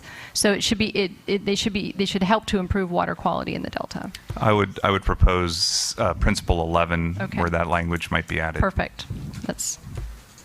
And if we could too, I think it's easier to think about understand what's meant when we say protecting water quality, where we've got established objectives and we're all about matching them rather than improving them, which could be a wide variety of kind of hard to anticipate needs. But if we could say protecting water quality, that would make a lot of sense. Acceptable? Thank you. We have common consent. Okay. Unless anyone else has other comments, I think we are now ready for public comment. And I see blue slips on the way. Kevon, thanks. And you've got everything you need based on what was shared? Got it? Okay. Tim Stroshane, again. Welcome. Hello again. Tim Stroshane, Policy Analyst, Restore the Delta. I only have a few remarks. Most of my remarks, I think, I will defer to my colleague Bob Wright from Friends of the River. But I just want to point out that there's been no genuine needs assessment associated with conveyance and storage, and I don't see that need, need for a needs assessment included in the principles. There seems to be a tendency for recent water projects dating back to whether it's the raising of Shasta Dam or Temperance Flat or the Tunnels Project, that there is a lack of a meaningful needs assessment along the lines of the kind of research that Dr. Swanson was talking about for the previous item applied to those projects, and that seems to be missing from your principles. It's up to you whether you want to add them now or go ahead with how you want to do this, but we think that's a really large gap in the content of the principles that you're proposing to adopt today. And with that, I'll save any other remarks for Bob Wright. Great, thank you. Bob Wright, you're up next. Good afternoon. We got a letter out best as we could to all of you yesterday, and I saw that there were copies of it out on the table. And the two principal things we thought we better rush to talk to the Delta Stewardship Council about a couple of things that have happened. One just happened October 30th. That's when the Environmental Protection Agency gave what is their failing grade to the supplemental draft environmental impact statement for the water fix. That just happened on October 30th. We included that as an attachment to our letter, so you wouldn't have to take our word for it or what we chose to feature from the EPA letter. The EPA letter is only 5 pages long, and our letter is only 9 pages long. But we wanted to make sure you also had the EPA letter. And the significance of this is not just for the Delta Stewardship Council, but we've already raised this by the close of the November 9th period, comment period with the Army Corps of Engineers for the permit applications for the water fix. We certainly will be raising this with the State Water Resources Control Board. Is now, at this time, there is no adequate draft environmental document supporting the water fix. And what's so important about having an adequate draft EIS or EIR is that's supposed to be the basis for public and decision maker review and comment. And that's where the agency, whoever's the decision-making agency, has before it, well, what are the alternatives? What should we do? What are the adverse environmental impacts, and how bad are they of each different alternative? The EPA is not just a commenting agency. Under federal law, it is a reviewing and grading agency. I'm looking into this. I'm really not aware of any situations where a federal agency has tried to proceed on the basis of an EIS that the EPA said formally was inadequate, and if so, whether that was survived a challenge in court. Obviously, that's a huge development, and we felt it very important to bring it to your attention as soon as humanly possible, and we brought this to the attention in a very it was a very productive meeting we had with some of your staff at the public workshop on Monday, November 9th, and we brought up the EPA letter at that time. The point is that with the two things that have happened, as you've all been well aware for a while now, the BDCP went away. Your plan is now much more important, and the Delta Stewardship Council is even more important than it used to be, because your plan is the comprehensive long-term management plan by law, the Delta Reform Act for the Delta. The way it was going to be was what Reclamation and DWR were coming up with. The BDCP was going to be subject to mandatory incorporation into your plan. If it was a habitat conservation plan, it's not that anymore. That means it's not subject to mandatory incorporation, and that's the way I would look at it, is that this council was very important before, your Delta plan was very important before, and now it's a whole lot more important. And I think that the council and the other important agency right now in the mix, the state agency, is the State Water Resources Control Board. And then, of course, we've got the Army Corps of Engineers with the pending permit applications there. But what we just wanted to do was bring this up early, not sit on it, and suggest, request that you consider, we've got a whole new landscape. BDCP is gone. The supporting environmental document for the water fix has been rated inadequate.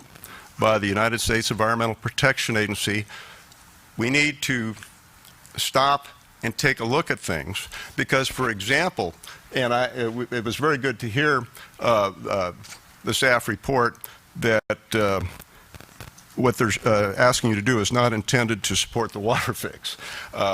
It's very good to hear that, but that beyond that, if the council did decide, well, we want to support the water fix, what our position would be under the law for you to do that, since there's not an adequate draft environmental document out there, then you would have to have an adequate draft environmental document prepared to support your decision to support the water fix. So we think the intentions here are good. We do think it's worth taking a step back and looking at this new situation. There's no adequate environmental document out there, a draft document for the water fix. The BDCP is no longer an item being brought under state legislation. It doesn't meet the requirements of the Delta Reform Act. Your plan is now even more important than it was. Your decisions are going to be more important. And really, you, along with the Water Resources Control Board and perhaps the Army Corps of Engineers, are controlling in this situation. One last thing. There were a lot of good things your staff was talking about at the performance workshop last Monday. But it's also true, there's a giant elephant in the room. That's the water tunnels.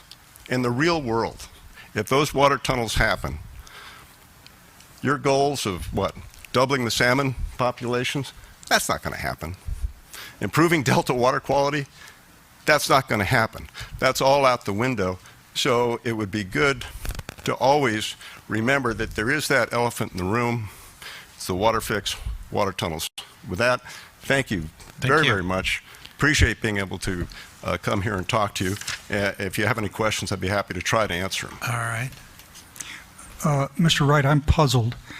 Your argument in the letter, which I read when it came in, I guess, late last night with care, essentially argues that we should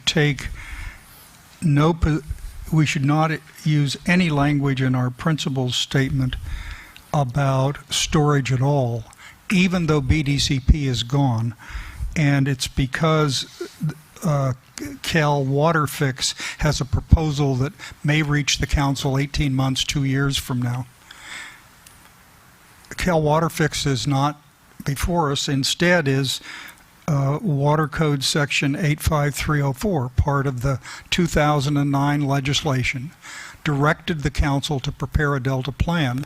And the way I read this simple sentence, it's a mandate, not a discretion. It says, the Delta plan shall promote options for new and improved infrastructure relating to the water conveyance in the Delta, storage systems, and for the operation of both to achieve the co-equal goals.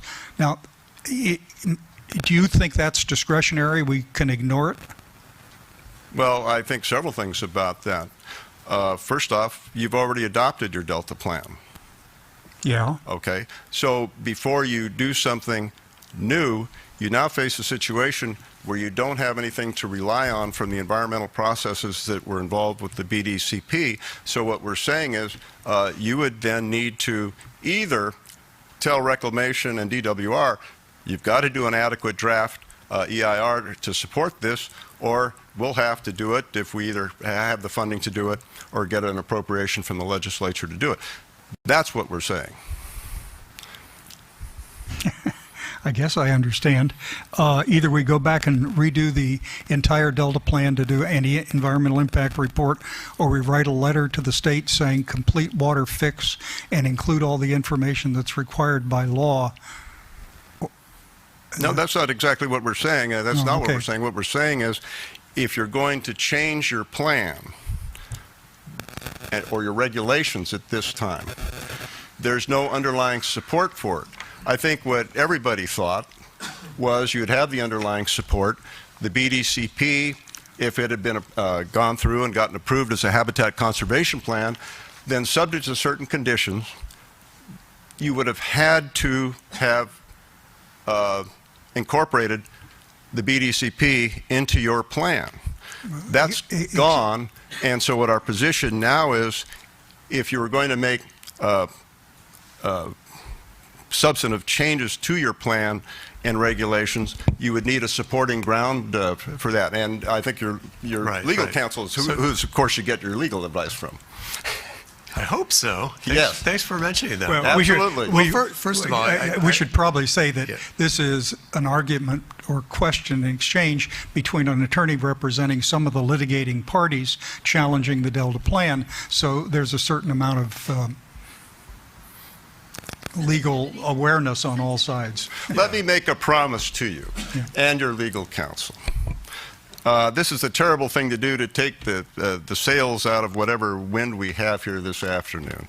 I'm going to assure you, we are not going to sue you over whether or not you adopt the staff recommendation they've made to you today. Well, since the motion that's being suggested... I would take that one. Say thank you. Yeah, thank right. you, Bob. Yeah. Thank you we appreciate your support.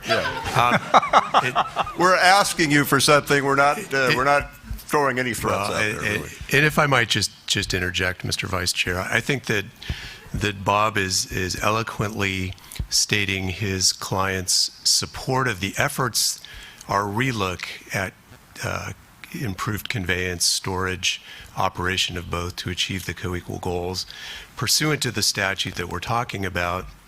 I think, though, that Mr. Wright is suggesting that if we do decide to amend our Delta plan, we need adequate environmental coverage before we do that. And I don't think that we disagree. Okay.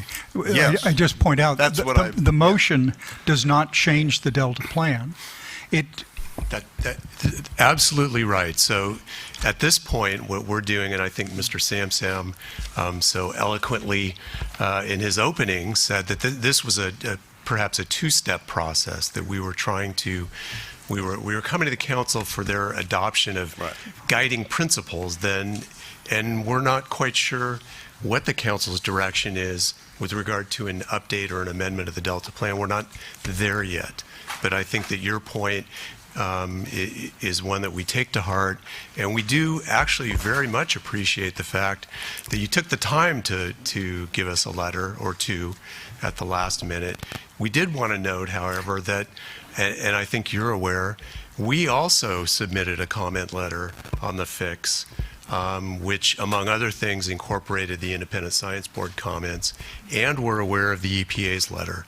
So we appreciate you bringing it to our attention again, and again, to reiterate that we're not taking a position on the fix, but that we did submit comments. If I could respond just quickly to one thing from Attorney Chris Stevens, is that it's a very different process has been in front of Reclamation and DWR than your council. Your council operates, we believe, in the American way. You post comments on the Stewardship Council website. The State Water Resources Control Board also operates in the American way. Reclamation and DWR do not post the comments. The only way we get them is under the Freedom of Information Act. We have a request outstanding to them as of a few days ago, and as soon as we get all of the comment letters on the supplemental draft environmental impact statement, we will do as we've done in the past. We will have to put them up on the Friends of the River website because those government agencies aren't posting them, and I'll be very anxious to see, frankly, the Delta Stewardship Council letter, and everybody will be able to see the letters that everybody has done on this. But with that, I appreciate very much being able to talk to you a bit, and if there are no questions, then thank you very much. Thank you. Next up, Tom Zuckerman, Central Delta Water Agency.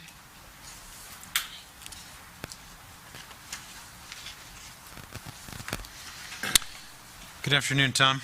Good afternoon. Thank you very much. I want to express my appreciation for having had the opportunity to address the council as one of the panelists a couple of months ago, and I am not going to change my feelings at this time. I had a couple of constructive comments that I think are very much in line with what both the previous speakers and the young lady from the Natural Defense Resources Council were talking about.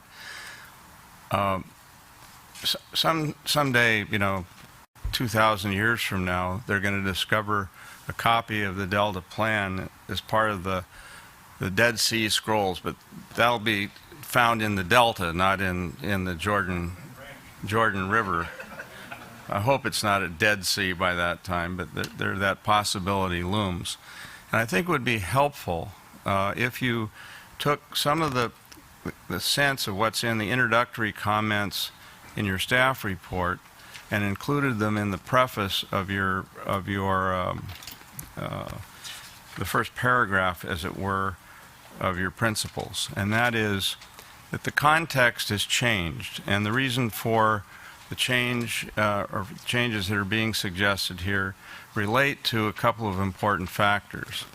One is the your previous reliance upon being able to incorporate the BDCP into the plan is no longer available to you, which requires you to get more deeply involved in some of the environmental effects of the conveyance and storage provisions. I think that would be helpful as one explanation.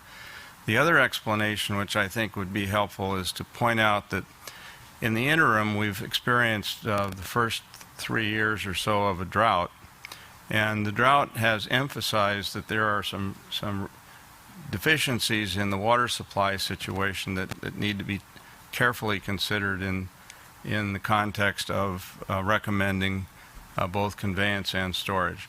If those ideas were added to the prefatory paragraph, I think it would make your efforts here a lot clearer and would address some of the issues I think that Mr. Wright and Christina Swanson and Mr. Stroshane were talking to you about. And I'm sorry you weren't here, Mr. Vice Chairman, to hear my quotations from you. I hope you had the opportunity to review the tapes. And I was in Scandinavia, but I heard it long distance when I was in Finland, because somebody was singing a lamentation on California water, and they attributed the narrative language and the music to you. I have some good news for you. I spend a lot of time in Japan these days, and the particular city is Fukuoka in Kyushu. As of next March, there's going to be a direct flight on Finnair from Helsinki to Fukuoka. So there you are. There will be no excuse for us not getting together in the future. Thank you very much. Oh my goodness! All right, we have one more public request for comment. Melinda Terry. Harmony through exhaustion.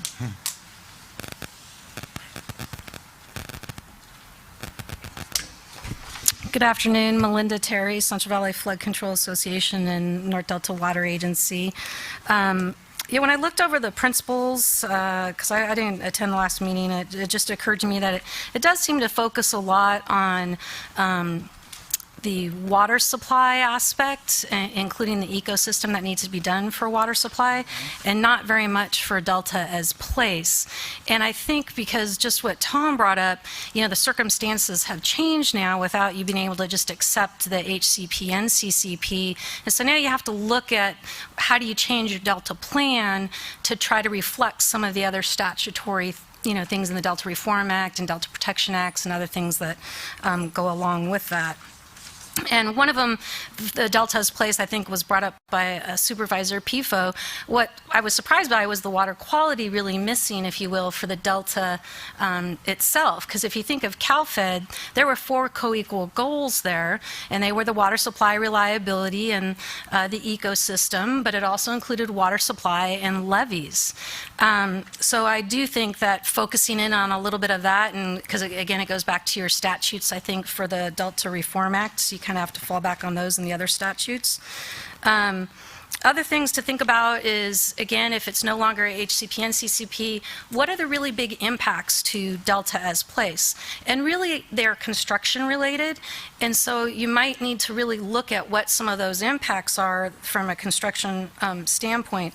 So for instance, if you had seen the big mudslide that happened down south, they just recently had Caltrans reported that they removed 85,000 cubic feet of mud because it was a 2-mile long stretch, mud up to 12 feet high in some places, and that was 85,000 cubic yards. Well, just for the tunneling alone, they're going to remove 31 million cubic yards that will be stored in the Delta in places that's not reused. So just think about that math for a minute, and it's really quite overwhelming. A lot of their construction impacts are 24/7 as well. So pile driving, trucks that are just carrying all these muck loads and what have you, and I've got statistics here on how many truckloads. It's quite extensive, so much so that the EIR does mention blight will occur because people will be forced to abandon both their homes and their businesses because of that noise and the shaking from all of that, as well as loss of their water because they're going to draw down in the 24/7 dewatering activities down 20 feet below groundwater level, so they may lose their water wells. These are, very significant impacts. The levees, of course, were not being funded, and so you might want to look at that, maybe connecting your Delta levy investment strategy of what you want to do there with that, because again, it was one of the Coequal goals in the CalFed, plus it was mentioned in the Independent Science Board, and I believe by your letter. And I did forget to mention, I think that both the Council and the Independent Science Board, your letters last year and this year were quite good. You covered a lot of things. But again, you just have to look at it differently of what kind of Delta as place impacts you might need to really look at moving forward. The other thing I would say is mitigation, and it was mentioned again by Delta ISB in particular. There's really no governance over making sure that all of those mitigation measures, which there's quite a few of them, are actually implemented, let alone whether they're working. And if they're not working, then you need to find another one and make sure they're just leaving it kind of up to a bunch of construction folks. So there's not really any management, so that's maybe an area where the council could help with that. And on the ecosystem benefits, it mentions the one thing, I was at a hearing on Monday at the Senate Natural Resources and Water Committee, and one of the things that really came up a lot was the cost for O&M for things, and including the habitat, that once you do those habitat, there's a lot of cost associated with that. And plus, we hope you as the council will also look at the lost assessment revenues that both reclamation districts, fire districts, other services may be impacted on. And we'll try to do some written comments if I can, but I think there's just a lot of opportunity, if you will, to try to blend some of the stuff that you're working on and your plan more thoroughly with now that it's, you just can't accept it anymore. Melinda, thank you very much. Council, you've discussed this item. You've heard public comment. What's your pleasure? Okay, we have a motion to move as amended, seconded by Phil Eisenberg. Discussion? Ready for the vote? Mayor Brown? Brown, aye. Tatayan, aye. Johnston, aye. Fiorini, aye. Eisenberg, aye. PFO, aye. Motion passes unanimously. Thank you very much. On to file item number 13, our final item of the day, single-year water transfers and the Delta Plan.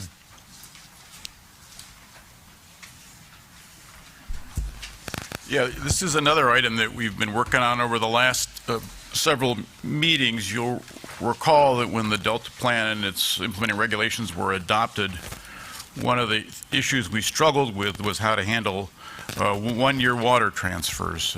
Some of them are exempt from CEQA. There were concerns that people were gaming the system somehow, carrying out long-term transfers in the guise of a series of single-year transfers that they had perhaps improperly separated instead of considering as a long-term program.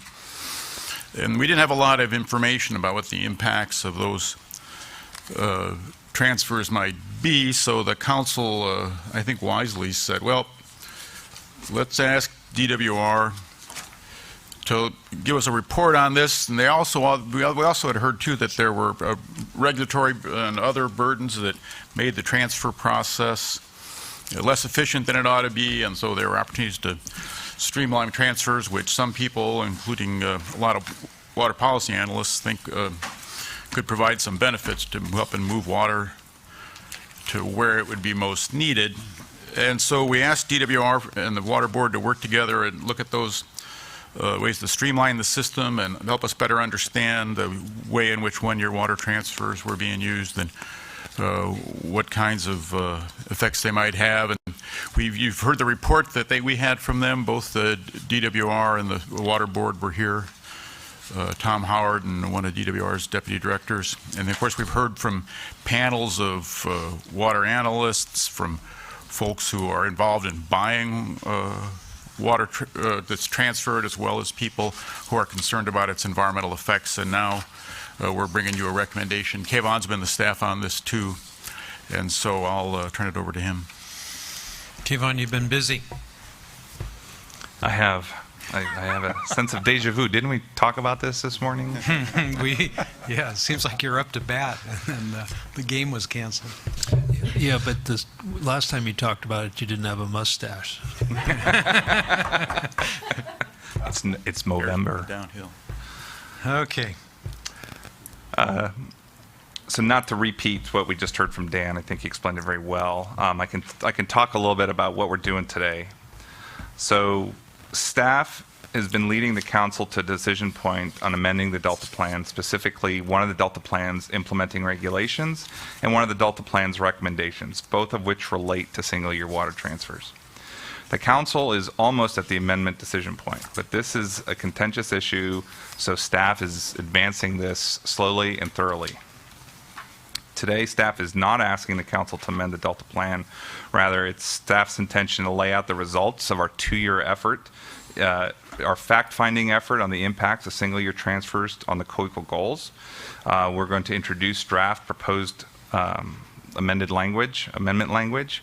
What our ask is of the council is to discuss the proposed draft amendment language, direct staff to return with preliminary findings to support the draft amendment language for the Delta Plan, which would it's draft language to that regulation to exempt single-year transfers from regulation as covered actions, and to support an amendment to the Delta Plan recommendation WRR15. In doing so, we will this is while reserving the council's right to revisit this determination that single-year transfers do not have a significant impact on the Coequal goals. Is that confusing? No, it's pretty clear. Okay. Before we get to this discussion, I just want to take a moment. I want to acknowledge that this was a team effort, both in the staff report. I had great help from Dan and from the legal team, but I also want to acknowledge our help from some sister agencies, DWR and the State Board. They produced those 2 reports for us. That doesn't account for all the man hours that they did answering my questions, clarifying clarifying issues for staff. So I just want to let them know I'm very grateful. In summary, staff believes that based on our review over the last 2 years, that under the current operations of the CVP and the State Water Project, and under the existing regulatory oversight, single-year transfers that are conveyed through the Delta do not have a significant impact on the Coequal goals of statewide water supply reliability and the protection, restoration, and enhancement of the Delta ecosystem, and therefore are not regulated as covered actions under the Delta Reform Act. Should these existing conditions change over time, the council retains the authority to re-examine the regulation of single-year water transfers. Should the operations of the CVP or the SWP change in any way in the way single-year transfers are managed, or if the volume of single-year transfers increases substantially, the council may want to analyze any impacts that these changes may cause. New information about the impacts of single-year water transfers on the Delta's native fishes and other resident and migratory. It's getting late. I have 2 baby girls.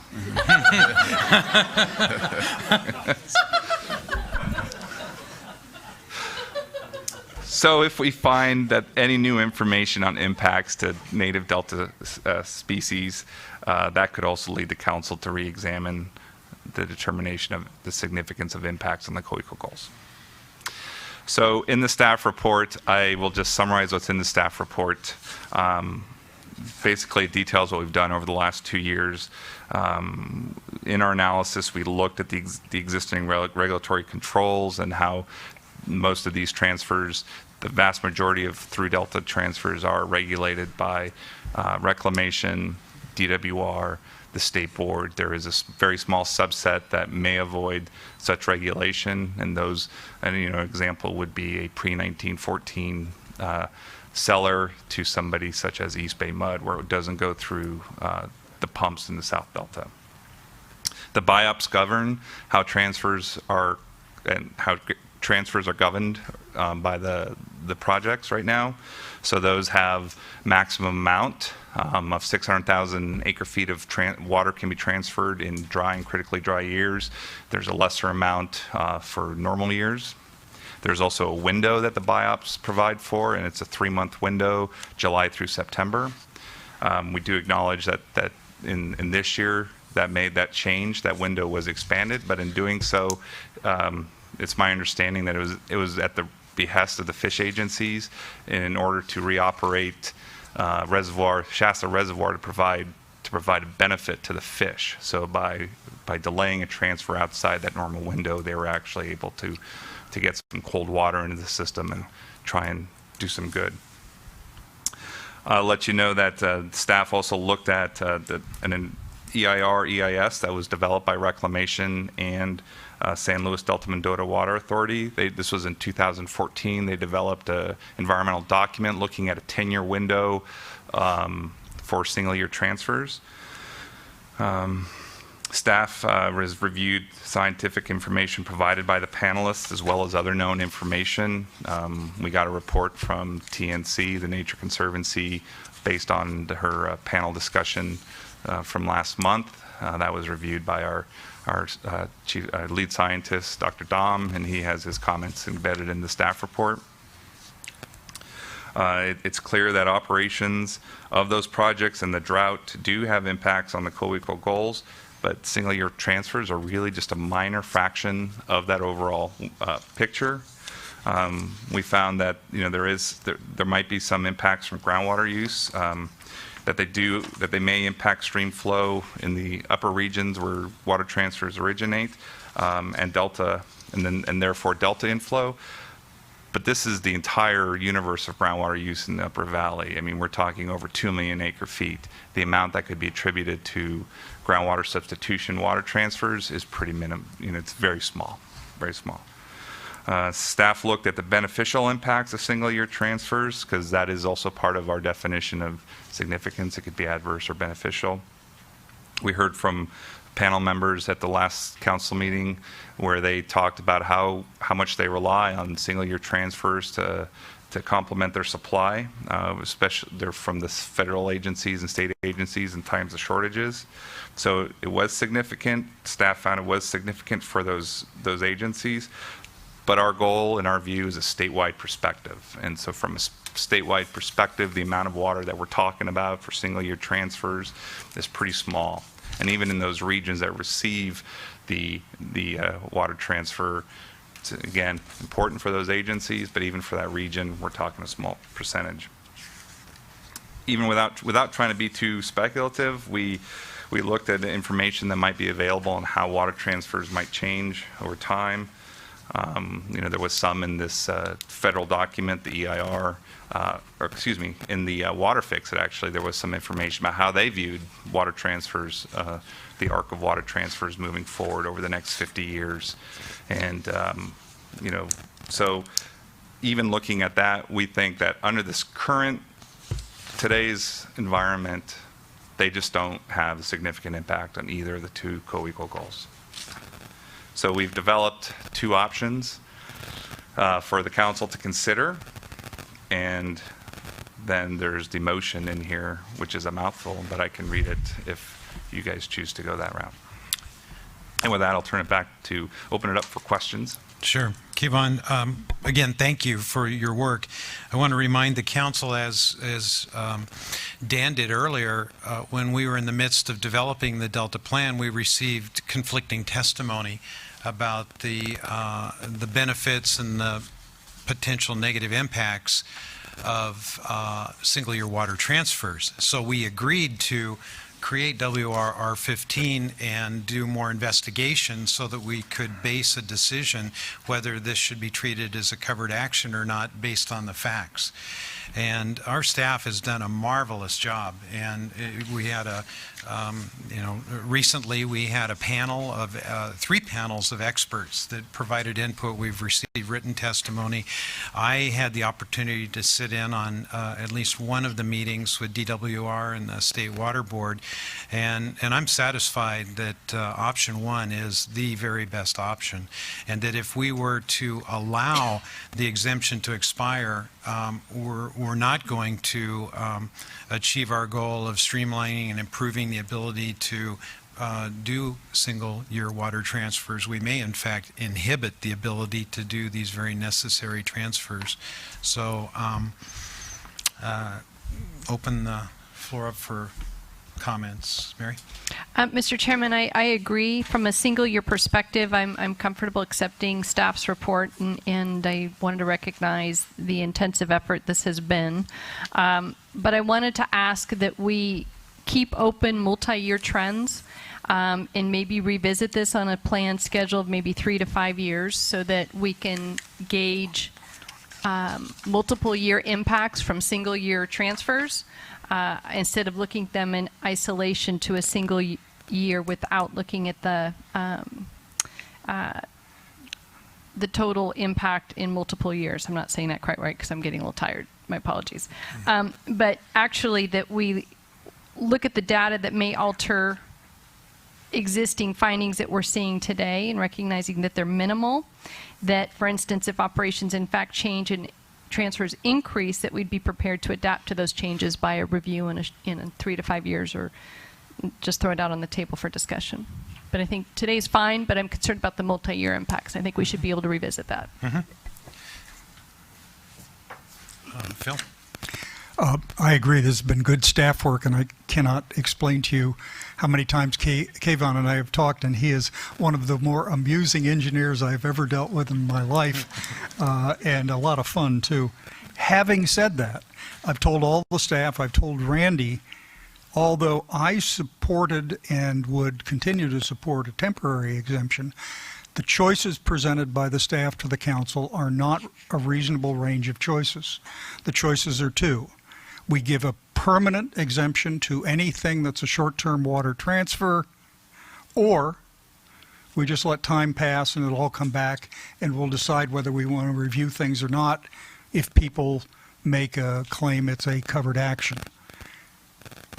All the conversation on the Independent Science Board report on our principles points out that we continue to be in a highly volatile situation where uncertainties persist, and the notion that we should grant a permanent exemption, essentially get out of the business no matter what the conditions are, makes little sense to me. Let me just run through it. The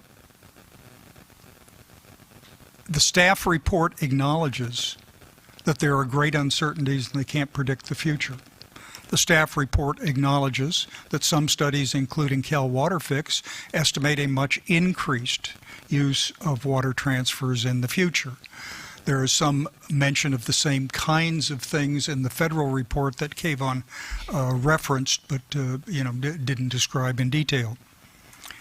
In addition, it is very clear, at least to me, that the argument that Bill and the gang made a month ago on reoccurring water transfers, that is that, there may be the same party and that may be trading water on a regular basis, but because each year is different, one year they use 100,000 acre feet, the next year they use 10,000 or something, means it's not a reoccurring transfer because everything's different, as the slogan goes. That is not an argument that's terribly compelling. The argument that says everybody's different. You can't do a one rule for one person at one time, for everybody at one time. I don't think that makes any sense.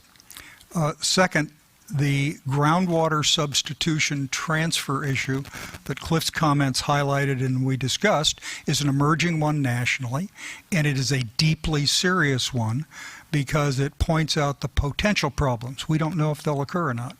The potential problems that occur when people might market water to those who use it for legitimate purposes, but then begin depressing their own groundwater as a result and continuing their operations.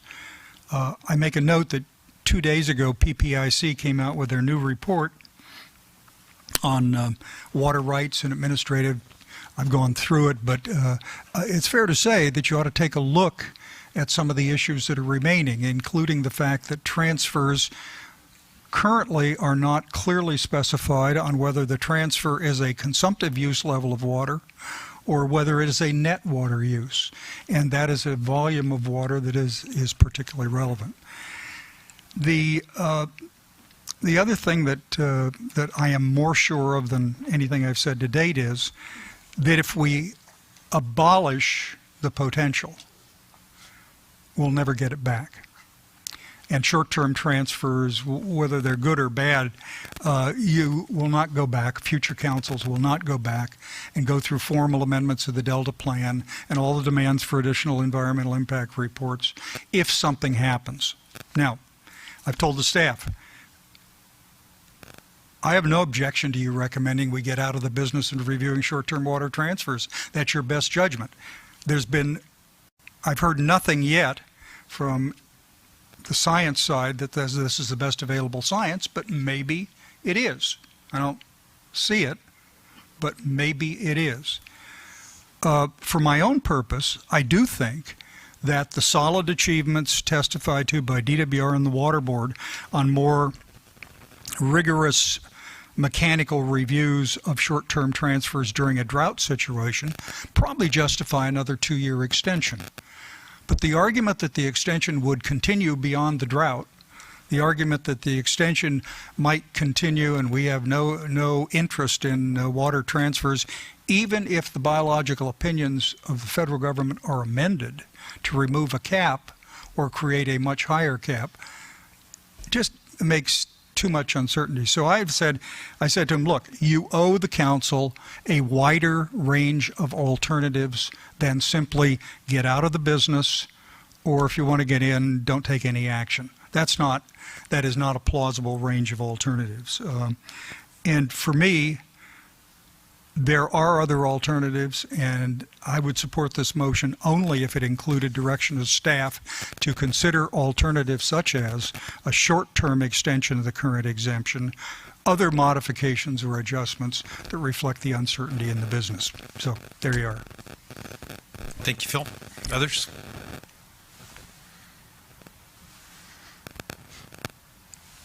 I guess, and I think we're getting ready to close to vote. So I just want to say that the evidence that has been provided does not support the allegations that there are serial transfers.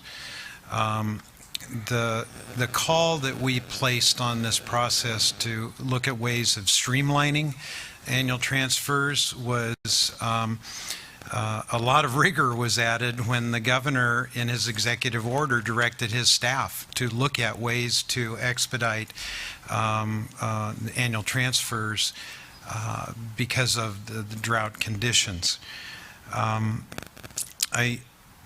We know from report that we heard from Jay London and the folks that additional flows in the Delta should be helpful. And these annual transfers are adding flow to the Delta that otherwise would not happen. We have biological opinions in place that prevent moving water at times that can be harmful to the Delta. We have a very rigorous process that in some people's opinion was too rigorous by DWR and the State Water Board that buyers and sellers had to conform to receive approval. So there are lots of controls in place, and I don't think that adding a covered action requirement for annual transfers has proved to be necessary. So that's why I would support, and I will offer as the motion, option 1 provided by staff. I'll second with a question, Mr. Chairman. Yes. To council, because I understand and appreciate what Councilmember Eisenberg's stating, but my question, Chris, can you not hear? Oh, you have public comment on the item. Mr. Chairman will take Sure. public comment. Is there anything to stop a review, Chris, should the data or the facts change, recognizing cumulative impacts from single-year transfers in a multi-year perspective? I mean, is there anything to stop us from reviewing this item as we move forward if we take the action on the motion from the motion that's on the table? Right. So there is no prohibition on taking a look at new information. I think, in fact, that's embedded in our enabling legislation. We have to review our plan at least once every 5 years. But with that in mind, to actually amend the plan, we need facts supporting the need to amend the plan. If it's a regulatory policy, we would need to run the proposed regulation through the rulemaking process, and that's all after having complied with environmental review under CEQA. So it's it is in and of itself a process, but that doesn't necessarily mean that if facts arise that the council thinks necessitate a change in the Delta plan, that it can't do that. In fact, it should do that. Thank you. Public comment. Pam, Pat, do you have, well, actually, I know you have a request.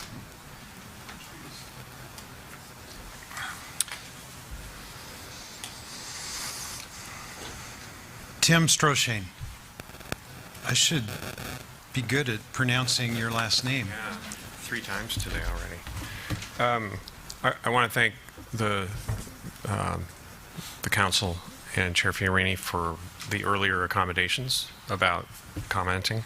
I appreciated your efforts on that. I have a few comments on the single-year water transfer proposal. My own, representing Restore the Delta, we suggest that the council should direct staff to hold public hearings on a draft EIR. In other words, we would urge you to conduct to do an EIR on this proposal, because that would, if there really are few, if any, impacts, then you're going to find that out in a draft EIR, rather than an environmental assessment or an initial study, mitigated neg deck. We also think you should be visible with this EIR with this EIR process in the Sacramento Valley, where many of the groundwater related issues or crop idling issues would occur as a result of such transfers. One point of language in the proposed staff recommendation is that you tighten up the periodic review to give that more specificity. I believe Councilmember Pifo suggested 3 to 5 years or something like that. We would suggest annual, because they are annual transfers that we're talking about, and that perhaps there should be within that annual update or annual review some level of review of past transfers, so that we capture some of the cumulative, what I thought I heard was cumulative concerns about the impacts of single-year water transfers, so that that's incorporated into the review process. I actually found myself nodding to myself quietly, perhaps imperceptibly, with Vice Chair Eisenberg's comments regarding another alternative I too, when I was reviewing the staff proposal, thought that we're talking about something a little bit too narrow, and that, and I observed also as a close reader of the latest environmental documents on the water fix that they not only anticipate greater water transfer activity across the delta because of the tunnels. In my role as a consultant to the Environmental Water Caucus preparing their comments on this, we believe that the water fix project that's one of its purposes. Related to this, the Bureau of Reclamation in 2014 prepared a draft environmental impact statement on its long-term water transfer program, and that document is not referred to in your staff work. It and the Twin Tunnels recognize that as many as 600,000 acre-feet a year with a tunnels project in place could be the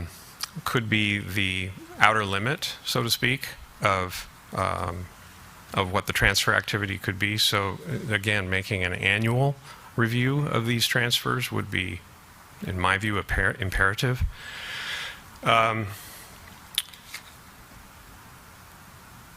And again, related to the tunnel, and this is my final comment, that we would argue that the tunnel construction and operation should be a trigger for revisiting any exemption that you provide based on this environmental review and this process. So with that, I'll conclude. Any questions? I'll be happy to answer. Thank you. Jerry Johns. The real boss is here. It says Jerry Johns for Rob Cook for Bill Croyle. Bill Croyle. It's a dynamic work environment. You guys are adaptively managing the public comment period. Yeah, we welcome, Bill. Schedules are a little interesting as we work on drought and now flood preparedness. And fortunately, here in a couple days, we'll actually see a pretty good storm coming in. It's developing better and better. So we hope maybe next year we have more water to move around the system for those that are in desperate need of some adequate water supplies. I just might make my comments short. We provided a written letter, I understand you have it, in support of the staff's recommendation for the lifting or the exemption. So I'd be happy to answer any questions along those lines. I appreciate the dialogue, the department, and I shouldn't speak on behalf of the other agencies, but we're committed. I think the dialogue we had when we met last was about making sure we're integrated. We're formalizing our relationships, and we continue to report out. I think finally we're resourced. I think in a way to be directed at supporting our internally within the department on the water transfer program, making some changes, things like online applications, collection and dissemination of available data. So I think some of the things that you've talked about just late this afternoon, and I was glad I was able to hear the dialogue on this. I think those are things that will be readily available at all times. And so I think we want to go in and work through this with eyes wide open, be able to adjust and certainly take input, whether it's from our stakeholders, as we just had our stakeholder meeting, or buyer-sellers meeting, which I think was very productive, again, providing input into our process and being able to push that information back out on a regular basis. And we're looking to keep our multi-agency water transfer group together after drought, and hopefully we can get out of drought pretty soon here, because I think we've seen, again, that collaborative effort, the sharing of concerns, as well as some of the successes that we've met through this process, in my view, under pretty difficult times the last couple of years. I understand the comments and the positions on the various stakeholders and you yourselves here this afternoon. So I think we're committed to making sure that this is open, transparent, and I don't think anyone, especially in the department, wants to make our lives more difficult for water transfers. They've been a life-saving opportunity for many, especially during these last couple of years under difficult conditions. And I think we've seen some things we didn't think about in the past, like overlaying transfers with environmental needs. And those are things that we need to incorporate into our normal course of business, planned for by design, working with our resource agencies. I'd be happy to address any questions or comments. Mary? Quick question, Mr. Chairman. Do you have a comment or response for us to consider with the request that came from another member of the public about putting this policy decision through an environmental review process, knowing what DWR does? I think, again, I stand behind the recommendation of staff. Thank you. Thanks, Bill. Thank you. Next up, Steve Hirsch.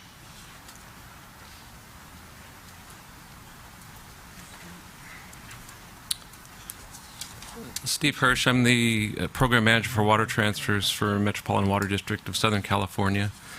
First of all, I appreciate the opportunity to appear again before the Council, and I'm here today to support staff's recommendation. I was part of the group that spoke in front of you in September, and if you recall, the testimony at that time largely focused on the amount of regulatory oversight that already exists for water transfers. I think there is this perception still that there's this subset of transfers that is escaping any regulatory oversight, and I've yet to find that transfer. The example that Kayvon used today of a transfer from a pre-14 to a East Bay mud would be subject to CEQA and public input through the CEQA process. So these things already have to go through a lot of environmental hurdles to be put into place. So that is why I support the staff's recommendation. In addition, there's been some discussion of these serial transfers or year after year transfers, and I provided some testimony on that. The reason you don't see the long-term transfer programs in the Delta like you see along the Colorado River is because of the Delta. The Delta effectively divides the seller from the buyers in a lot of years. So from year to year, we don't even know if there's going to be a connection that allows water to move from a seller to a buyer. It doesn't take that high of a allocation on the State Water Project to have no capacity to move Delta supplies. So it's just different in the Delta. So I don't think there's anybody that's strategically doing a series of one-year transfers to avoid some higher environmental scrutiny. So I feel that the staff's recommendation is very responsive to the testimony that was provided by the various panels in September, and wanted to voice my support, and happy to take any questions. Thank you, Steve. Next up, John Mills.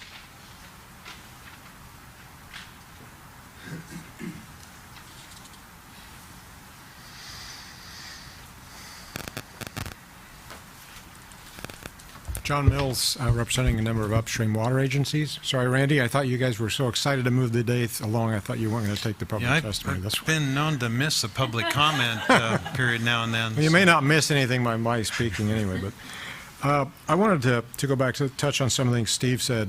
I was very, very impressed with the panels you put together on this. It's a very important topic, water transfers in general.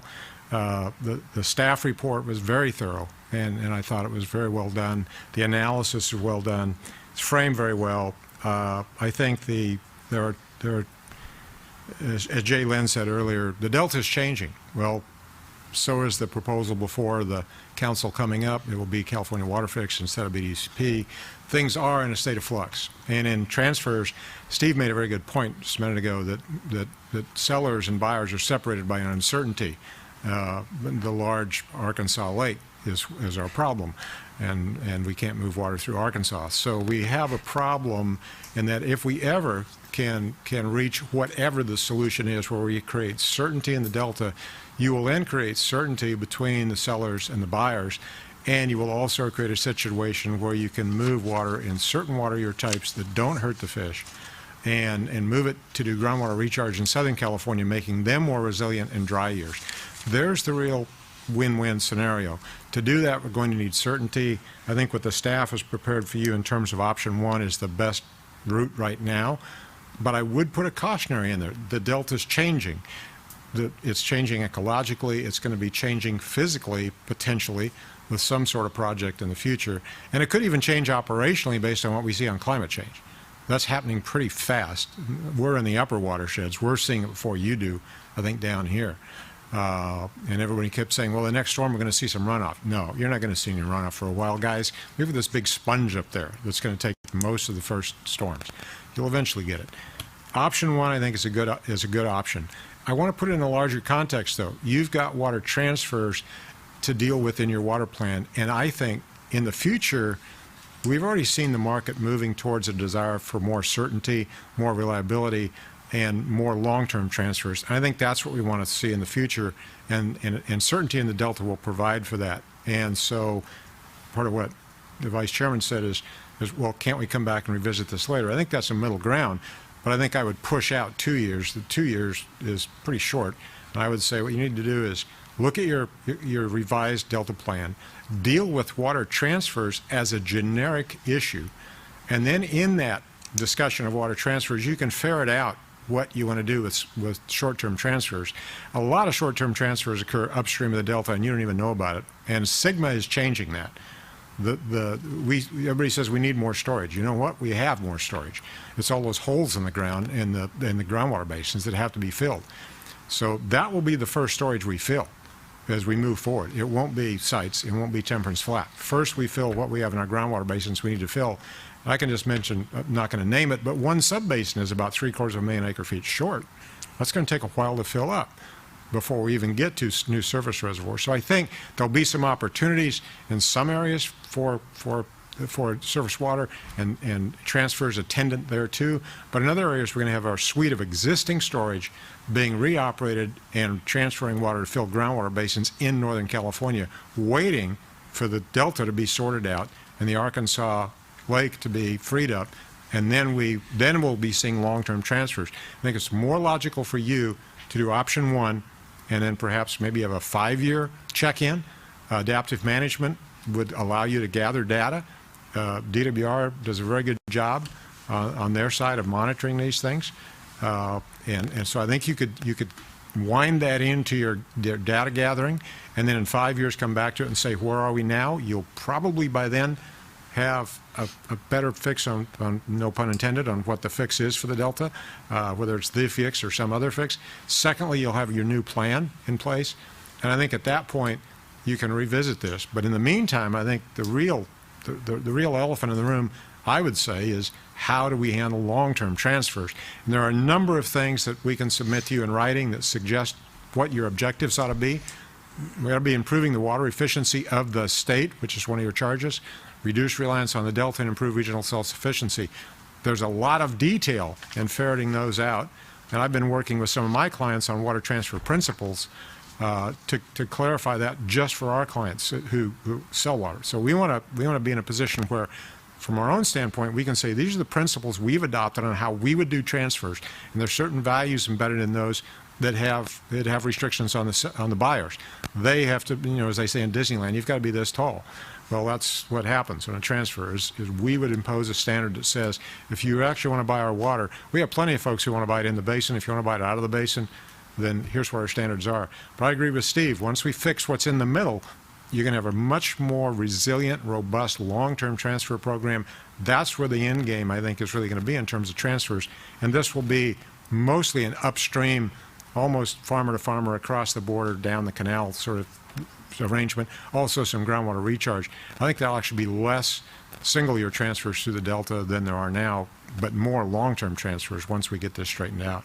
So my recommendation would be option one, and if you do need to have a check-in period, push it out to about 5 years, but do it in the context of the bigger picture, long-term transfers. I think that's going to even be more of the program, because there's a win-win there, believe me.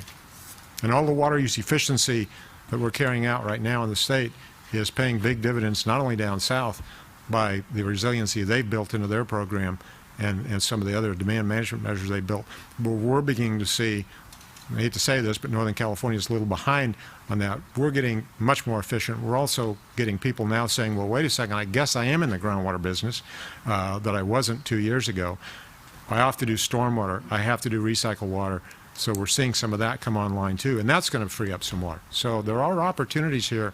I think regulating single-year transfers right now beyond what you're already doing would not be nearly as productive as spending the time on the plan. I'll be glad to answer questions you have. Thank you, John.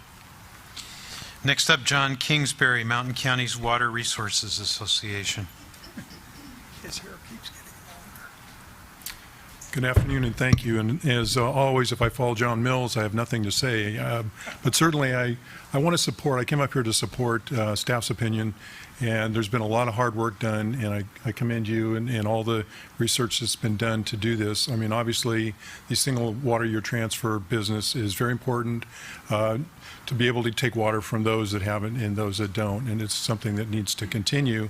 And one thing that's in my area, it also is the finances, the revenue that's received from the sales for the financially strapped small water utilities of my area is very important, because they can put that to replacing aging infrastructure, as in the case of Forest Hill Public Utilities District up just outside of Auburn.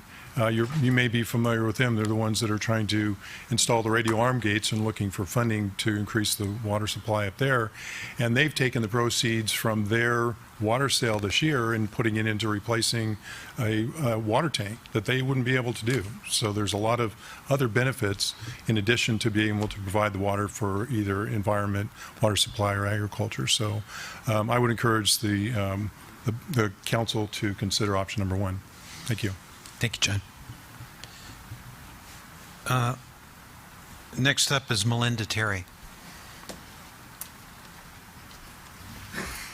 Good afternoon, Melinda Terry, representing North Delta Water Agency. I'm probably going to be a little schizophrenic, but many of you covered what I was going to raise and kind of observed. One is these are really good tools, particularly in droughts, have we seen, for people to use. And as I did watch on the TV, the panel, it was quite a good panel that you had. And as Randy said, the chairman said, you know, you get carriage water, and so it is helpful, if you will, because that's to meet the water quality, so they can't do that without providing that when they're doing it. So there are some good things, obviously. And but I also, with Supervisor Pifo, when I had read it, I just kind of occurred to me, well, what about if you get those multi-year, and maybe they aren't occurring, and maybe they are, but one way I thought of maybe dealing with that was just put in your definition maybe of how you're really defining what those temporary and 1 year are and what they are not. Although I did like Mr. Eisenberg's suggestion that maybe there's just other alternatives to really look at, because there are things like Sigma going on, and you'll have an opportunity to look at that, and it will change as, you know, if BDCP water fix goes in, they are hoping, you know, through their ESA consultation to be able to up that amount from 600,000, because really to give the amount of water that they've promised, it is going to require long-term transfers every single year. I've seen a number in their finance documents as high as 1 million acre-feet a year.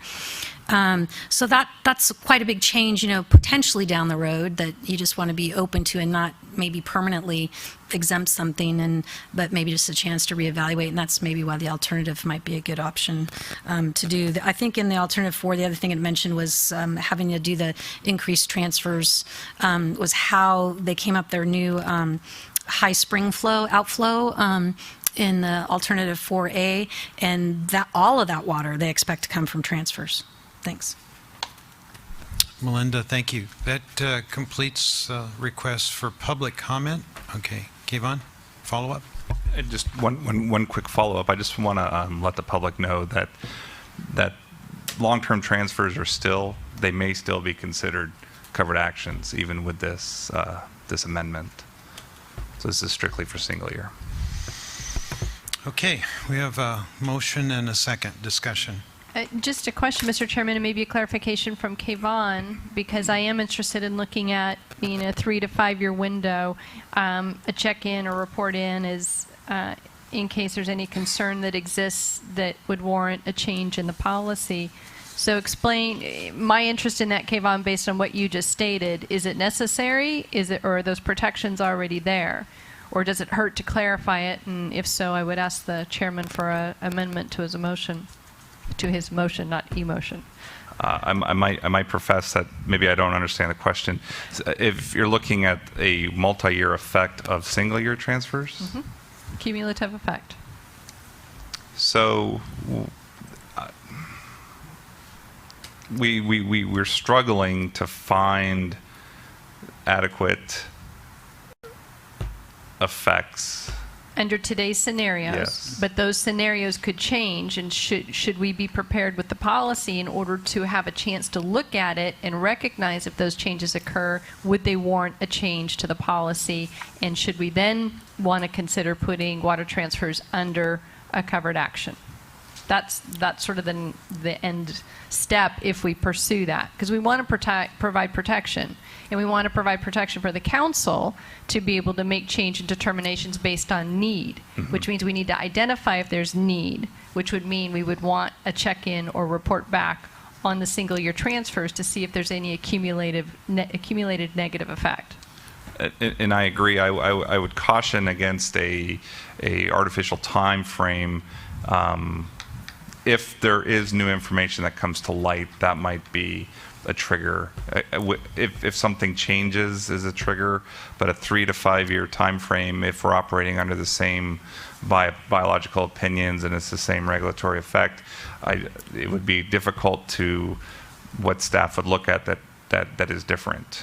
It could be just, Mr. Chairman, just as simple, and I'm certainly open to suggestions, as calendaring it for 3 years to have a check back, a report back from staff to the council board of what the status is, and then we can make a legitimate decision based on what any particular new information may exist. I think if that's the council's pleasure, without embedding that sort of a provision in our regulations, which means we have to explain why it's necessary and all that other stuff to OAL, we could, as we have with the Appendix A that dealt with BDCP, saying, if it's not certified by the state or it's not successful by the state, we're going to revisit it. And as we draft this Delta Plan amendment to clarify these issues in the narrative of the plan, we could maybe put a provision in like that. It's certainly not our intention to have blinders on to changes that are occurring that would make us want to modify the Delta Plan. And there are all kinds of ways to imagine that might happen. As hydrology changes, floodplains might go bigger. We might want to revisit the floodplains. If water use changes, we might want to be thinking about return flows, or other kinds of issues that we haven't had to deal with now. But I think that kind of an approach where we build it into the narrative and express the kind of commitment that you made, that we're working on right now with the BDCP, saying, hey, if it's not done by the state, same thing. If we see a change in these characteristics, we would pledge to revisit it. I think there's a lot of reason for doing that. I would just ask for a commitment, however we could define the commitment, and have it under the Stewardship Council's role and authority, and not just dependent upon state agencies. Not that there's anything wrong with that, but we have our own role and authority, and I'd like to see it displayed I think there. that's, maybe Mr. Stevens could tell me if there's a reason that wouldn't work, but it seems to me that we could do that, not You have can do to it either way. embed that in the regulations. Or the other way. And the issue is, the issue could be many issues. It could be just a general check-in, but it could be specific to cumulative impacts on the co-equal goals. Let's remember what as you pointed out, we have an independent role and kind of the caretaker of the co-equal goals. Right. So. You're the maker of the motion, Mr. Chairman, so I'll leave that up to you to how to. Well, I think I heard Dan suggest that the way to address this would be similar to what we did with Appendix A. To me, if the issue arises that is of concern, any council member at any time can bring it up and direct staff to investigate and bring a report back. And I'd be happy to put an anniversary date on that particular review and report. I think that would we be heard important. a suggestion of 5 years. That seems reasonable to me, because none of us will probably be here 5 years from now. And Well, that's an excellent point, Mr. Chairman, that people do change, and this may pop up, this may get lost in transition, in memory, in relationship. So I think that's actually a really good point, which is why I'd ask for 3 years. All right. Well, let me, Phil? the issue here is whether the council wishes to retain the potential of regulatory intervention. If you do, you should give an extension of time of our current status if you believe the evidence supports the notion that the current level of short-term transfers is reasonable and there's no reason to change. That protects the legal status. Staff position 1, however, is an abolition of that and essentially declaring that short-term transfers are no longer covered actions. And my own position is that we ought to have a third alternative we ask the staff to develop, which is a development 2 to 5 year extension of the current status, which will give any new council members time to do it without putting their ability to actually do something about it at risk. Mr. Chairman, could I ask a question of council? To Sure. clarify if option 1 would in fact abolish our opportunity to put short-term or 1 year, sorry, I'm getting really tired, 1 year water transfers in single years into a cumulative impact and then therefore under covered actions. Okay, that last part, I apologize, got a bit jumbled, See? but I'm going to try to I'm- answer. Option 1 would get rid of a sunset date. Right. Right, so short-term water transfers would no longer meet the definition of a significant impact for purposes of a covered action. If you decide that, and that would be put in regulation. If you decide that you want a check-in period, the discussion to date had been, where do we memorialize that check-in period? So the one option was, do you reference it actually in the regulation, or as Dan Ray had suggested, do you put it somewhere else in the Delta plan? In any event, if there's a check-in period, what you would have to do is you would have to come back with some kind of findings that show a need to actually engage in the rulemaking again. Yes. You would have to go through a new rulemaking process and potentially a CEQA process to get environmental coverage to make that change back. The vice chair is suggesting perhaps another alternative where you don't make the exemption permanent, but you extend the sunset date. Okay, that's the difference. And come back at a check-in period. And I couldn't tell you where we ended up. Susan? Well, I know where we are now. We have a motion to support option 1 of the staff report. That's where we are now. Well, actually, Susan? Chris already answered Okay. the question. Thank you. Okay. I guess I'm satisfied that the staff report is more than adequate, and the recommendations included in that do not prevent anyone at any time from revisiting the issue.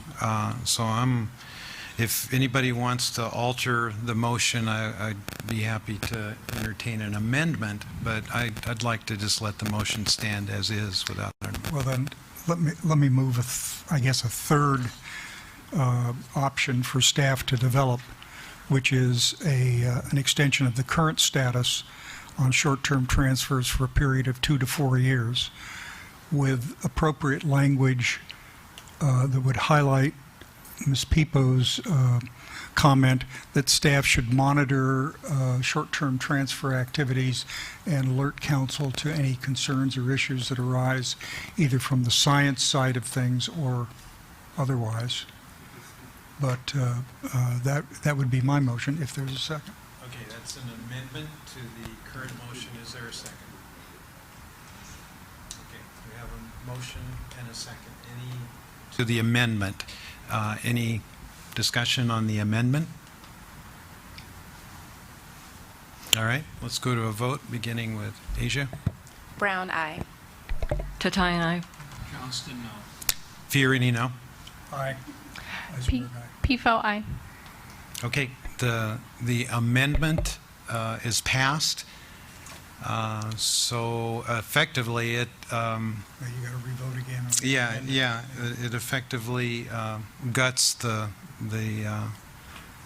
It basically is moving. No, it keeps in 1 and 2. Yeah. Okay.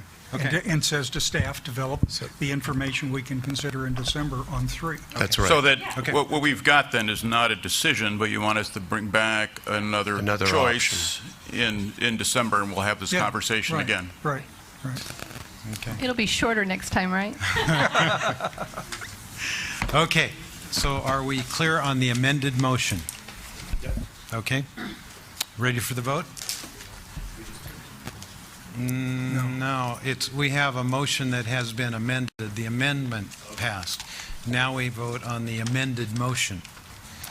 The original motion. The amendment of the original motion. All right, is that clear? Yes. I thought we just voted on the amended motion. It's your original motion. Amendment to the motion.